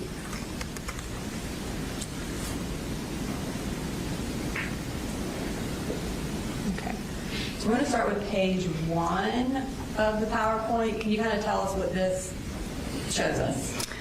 So like I said before, this was kind of put into categories. So if you'll see the folders that are in the middle of the screen, one's titled Idolizing Mass Shooters, the second one is Planning a Mass Shooting, and the third one is Motive Seeking Fame. So these are the type of kind of the overview of categories that we're going to talk about. So sort of a roadmap for your presentation? Yes, ma'am. Okay. So we're going to start with idolizing mass shooters. As far as idolizing mass shooters, was the defendant part of any online community that in itself idolized mass shooters? He was. And what was that? True crime community. And how do you know he was a member of that based on your review of the evidence in this case? Prior to the shooting, there were a lot of Discord messages, Tumblr accounts, Google records that talked about TCC, the true crime community, as well as after the shooting, it was still referenced in a lot of the jail calls. Did the defendant spend a lot of time researching mass shooters? He did. I'm going to pull up our next slide. Is this a list of the majority of the mass shooters that he researched? Yes, this is just kind of an overview of all of the mass shooter research that was found on different pieces of digital evidence in relation to the defendant, and this list is 22 listed, but there were more than that. These are the ones that he spent the most time on? Yes. And how are they identified on this page? They're identified by physical location and incident location, and not via the shooter's name. How did he research these people? A lot of the research mainly was found in the Google records, and then also there was within the true crime community, there were photos shared, different clips shared, different pieces of evidence shared amongst members that was in relation to different mass shooters. Did he save any of this information that he researched anywhere, like on his phone or his computer or within his Discord? Yes, there were many different pieces of evidence saved on his phone, his Discord, and his computer extraction, with that being anything from photos, videos, incident reports, crime scene videos, lots of different pieces of evidence. And when he's researching these people, is he also Googling things related to them? Yes, he Can is. you give us an example of some of the Google terms that he used to search for these mass shooters? Yes, there were several different Google accounts, and within those, there's a search history, and so within the search history, there's a lot of different terms. So this is kind of just a short couple things that he Googled, the defendant Googled: shooter caught on police body cam, Dallas police ambush, unstable veteran opening fire in a crowded bar, soldiers of Christ torture during initiation. What's the other ones? Extended dash cam video of man plowing through parade, Uvalde school shooting video, how to get kicked out of a gun range, cell phone footage of the first shots fired at Route 91 Harvest Festival, 911 Sandy Hook calls, plea for help, Parkland shooter, I love to see the families suffer, and Maine gunman's body. Okay, so you mentioned that he saved some of this research on his phone or his computer. Did that include saving pictures? Yes. Okay, so we're going to move to the next slide and just kind of tell us what this is. This is just a collection of photos that were found on his Discord and phone extraction, and this is just a kind of a compilation of all of the different mass shooters. And I'm going to zoom in on one in particular. Can you tell us what this is? So this is, it says your result on there with the name of one of the Columbine shooters. And this was a result of, he took a quiz called What True Crime Personality Are You? And that was taken on September 3rd, which was the day before the shooting. And this was the result that he got and saved to his phone. Was September 3rd a school day? It was, and this was saved at around 1 p.m., so it would have been during the school day. And was he at school? He was not. Now, we just showed the court a list of all the different mass shooters that he researched. Were there 4 in particular that he researched the most? There were. Okay, and who were they? The 3 that we talk about here is the Parkland shooter, the Sandy Hook shooter, and then the Buffalo shooter. Okay. And then do we also talk about the Aurora theater shooter? We do. Okay. So we're going to start with the first one that he researched extensively, which is the Parkland shooter. And just for clarification, what is the Parkland shooter's name? Nicholas Cruz. And how does he spell the Nicholas? Was it with a CK or with a K? With a K. Okay. What kind of type of evidence are we going to start with in talking about the defendant's idolization of the Parkland shooter? The first category is listed evidence of obsession. So basically things that show or prove that he was obsessed essentially with the shooter. And that could range from different messages or photos or things that he saved. And was this obsession with the Parkland shooter, was the time frame for that, did that lead up into the shooting on September 4th? Yes. Okay. All right, we're going to show this page. Tell us what this shows us. This is just specifically from the defendant's Discord. So these are photographs of the Parkland shooter that were saved and shared specifically on the defendant's Discord account. Okay. I know this is showing up as one page, but were these individual photos saved on the defendant's phone? I mean, saved on the defendant's Discord, and we just reproduced them in one page? That's correct. Okay. Was this all of the photos that he had of the Parkland shooter that he had on Discord? No. Okay. Were there a lot more? There were a lot more. And then tell us about this page. These were ones that were specifically saved on the defendant's cell phone. And again, this is just a small collection of photos in comparison to the amount that he had on the cell phone. Did he have over 2,000 pictures of the Parkland shooter saved on his phone? Yes. In addition to having these pictures on his phone and on his Discord, did he also have pictures of the Parkland shooter printed out at his house? He did. There were 16 photographs that were printed out and on his bedroom wall. And this time we're going to go ahead and show you that.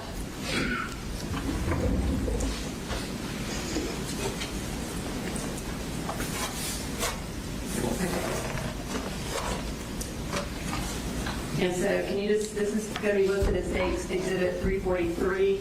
Do you recognize this? Yes, this is the collection of the 16 photographs that were on his wall, and this is actually an exact measurement of it displayed on his wall. Are these the exact photos that were found on his wall? They are the exact photos. And then they were placed on this to show the exact placement of what his wall looked like the day of the shooting? That's correct.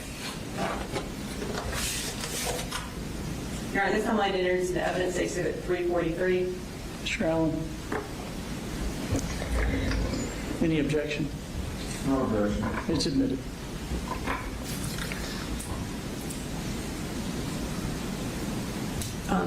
Did he also take pictures of himself in front of the shrine? He did.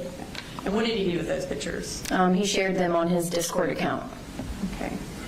When was the first photograph of the shrine taken?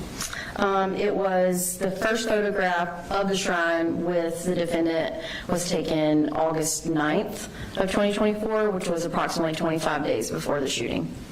And based on your review of the digital evidence, did that shrine appear to remain on the wall from August 9th all the way up until September 4th? It did. So you mentioned that he took pictures and shared them on Discord. Is this one of the times he shared a photo on Discord? Yes, this was shared on August 28th of 2024. And then you see to the left is an actual photo, the photo that he shared from his bedroom. Okay, and this is, he shared it with Mandy. As far as what he told Mandy, can you tell us that about this photo? Yes, so his Discord name was Occasional Burner, so he's the one in the blue at the bottom. He says, "My mom's in rehab, so it's just my dad, and he knows not to question what I do."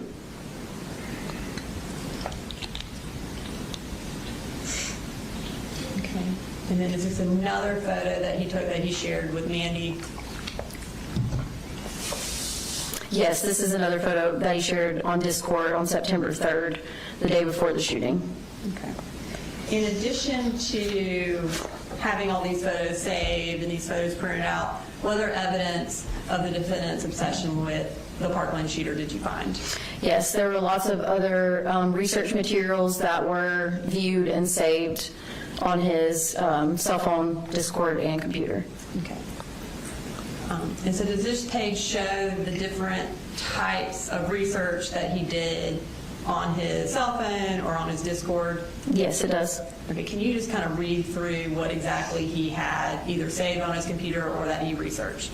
Yes, on the left-hand side, investigative summary of shooters' cell phone contents and internet searches, surveillance videos of the Parkland shooting, visited website for shooters' police interrogations to view interrogations and took screenshots, saved a minimum of 2,664 photos of shooter. That was specifically from February of 2024 until the shooting. Watched each day of the shooter's sentencing trial that happened in October of 2023. Watched YouTube video titled Parkland Shooter Faked Psychiatric Symptoms After Shooting, Expert Says. And then on the right-hand side are what's in quotes is what he Googled, specifically Google searches. Nicholas Cruz faking psychiatric symptoms, Cruz's premeditated aggression and violence, autopsy photos for Parkland victims, Parkland shooter, I love to see the family suffer, Nicholas Cruz's love letters from jail, Nicholas Cruz's planned a mass murder, viewed article titled Psychiatrist Probes Parkland Shooter's Mind, watched documentary Behind the Madness about Parkland shooter and shooter's writings while in custody and during trial. Okay, so as far as the investigative summary of the shooter's cell phone contents, the surveillance videos, are those the actual surveillance videos from the Parkland shooting that showed the shooting, and is that the actual investigative summary that law enforcement did regarding the Parkland shooter's cell phone contents? Yes, it is. You also have on there that he watched each day of the shooter's sentencing trial in October of 2023. How long did he watch it? Did he watch it from October 2023 until a later date? The evidence from the Google record showed every single day in October, and then all the way up until February of 2024 at the very least.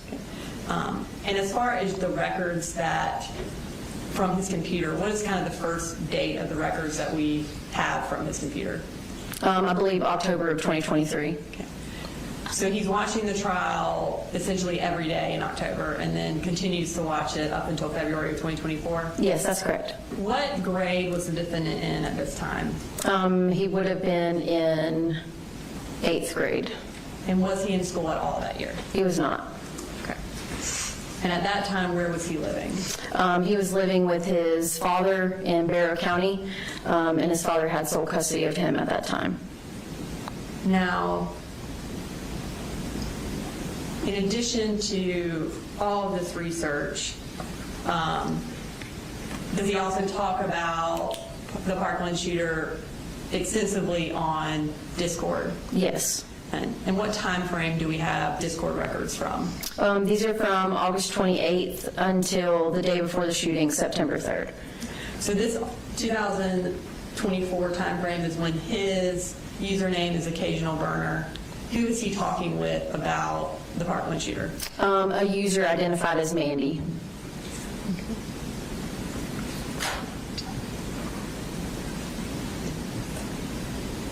Now, kind of what I'd like to do here is if you will identify the date and time of the Discord record, and if you want to read the defendant's Discord, and I can read Mandy's, so that we can kind of go through them for the court.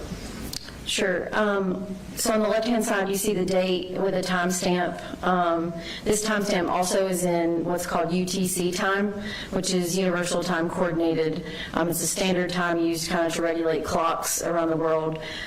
So almost all digital evidence comes in UTC, so we have to convert it to Eastern Standard Time, which is typically -4 during this time frame. So it's -4 hours. So for example, this would be the first one would be August 28, 2024 at 11:42 a.m. And if you want to read those first two messages. Yes, ma'am. If you don't have multiple pictures of him sprayed across your wall, a multitude of archives related to him, and not having him be the sole reason you're still alive, you're like fake as fuck. At least that's my quite diluted philosophy regarding the type of love you have to have towards Nick. Okay.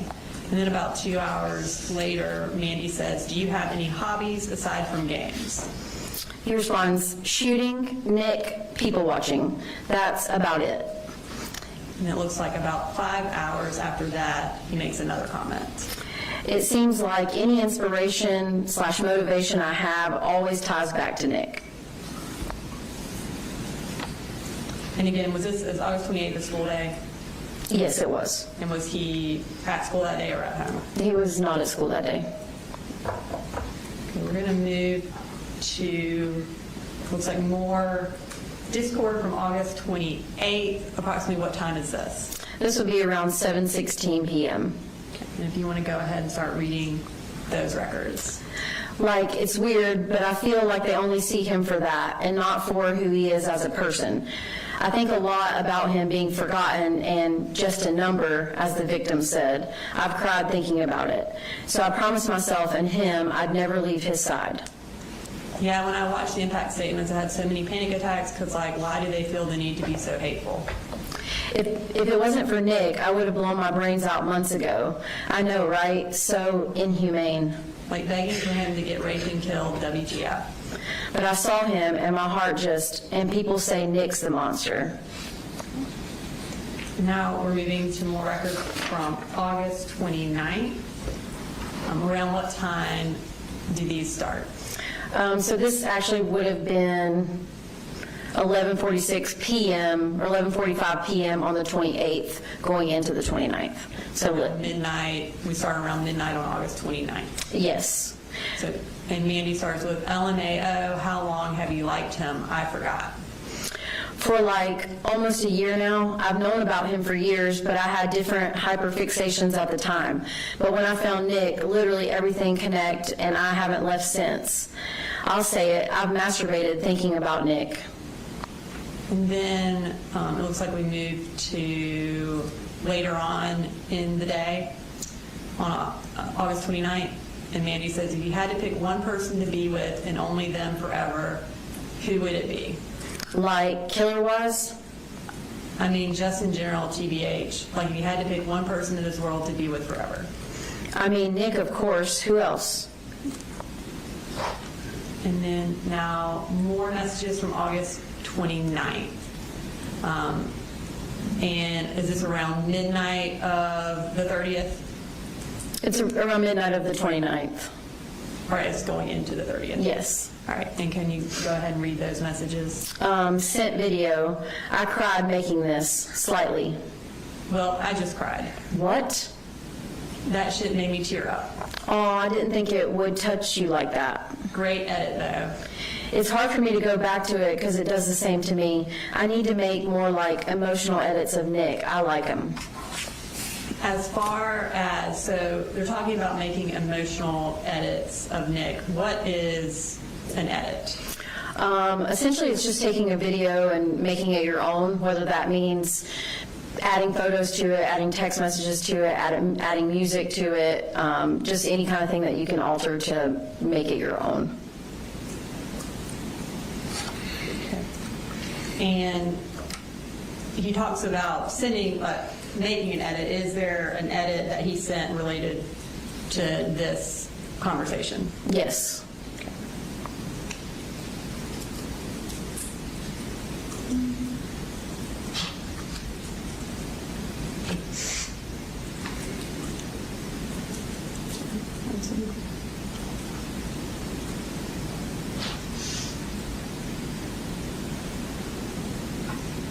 Okay.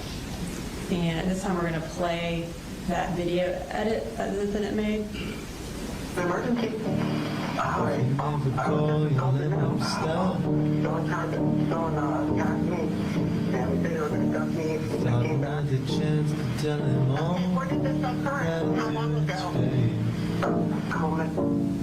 Even though we barely know each other, it still hurts watching him fade away,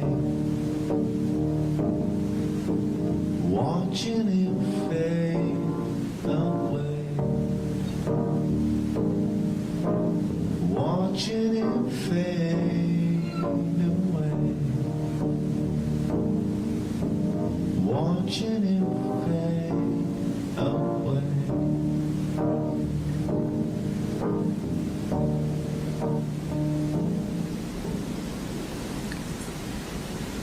Okay, now we're moving to September 2nd, which is 2 days before the shooting. Can you take us through these messages? Yeah, so this started at 1:41 p.m. No one gets Nick. He shot up a school. Yeah, bitch, and did it finally, if that's a word. Real. 17 out of 17 ratio is wild in GL. Nah, for real. I think about that so much. And also with how autistic he was, how formal he looked doing it. I feel like your brain just goes autopilot. Nick gives me so much motivation to keep going. In addition to these Discord records, did he also have some stuff on his phone that showed this obsession with Cruz? Yes, he did. So tell us about this. So this is what's considered notes from a phone extraction. So these are notes that were created by the defendant on his phone. And when did he create this? This was created April 2nd of 2024. And when was it modified? It was modified on August 2nd of 2024. And what does he say?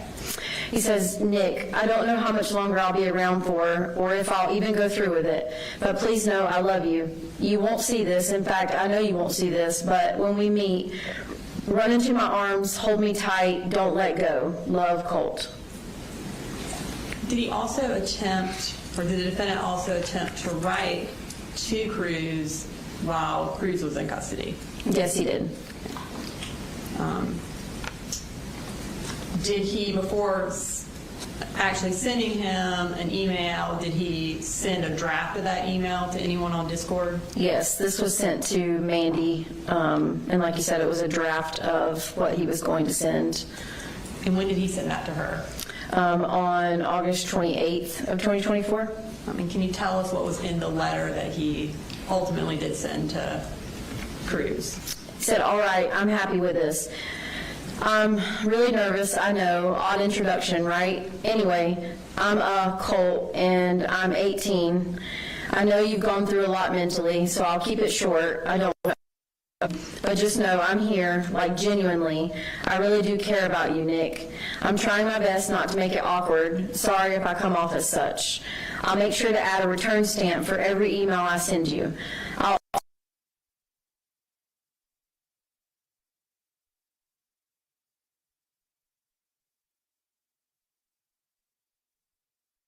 When the defendant sent this email to Cruz in custody, did it actually ultimately get to him? It did not. And why not? It was labeled as harassment and returned to the sender. After the defendant attempted to send this letter or this email to Cruz, what happened? So he began messaging someone that identified themselves as Cruz's cellmate. And did Cruz's alleged cellmate reach out to the defendant after this email was sent? Yes. Okay. And do they have a rather lengthy conversation? They do.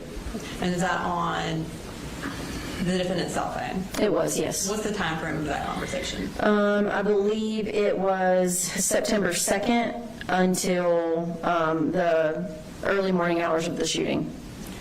And I'm going to start, and kind of as we've been doing, if you want to read what the defendant writes, and I can read what the alleged cellmate writes. Yes, ma'am.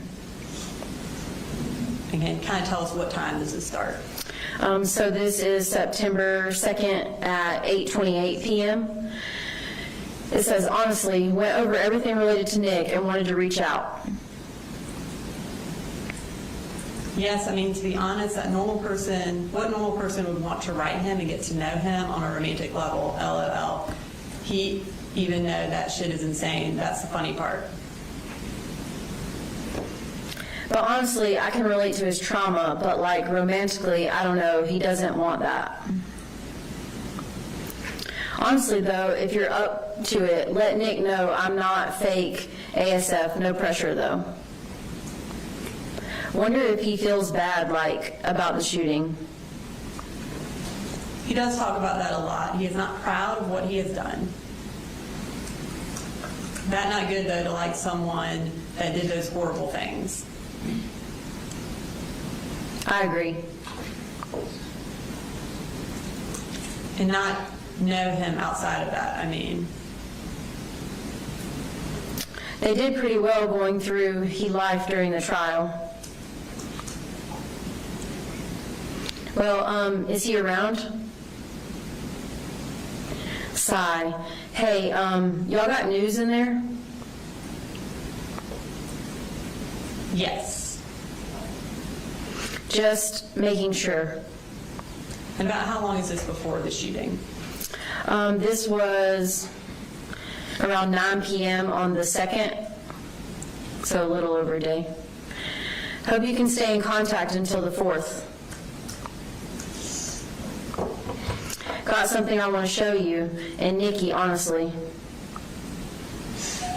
Yeah, gotta prepare for prison myself. Hey, can you and Nick be up around 8 to 9 a.m.? And what time are we at now? This is midnight, around midnight on the 4th, on the day of the shooting. I've got my surprise ready. Is it still midnight the day of the shooting? Yes, ma'am. Yeah, but I don't know if I'll have my tablet. Well, I guess Nick will know either way. Has he said anything? Oh yes, I said you were funny and seemed cool so far. Thanks, dude. At least he's got my name. What's the surprise mystery, man? LOL. You'll see. And ultimately, do we know who the person he was texting was? No, there were search warrants done, and it just was someone using a fake number. All right, so moving to our next slide, what's our next kind of type of evidence we're going to talk about related to the defendant's obsession of the Parkland shooter? Evidence of mimicry. What do you mean by evidence of mimicry?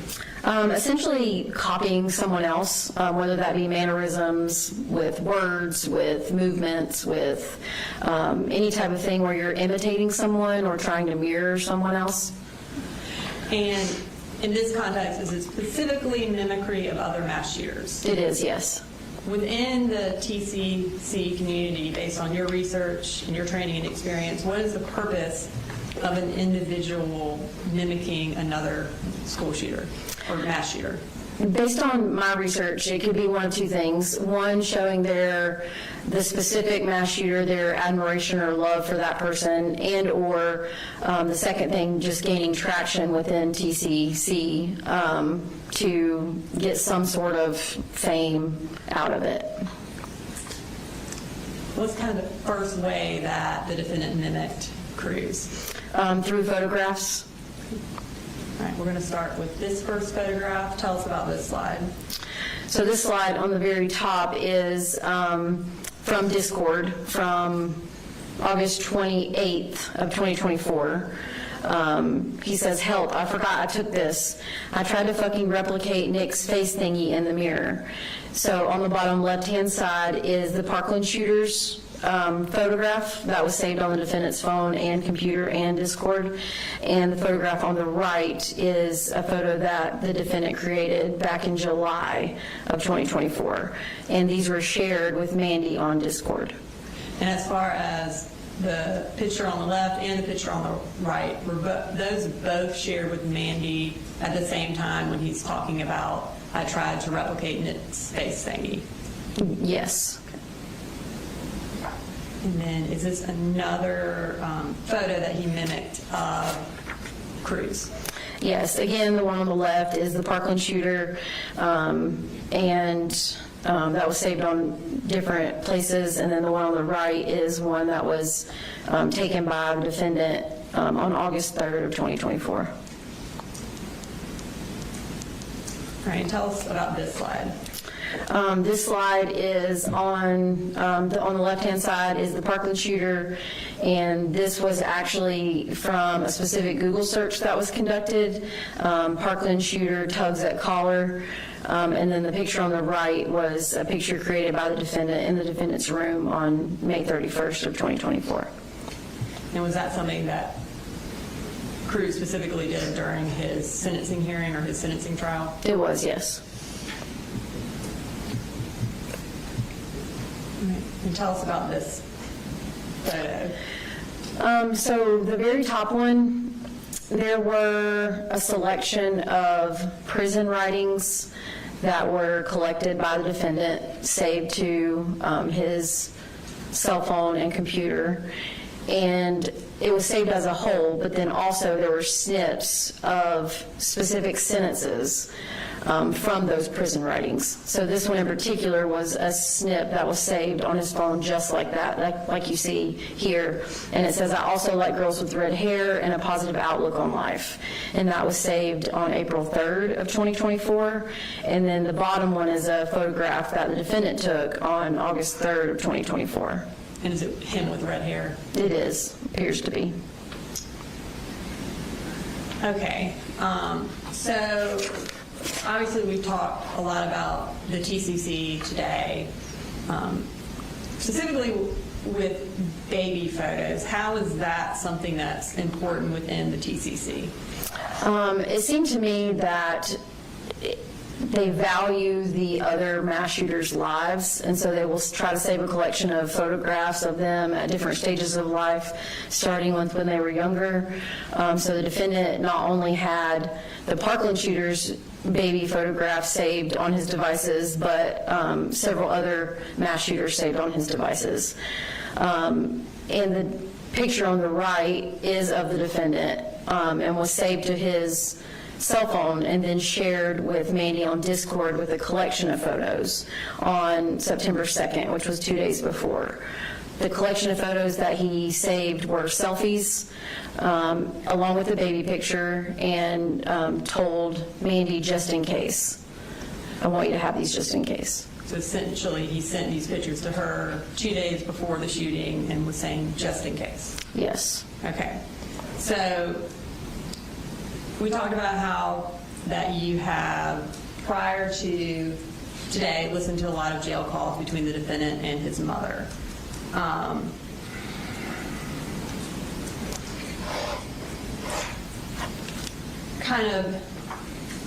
Is Marcy Gray who he talked to most in the months after the shooting? Yes. About how long did they talk? I would say from the shooting up until February of 2025.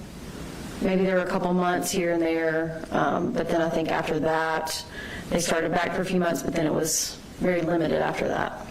And was it limited because she was essentially not allowed to talk to him at some point? That's correct. Okay. But mostly mostly the defendant is calling her and talking to her in this 6 to 9 months after the shooting? Yes. Okay. When was their first call? So their first call was October 1st of 2024, and we received all of these calls from YDC, and in the first call, it's kind of a lengthy call, but it talks about asking her to look up his name on Tumblr, Tumlook, and along with TCC, and they kind of talk about all the different mass shooters he's being compared to, and essentially every call after that is referencing that in some way, shape, or form. And so we have October 1st here, and this is State's Exhibits 267 and 268.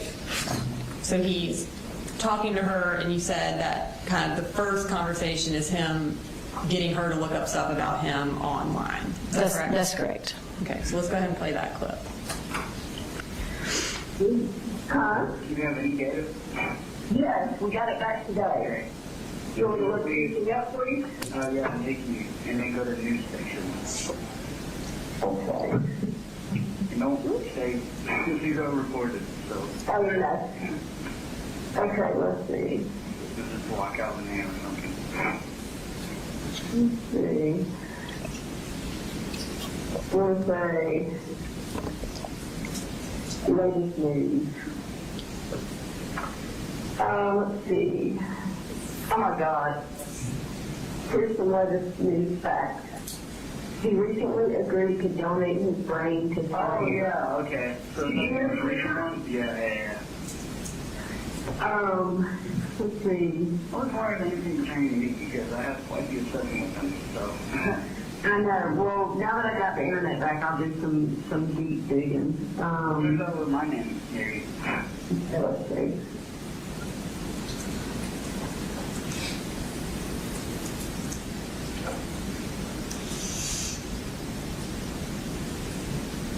You go to tumblr.com. Yeah, come on. TUMLOOK.com. L-O-O-K. Homework? Yeah. Okay. Okay, homework.com. You see the search bar? Hang on. Spell it again? TomWork.com. Oh, Tom. Yeah. Okay, hang on.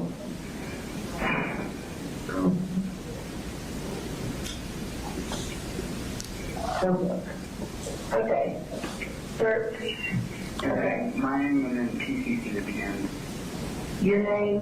Yeah, and then PCC. it's only PCC. Oh, God. PCC? Yeah, TCC. PCC. Yeah. Okay. Let's see. Okay. Read off post. Okay, so the blogs at the top say Hardy F. Rocca.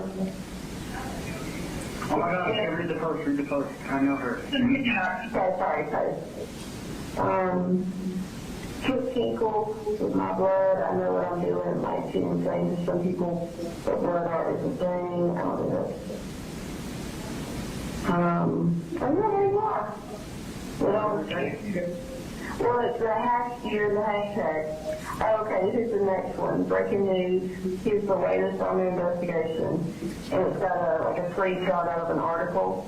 And then it says, Dad got arrested probably because the gun was his and he was aware of what his son's past actions and comments were. Okay, this is from the blog, see the post.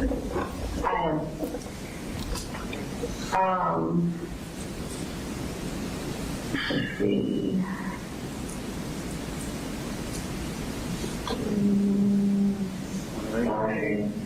Sorry, I'm reading through them. Could you repost the Colt drawing? Oh, they have a Colt drawing. Oh, it's got this drawing is awesome. Fan art. What is it? Is it me? Oh my God, it looks so awesome. I love this community so much. Oh my God, I'll definitely print this out and bring it to you. Okay, keep going. Okay. Okay, so I want to unpack that a little bit. So essentially, he is directing her where to go, and she's scrolling through articles. Is that accurate? That's accurate. And she's kind of telling him what she sees from what she searches. Is that what they essentially do every time they talk on the phone? Yes. And is it generally related to the defendant and him being a mass shooter? Yes. Okay. Is it related to how popular he is as a mass shooter? Yes. Okay. At the very end of that call, he gets very excited about the fact that there's fan art about him. What exactly is fan art? Within the TCC, they can create different, like the edit we saw earlier in the video, create different edits like that, or create different visual representations of mass shooters in different drawings and different media. And did he have on his phone fan art of other mass shooters as well? Yes, he did. Okay. So this is kind of the setup for how they talk on every call. And previously you mentioned that the defendant sent selfies to Mandy on Discord and said, just in case. Did those selfies ever get released by Mandy? They did. Okay. And does he talk about that in any of his jail calls? Yes, he does. And what was his attitude about those selfies being released? He was excited.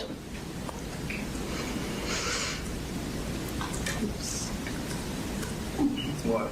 These some pictures of you. What? These should be pictures of you posted online or something. Oh my God, they tell me? Yes, there are a bunch of things. It says, Oops. Right. So he's excited about these selfies being released. That was from October 9th, so that's about a month and 5 days after the shooting, and that was stated at 272. Okay, in addition to this photo mimicry, was there other mimicry that he did related to the cruise? Yes, there were. Okay. And what's our next kind of evidence of mimicry? Journal entries.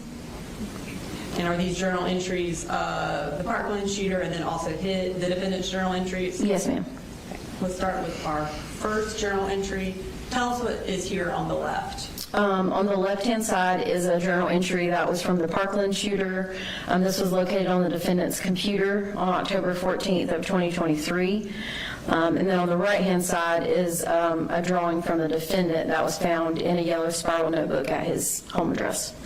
Okay, and as far as similarities, kind of tell us what is similar about these two, or that shows some mimicry between the defendant and the Parkland shooter.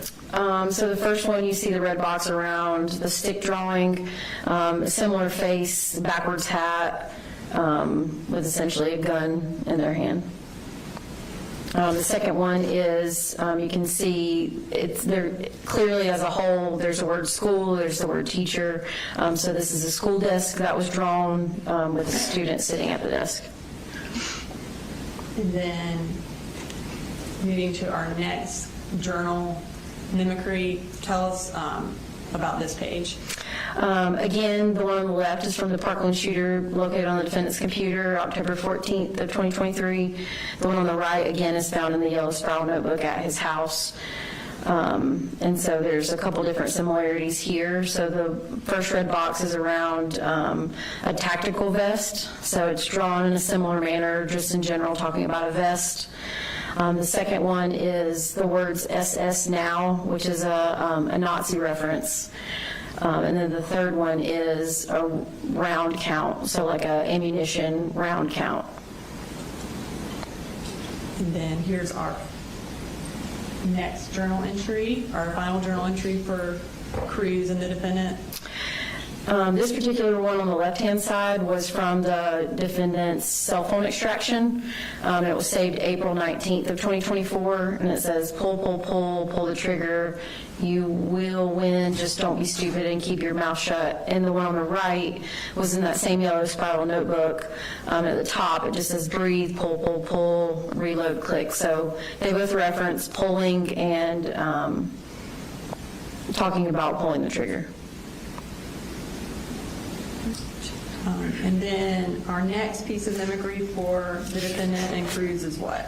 Phone notes that were found in the defendant's cell phone. Okay. And kind of starting with the Cruz's phone note, you mentioned earlier that he had an investigative summary of the defendant's cell phone. Is that what this is? It is, yes. Okay. So this was saved on his phone, on the defendant's phone? Yes. And what does this note say, and when was it written? This note was written December 30th of 2017, and it was actually accessed by the defendant on his cell phone as late as September 4th, the day of the shooting at 8:10 a.m.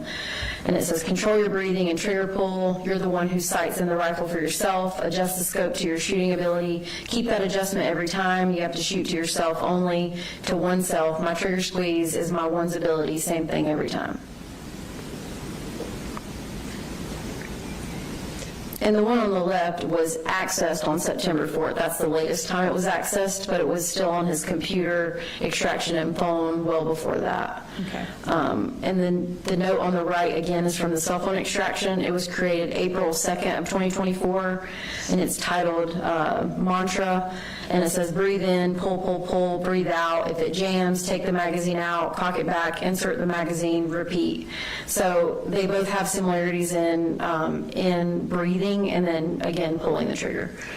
In phone notes, are they something that, for lack of a better term, gain traction within this TCC if they get released? Yes.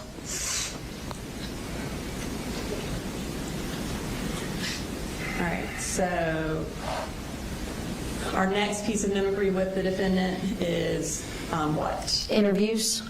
And this is an interview that Cruz did along with the defendant's interview? It is, yes. Okay. So did the defendant talk about listening to Cruz's interview? He did, on his Discord account. So here we have Mandy, this is from August 29th of 2024. Mandy talks about how she's watched the interrogation 7 times, all 10 hours, and then rewatches it a few more times every year. And what does he say in response to that? He says 7. I'm at like 8.5. I'm like halfway through on my 8th time at the moment. So real. It seems like I always catch something new. And so he had sounds like a working knowledge of that interview. In reviewing the defendant's interview in conjunction with Cruz's interview, were there any similarities between the two? Yes, there were several similarities. Okay, and what's the first one that kind of stands out? So this is kind of put into like a chart view. So on the left-hand side is the Parkland shooter interview, what was said, and on the right is the defendant's interview. And the first kind of category is voices.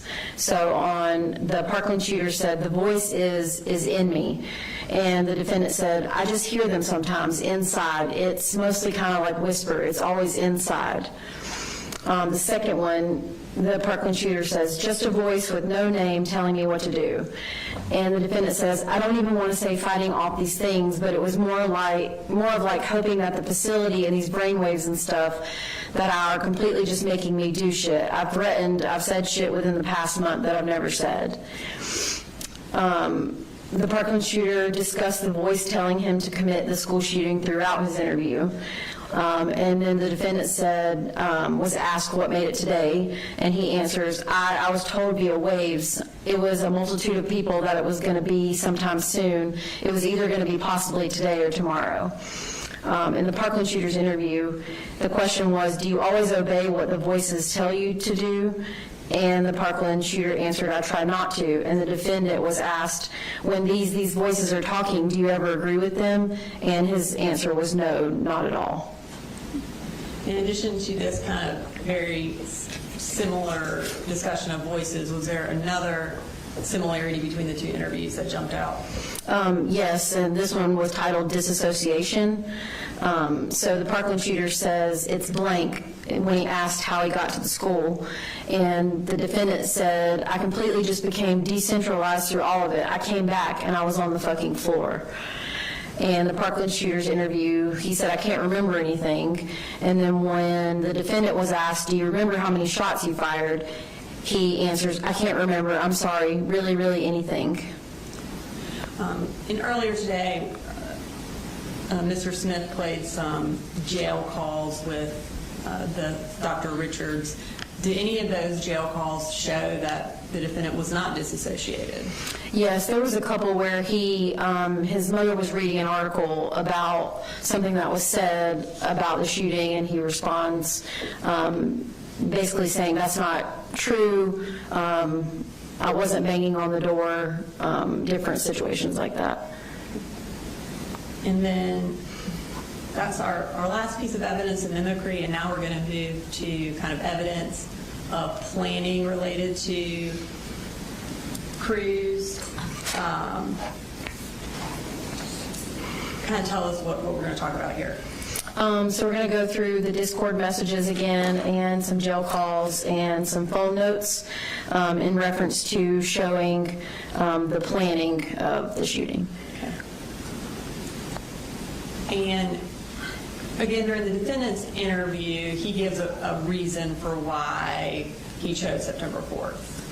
And that was what? In the interview? Mm-hmm. I don't recall exactly what was said. Related to voices telling him, is that accurate? Yes, yes. And we'll play that clip real quick.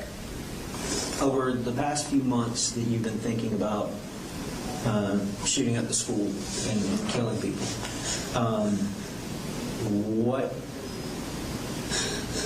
what made it today? Today, I was told via ways, I don't know, it was something that I know was, I heard, it was a multitude of people, that it was going to be sometime soon. So during your review of the evidence, did it appear there was a different reason why he chose September 4th other than the voices told him? Yes, there was. And what was that reason? A surprise for Nick or for Nick's birthday. Okay. And we've already kind of gone over some of these messages, but we have a few more that we didn't review with Mr. or Dr. Richards. From August 31st, can you tell us, are these kind of talking through why he chose September 4th? Yes. Okay. And we'll start with Mandy. This is around, looks like midnight. Did you ever do anything on Nick's B-Day? IDK, why I asked, but just curious. Made a cake for him. I have plans this next time, though. It's so close, isn't it? Yeah, 26 almost, my baby getting old. What you gonna do? Like for his birthday, I want to make it special for him. I hope we're in contact by then. And when is Cruz's birthday? September 24th.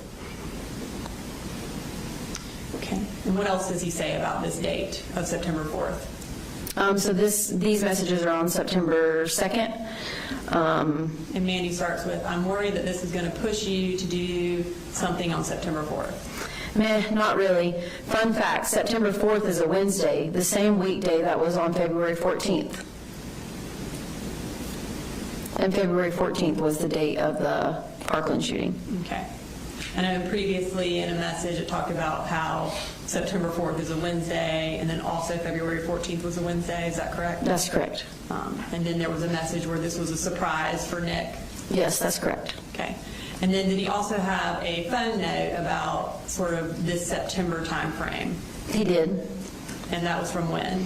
This was dated July 24th of 2024.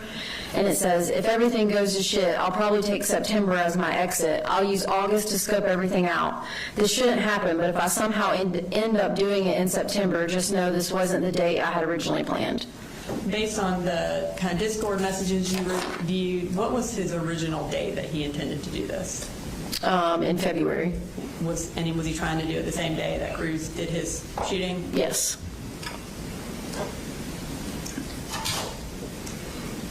Okay, and so in terms of evidence of planning related to Cruz, kind of tell us about this phone note. This note was titled Prison, and it was July 26th of 2024. It says, God, I hope they move me to the Wakulla facility in Florida whenever I'm 18. Hell, move me there now. And who was at that facility? The Parkland shooter. Okay. Now, okay, tell us why this is in the planning section. What does it show? Because this was back in the end of July of 2024, and it's essentially showing that he's going to be going to prison or doing something that's going to cause him to be in prison. Does it also indicate that he was planning on surviving whatever he did? Yes. Okay, and tell us about this. So in terms of, we just talked about going to prison, there was also this edit that was shared with Mandy on Discord on August 29th of 2024, and it references also prison.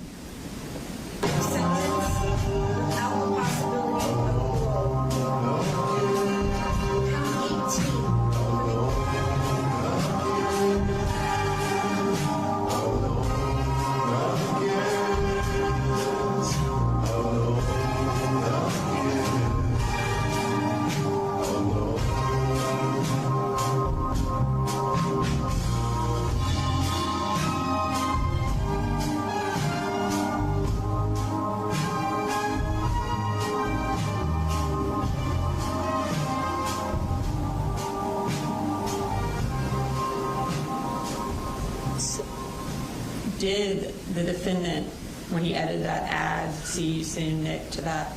He did. Okay, so that was the end of us talking about his idolization of the Parkland shooter. What's the next shooter that we're going to talk about that he idolized? The Sandy Hook shooter. Okay. And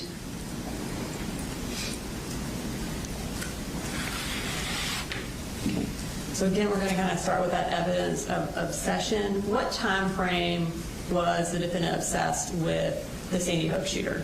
Going back as far as we have the record, so back from October of 2023 until the day of the shooting. Okay.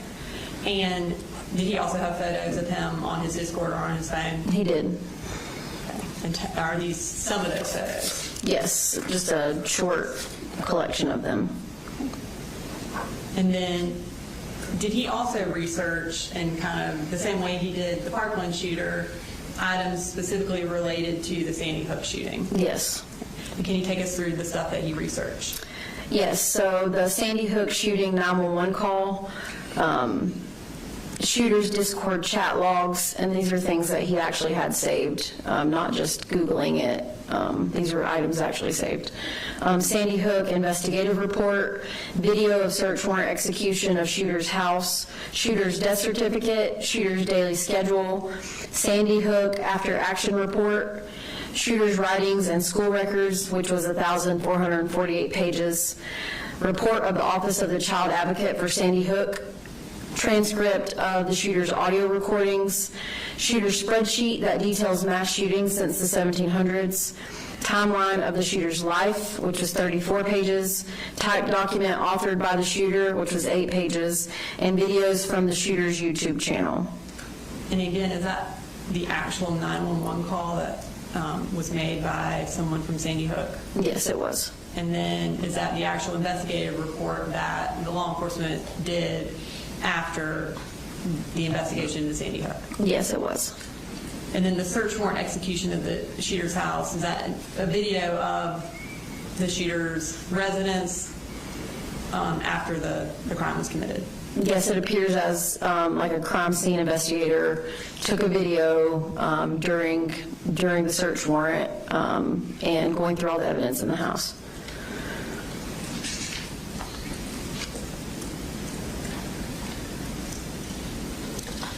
Are there any jail calls where he talks about his obsession with the Sandy Hook shooter with his mother? Yes, this next jail call is from October 13th of 2024. Okay, and this is State Exhibit 280, and we're going to go ahead and play that. I tried from 6 hours ago, and it says, anonymous asked, he saw Adam on a couch telling Colt to go get him another beer. There's just like a pencil drawing of y'all, and it says, he's saying, go get him another beer, and it looks like you're crying. Say that one, please. God, they find I had an obsession, remember? There's not any no comments yet on that one. Do you ever think your son would be like drawn with like a fucking Adam Lanza? No, I've never imagined it in my life. I think I'm training out like all of these pictures because seriously they are extremely cute. Okay, so this is approximately a month and a half after the shooting. And is it accurate that he appears to be excited that he got drawn with Adam Lanza? Yes, he does. Okay. So now we're going to move to evidence of mimicry between the defendant and the Sandy Hook shooter. Okay, so we're going to start with, again, Photographs. Tell us about this one. On the left-hand side, this was a photograph that was shared on Discord by the defendant on May 20th of 2023. And then the one on the right is a photograph that was found on the defendant's phone. I know that it was taken prior to July of 2024 because that's when his hair was dyed. In addition to that, was there kind of a specific mimicry that the defendant did related to Lanza that he did not do with the Parkland shooter? Yes, in reference to the crime scene. Okay. And Mr. Smith talked about this a little bit with Dr. Richards, but kind of tell us what exactly he mimicked. So on the left-hand side is the Sandy Hook shooter. These are screenshots that I took of the specific crime scene video that was on the defendant's computer. He accessed it November 19th of 2023, and it's a photograph of the Sandy Hook shooter's computer tower, and it was destroyed. The hard drive was destroyed, and then you can see on the right-hand side is a picture from the defendant's room the morning of the shooting. You can see that the hard drive was taken out and the tower was destroyed, and there's also screwdrivers laying out and tools just like in the Sandy Hook shooter's Okay. And during his interview, the defendant indicated that he did that because he was paranoid. Is that correct? That's correct. And during jail calls, does there appear to be a different reason why he actually destroyed his computer? Yes. And what was that? To be like Lanza. And this is a jail call from October 12th. It states that at 279 between the defendant and his mother, and we'll play that clip. Next comment, how could anyone look at this kid twice and think that he was just like Lanza, in quotes? I guess people have been saying that. What's in my room that you can't really see the computer on the floor?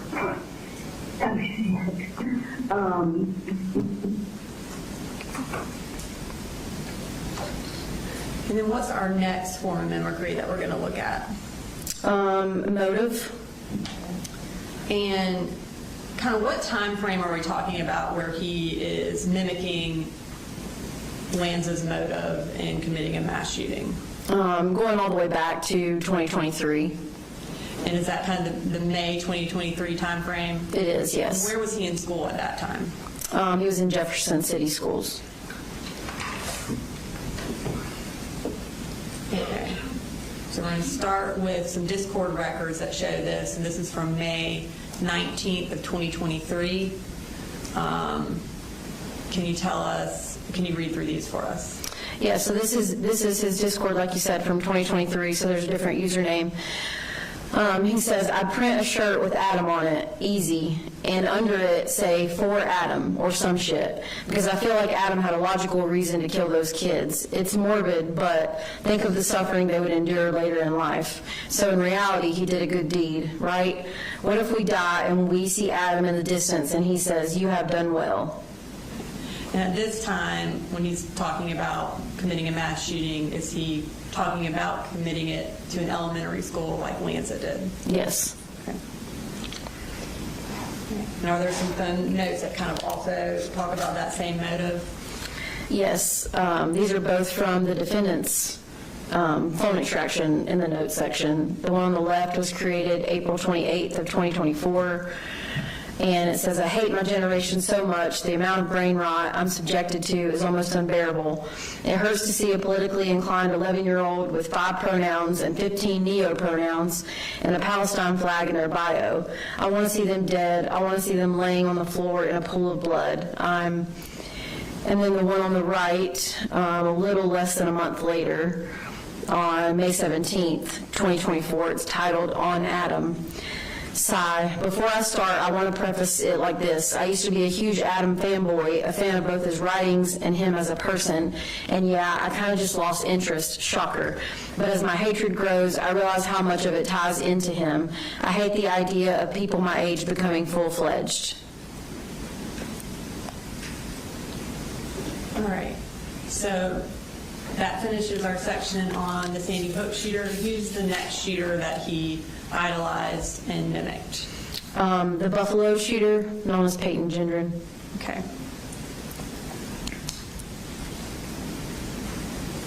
And we'll talk briefly about some evidence of his obsession with him. Again, does he have lots of photos of him on his phone? Yes, on his Discord and his phone. Okay. And did he also do a lot of research on him? He did. For the Buffalo shooter, there was a Discord transcript for the shooter. It was the shooter's manifesto, pictures, list of writing on the shooter's gun, a shooter criminal complaint, and an earnest manifesto. Okay. And is there evidence of mimicry that's related to the Buffalo shooter? There is, yes. Okay. And again, are there some, at least a photo that he mimicked? Yes. Okay, so we'll start with that. Tell us about this slide. So the one on the left is the Buffalo shooter, was saved by the defendant August 18th of 2024. And then the ones on the right are of the defendant, both of them, and they were located on the defendant's cell phone. Okay. What's the next kind of mimicry that the defendant did related to the Buffalo shooter? The writing on the gun. Okay. tell us about this piece of evidence. This is one of the notes that was saved on the defendant's cell phone. It's titled "On Gun," and this was the creation time was May 11th, 2024. And this is a list of essentially things to write on the gun that were also written on the Buffalo shooter's gun, some of them. And what's the type of writing that he has on here? Like, what is kind of the general idea of the words that he's... hate speech, racist propaganda. Okay. And you indicated that the title was "On Gun." At this time, did the defendant have the rifle that he used to commit the school shooting on September 4th? Yes, he did. Okay. And specifically, this 1352, was that on the Buffalo shooter's gun? It was, yes. And is that also racist propaganda? It is. Okay.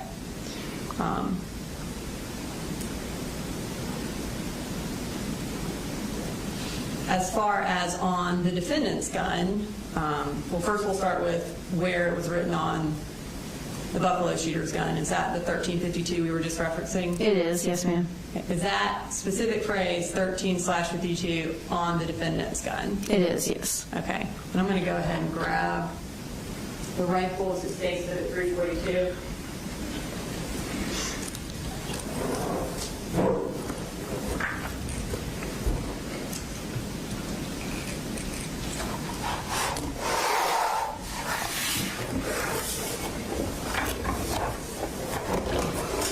Do you recognize that? When do you recognize that? This was the firearm that was collected from Apalachee High School on September 4th. Your Honor, this time I'll introduce some evidence, say Exhibit 342. Mr. Allen, any objection? Submitted. Okay. Can you tell us, show us where on the defendant's rifle this 1352 was written?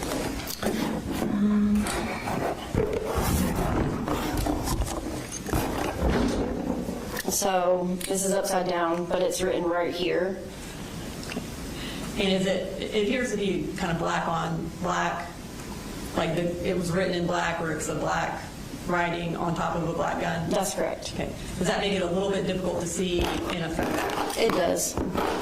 Because of that, were you able to, on the PowerPoint, trace it to make it more visible? I did do that to make it easier. It's a little bit more visible in person rather than in a photograph. Okay. And does this trace the 52? It does. 52? Okay. In addition to having the exact same phrase that Gendron had on his gun, does the defendant have other things written on his gun? He does. Okay. And again, is it kind of black on black, so a little difficult to see? That's correct. The first phrase to the left, again, we'll trace it, but can you tell the court what that says? Yes, it's a \CM \, and then there's an emoji that he used a lot in his Discord messages, \R9K \, and this would have been located right here. Okay. And based on your research, training, experience, does this appear to be a reference to something in particular? Yes. So in reference to the CM, cute male \, with the emoji, and then \R9K, which was a popular 4chan chat room, similar to like the Discord stuff. And is that like a chat room that the TCC was involved with? Or- Yes, like-minded individuals with violent urges to talk about ordinary people. And then also up here on the top right, what was the writing on that part of the gun? This is just a heart with an exclamation point, and it's right here. Okay.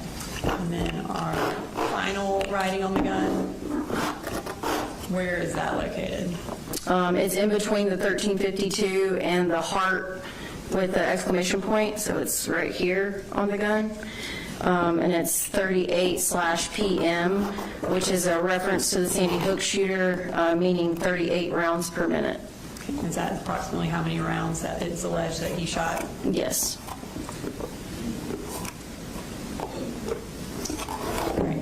we're moving to the final mass shooter that the defendant idolized, and who is that? Can we put this back over here?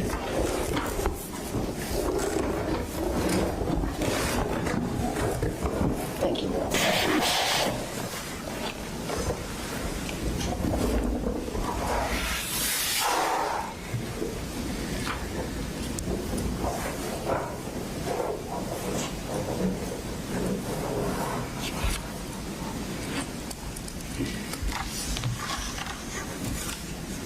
And that was the Aurora Theater shooter. Okay. And that was in Colorado? Yes. Okay. So again, we'll first start with some of his evidence of obsession with this individual. Did he have photos saved on his phone in Discord similar to the other mass shooters that he idolized? Yes, he did. Okay.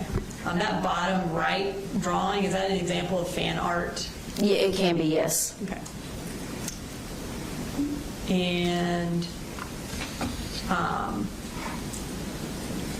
what does this say reference to? This is another phone note from August 9th of 2024, so a little less than a month before the school shooting. And there wasn't a title, and it says, "Hi, James, sorry, this is almost surreal for me, ha. I debated sending a letter because I kind of figured it'd just be denied, but here we are. So how are you? You okay? I'll try to be as pure, but Allenwood has quite a lot of regulations as far as mail goes, so please." So this appeared to be like a draft of an email he was going to send to Holmes? Yes. And did it appear that he ever actually wrote an email to him? No, he did not, but he did do research as to what facility he was at and saved a screenshot of where to send mail to. Did the defendant also do a lot of research on James Holmes? Yes, he did. Okay, tell us about that. There were journal pages from the shooter. There were prison records related to the shooter. Viewed a documentary related to the psychiatric evaluation of the shooter. He Googled James Holmes' gear, saved numerous photos of the shooter, and post-shooting had numerous conversations from custody about the Aurora Theater shooter. So post-September 4th, did his obsession kind of shift from Cruz being his main obsession to Holmes being the main obsession? It appeared that way. Okay.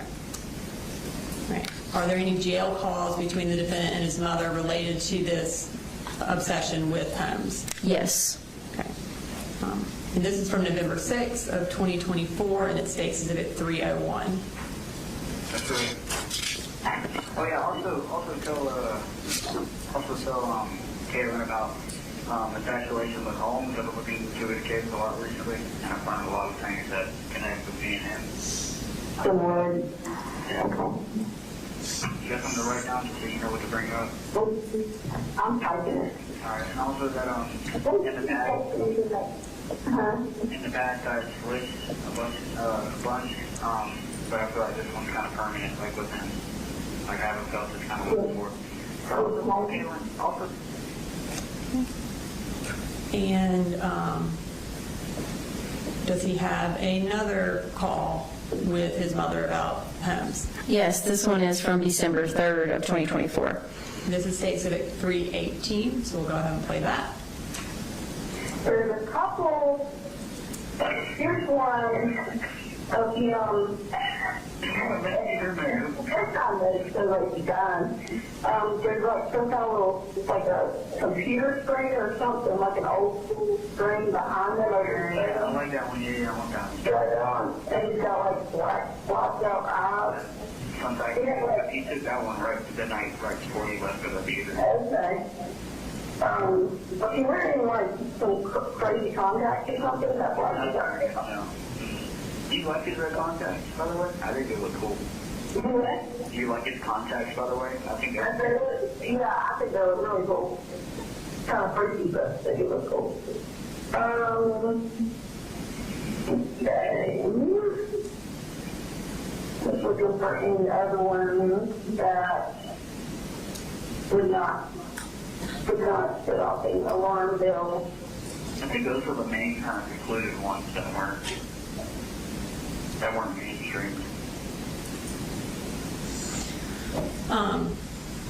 So talking a little bit more about that, the defendant references, I want that one. Is there an indication from these jail calls that the defendant's mother is actually bringing him pictures of homes? Yes, it seems that way. Okay.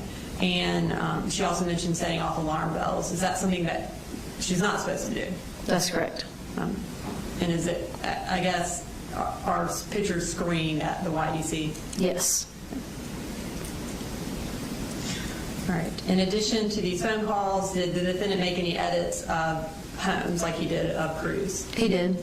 Okay. And is this one of those edits that he made? It was, and this one was a few days prior to the shooting and was shared with Mandy on Discord.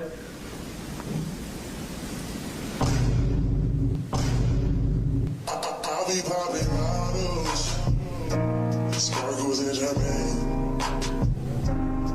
VIP my section, royalty looking sexy, you know that be my thing.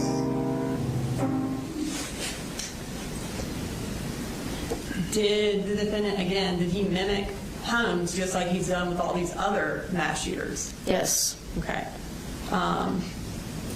And did he mimic photos? He did. Okay. We'll start with this first one. The photo on the left-hand side is the Aurora Theater shooter, and this photo was shared with Mandy on Discord a couple days prior to the shooting, and the one on the right is of the defendant and was shared with Mandy on Discord on September 2nd of 2024. Okay. And then tell us about this also from September 2nd of 2024. So this is a Discord chat in reference to the photographs, and he says, James Holmes sheets, red silk. And in addition to having these pictures showing the defendant with red sheets and James Holmes with red sheets, do him and his mother also talk about these red sheets on a jail call? They do. Okay. And what's the date of that phone call? A call on December 3rd of 2024. So now we're at 3 months after the shooting, and he is still talking about James Holmes. Is that correct? That's correct. Okay, and this is from State Exhibit 317. Here's one of him with his armchair, and it looks like he's laying in a bed, and he's got earbuds. Yeah, I want that one, yeah, that one. With his tongue sticking out. That contract, that image was actually what inspired me to get my run sheet. What? Yeah, if you guys... Oh my God, sure looking I can get his apartment crime scene photos, you can go have them too, so that's why. Oh my God.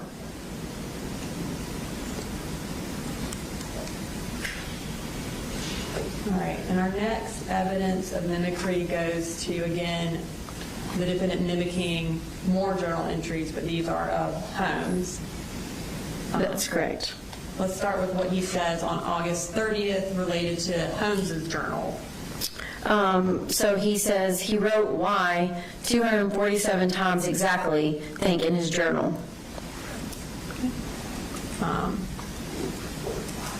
Right, so on the left here, we have Holmes's actual journal, is that correct? That's correct. And did the defendant have that on his phone?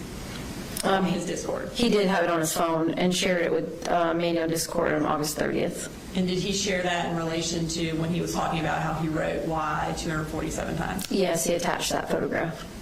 So on the right, what do we have? On the right, this is a page from a binder that was at the school on the day of the shooting, and the word why is written out numerous times. This appeared to mimic the defendant's journal. Does it appear to mimic Holmes's journal? Yes, it does. And based on your training and experience and kind of your research into this case, what would be the purpose of someone having the exact same journal as another mass shooter? Just trying to gain traction within the TCEC, or just to show some sort of unhealthy admiration of a mass shooter.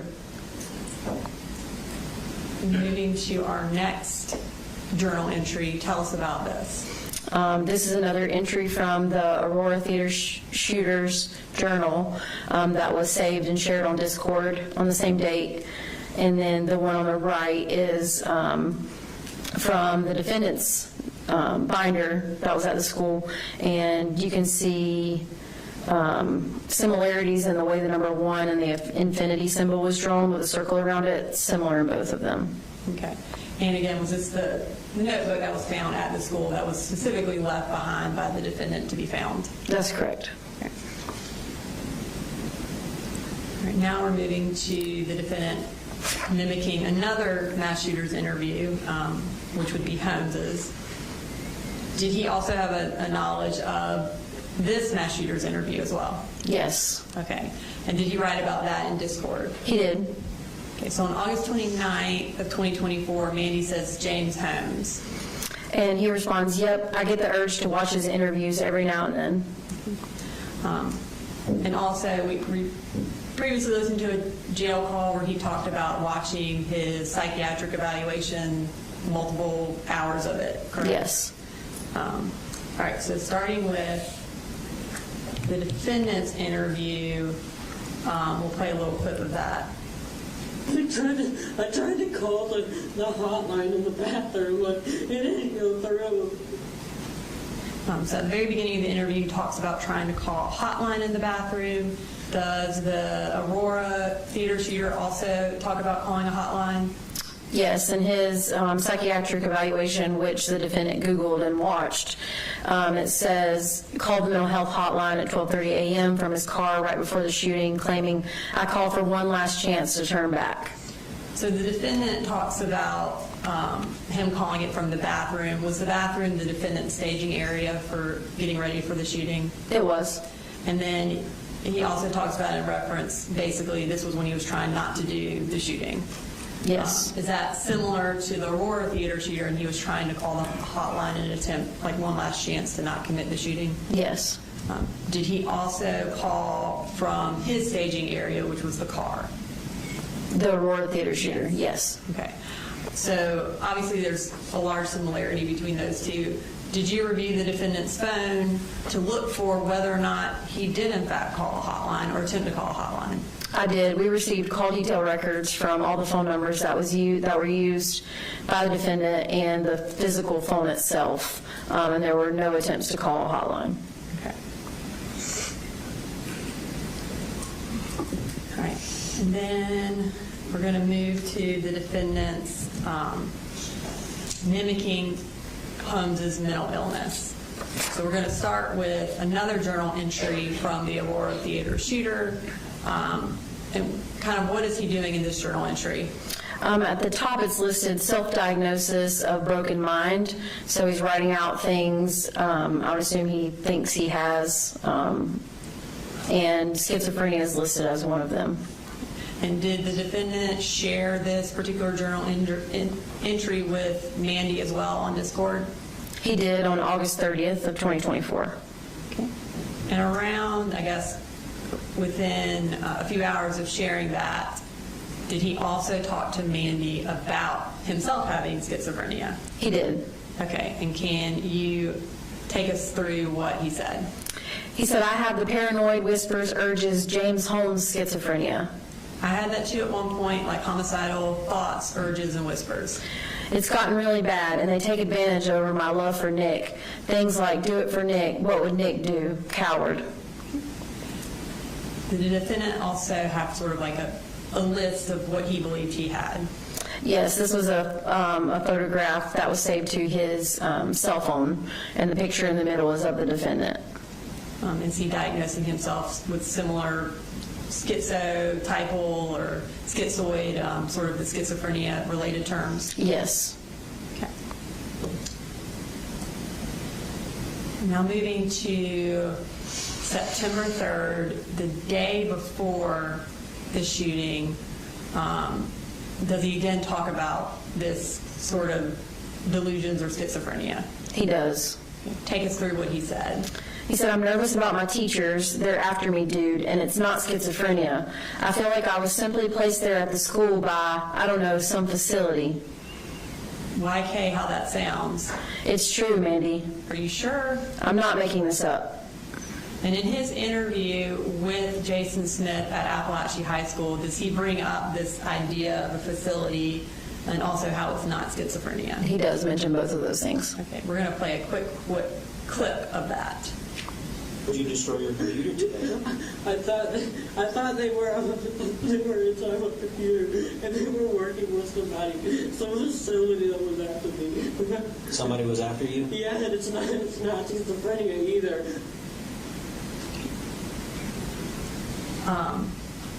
And then him and Mandy talk further about this idea of somebody being after him. Also on September 3rd, she asks, who is the facility, and what does he say? Something I feel like was after James, and now it's after me. And is he referring to James Holmes? He is. And then Mandy says, I don't mean to be that person, and I do believe in some conspiracies, but there's no organized group after you. I swear, dude, like the FBI drives past me every time I'm out. In Holmes's interview or in his psychiatric evaluations that the defendant watched, did Holmes also talk about the FBI being after him and cars driving by his house? Yes, in the exact same way. Okay.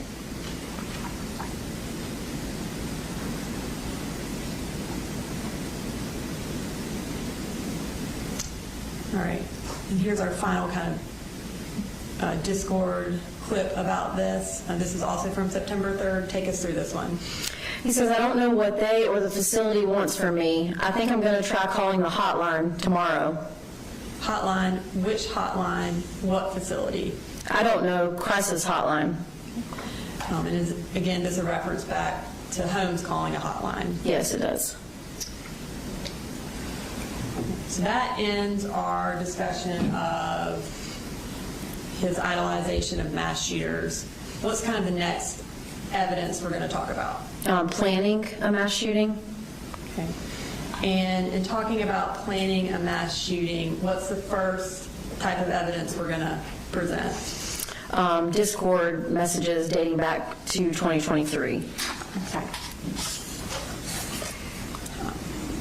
And I think Dr. Richards talked about this, and then the defendant talked about it in his interview, but was the defendant investigated by the Jackson County Sheriff's Office in May of 2023 related to making school shooter threats on Discord? He was. At the conclusion of that investigation, what happened? Colt denied being on Discord or using that, saying someone hacked his account, and ultimately there was nothing further from that. In investigating the Apalachee school shooting, did the investigation entail getting the actual records from May of 2023? Yes. And was the defendant the actual person who did in fact make school shooter threats in May of 2023? Yes. Okay. And do we have those particular threats that he made produced here on this PowerPoint? We do. So we're going to start with from May 20th of 2023. Where is he making these threats? On Discord in a server, so it's similar to what a group chat would be like. So several people can be part of the chat at the same time. And was it someone from that chat who ultimately reported him to the FBI? Yes. Okay. And take us through what he said. So this was May 20th of 2023. I have a Bushmaster coming in today, the shotgun, me and Smiggles. I need ideas for where to shoot. A targeting and elementary. I'm saving them from a life of suffering, as Adam put it. And that's referring back to the Sandy Hook shooter. Okay. And we're moving still on May 20th. And the thing with elementary schools is that it's easy, and I have a reason. Little kids, I'm saving them. Easy kills if you can aim right. And here are some more threats. Also from May 20th. He says, I'm committing a mass shooting, and I'm waiting a good 2 to 3 years, exactly. I can't kill myself yet because I'm not contributing anything to culture. I need to go out knowing I did. And then it looks like Love Letter responded, OMG, have people idolize you and read what you wrote and everything you did. That's a good way to die, knowing you left your mark. Right? And most people don't understand that. And then this kind of final one, He says women simp over mass shooters. is this kind of in relation to why someone might commit a mass shooting? Yes, just to kind of have that unhealthy obsession over them. All right, so in addition to making these threats on the server, did he also specifically talk to Smiggles, another user, about committing a school shooting in May of 2023? Yes, he did. Okay.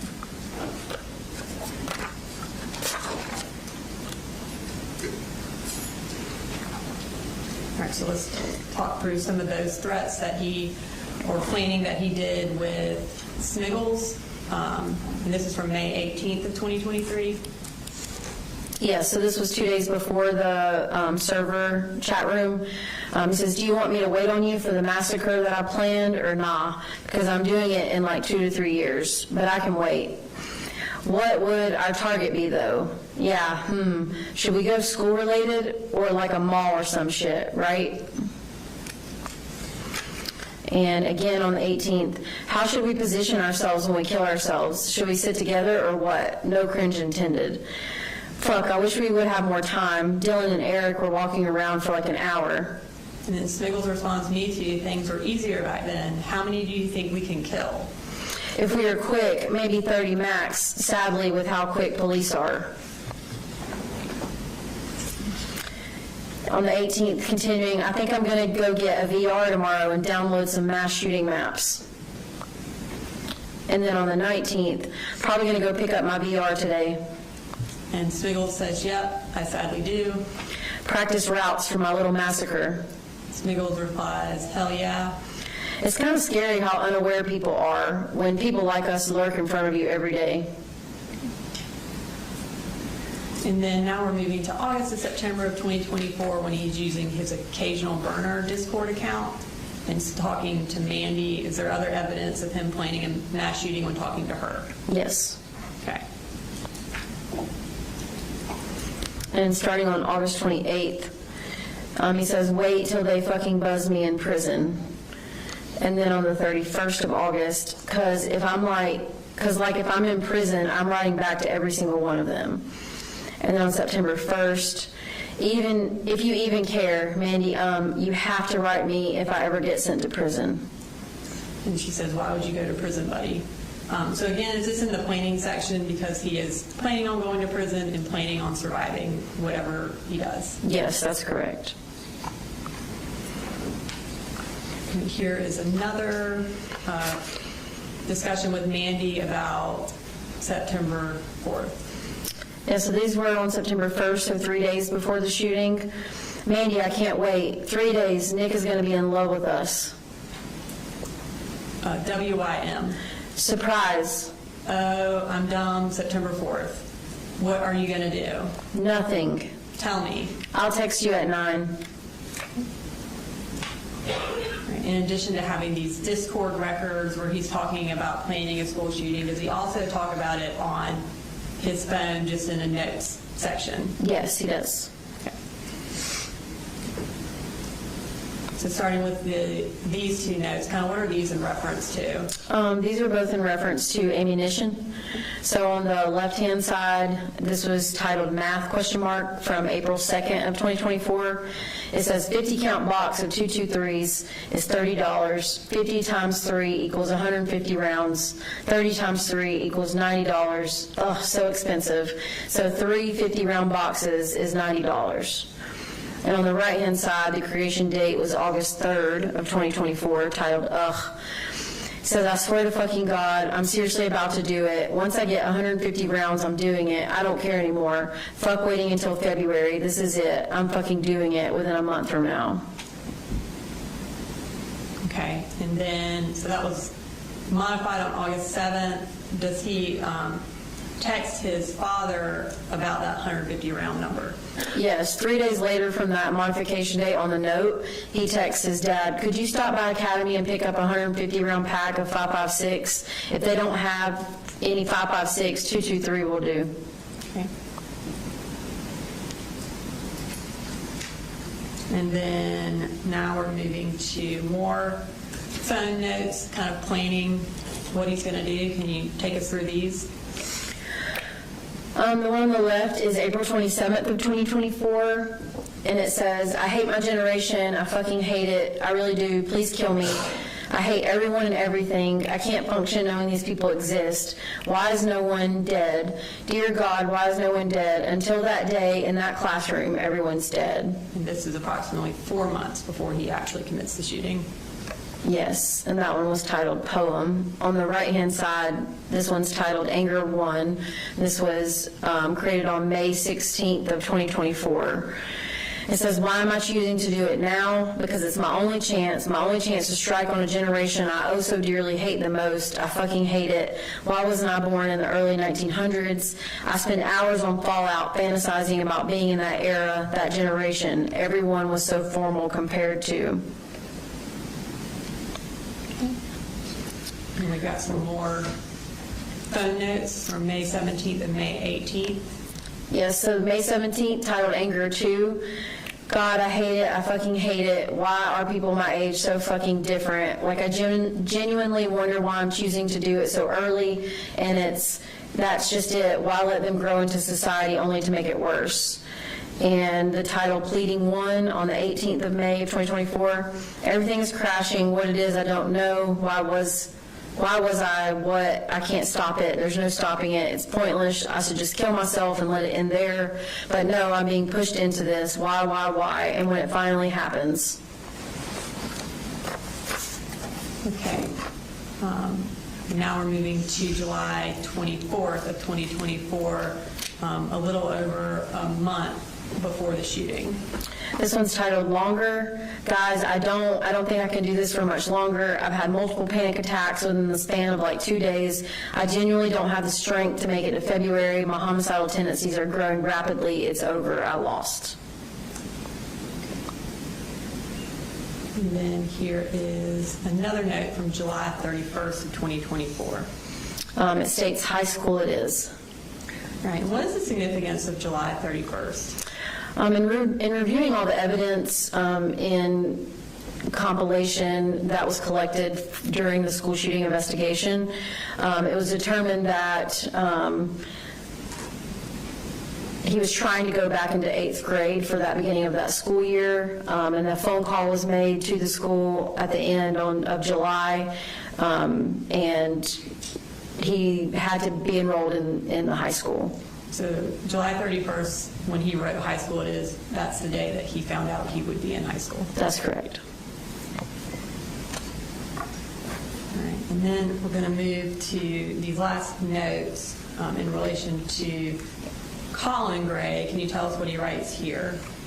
On July 4th of 2024, it's titled Dad, and it says, I swear to fucking God, my dad might end up as one of the victims.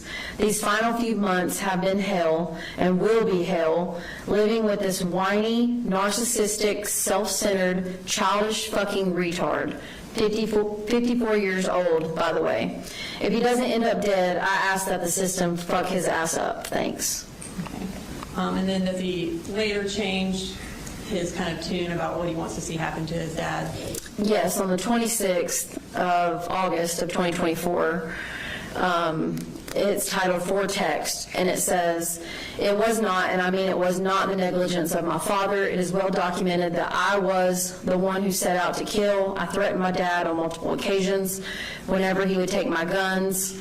He was scared. He knew I wouldn't be able to control myself, and I would only put him and my siblings at risk. He was cornered. Well, he should have just called 911.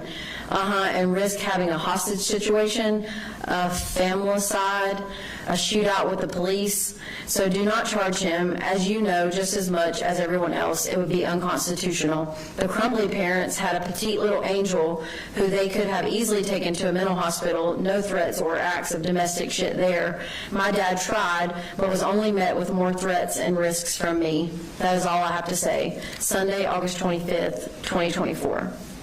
So this is 9 days before he commits the shooting, and it appears he's attempting to cover for or planning to cover for his dad. Is that correct? That's correct. And does he continue that narrative when he talks to police after he commits the shooting? Yes, he does. Okay. We're going to play kind of a clip from his interview where he does attempt to cover for his dad. Can you tell us about the pictures that are going to show up on the screen as we're playing that interview? So going through the defendant's cell phone extraction, there are numerous photos of himself with 2 different types of guns in his possession in his room, along with boxes of ammunition, magazines, and it was from a period of time in these particular photos dating back to the beginning of August until the day of the shooting. There were several others found before he even dyed his hair, dating back to May, in which he had photographs of himself with weapons in his room. So all of these photos would be, or most of these photos would be from approximately August to September, where essentially the defendant says the guns were hidden from him. Is that correct? That's correct. All right, so we're going to play that clip and shows those photos that were found on the defendant's phone. So you said you looked for a while for the gun today? Yes, sir, because he hid it. That's what I'm trying to say. It wasn't his fault because... Where did he normally keep it? In his room. Do you know where in his room? I think in his closet, but when I found it, I think it was in his toolbox. I can't remember. He definitely just tried his hardest. I know he did. Okay, but you told your dad. When did you tell your dad to move it? You said was it months ago or days ago? It was like a month ago. I definitely been fighting this off for so long. Oh my God, this is so dramatic. I know for all of you, I'm so sorry. And you said you think it was in his toolbox? I think it was, yes. It was somewhere really well hidden. In reviewing the jail calls, did you find any calls where the defendant and his mother specifically talk about where the rifle was the morning of the shooting? Yes. Okay. And is that conversation inconsistent with what he told police? Yes, it is. Okay. And when's that conversation from? December 7th of 2024. Okay. And this is stated at 3:45. We're going to play this clip. All the legal actions that he put us through and all the mental health shit that I told him about, he's not taking the guns away. It's more than enough. Maybe I should say they weren't even put up. They were like, that rifle was in my room that morning, and it didn't stay in my room. Every single magazine, box of ammo, shotgun was all in my room that morning. And I actually went to his room and planted most of it there because I felt so bad about him not getting locked up. Or did you not tell him that? No, I'm telling that. Friends, I did that. Look, you need to tell them that stuff. You have to. That's what I told him. I told him that it was your dad didn't put anything away. And the reason I told him that is because it pissed me off, because I had been telling him he needed to put all that shit in his truck for weeks. But anyway, we can't change it now, but. Okay. So now, still in the line of talking about the defendant planning this mass shooting, in the actual execution of his shooting, did he imitate previous mass shooters? Yes, he did. Okay. Ms. Brooks, is there a chance we can start here tomorrow, or? We can. Yeah, we probably have about 30 more minutes. This is probably a good stopping point. All right, well, let's break for the day. 9 o'clock tomorrow work? All right, 9 o'clock.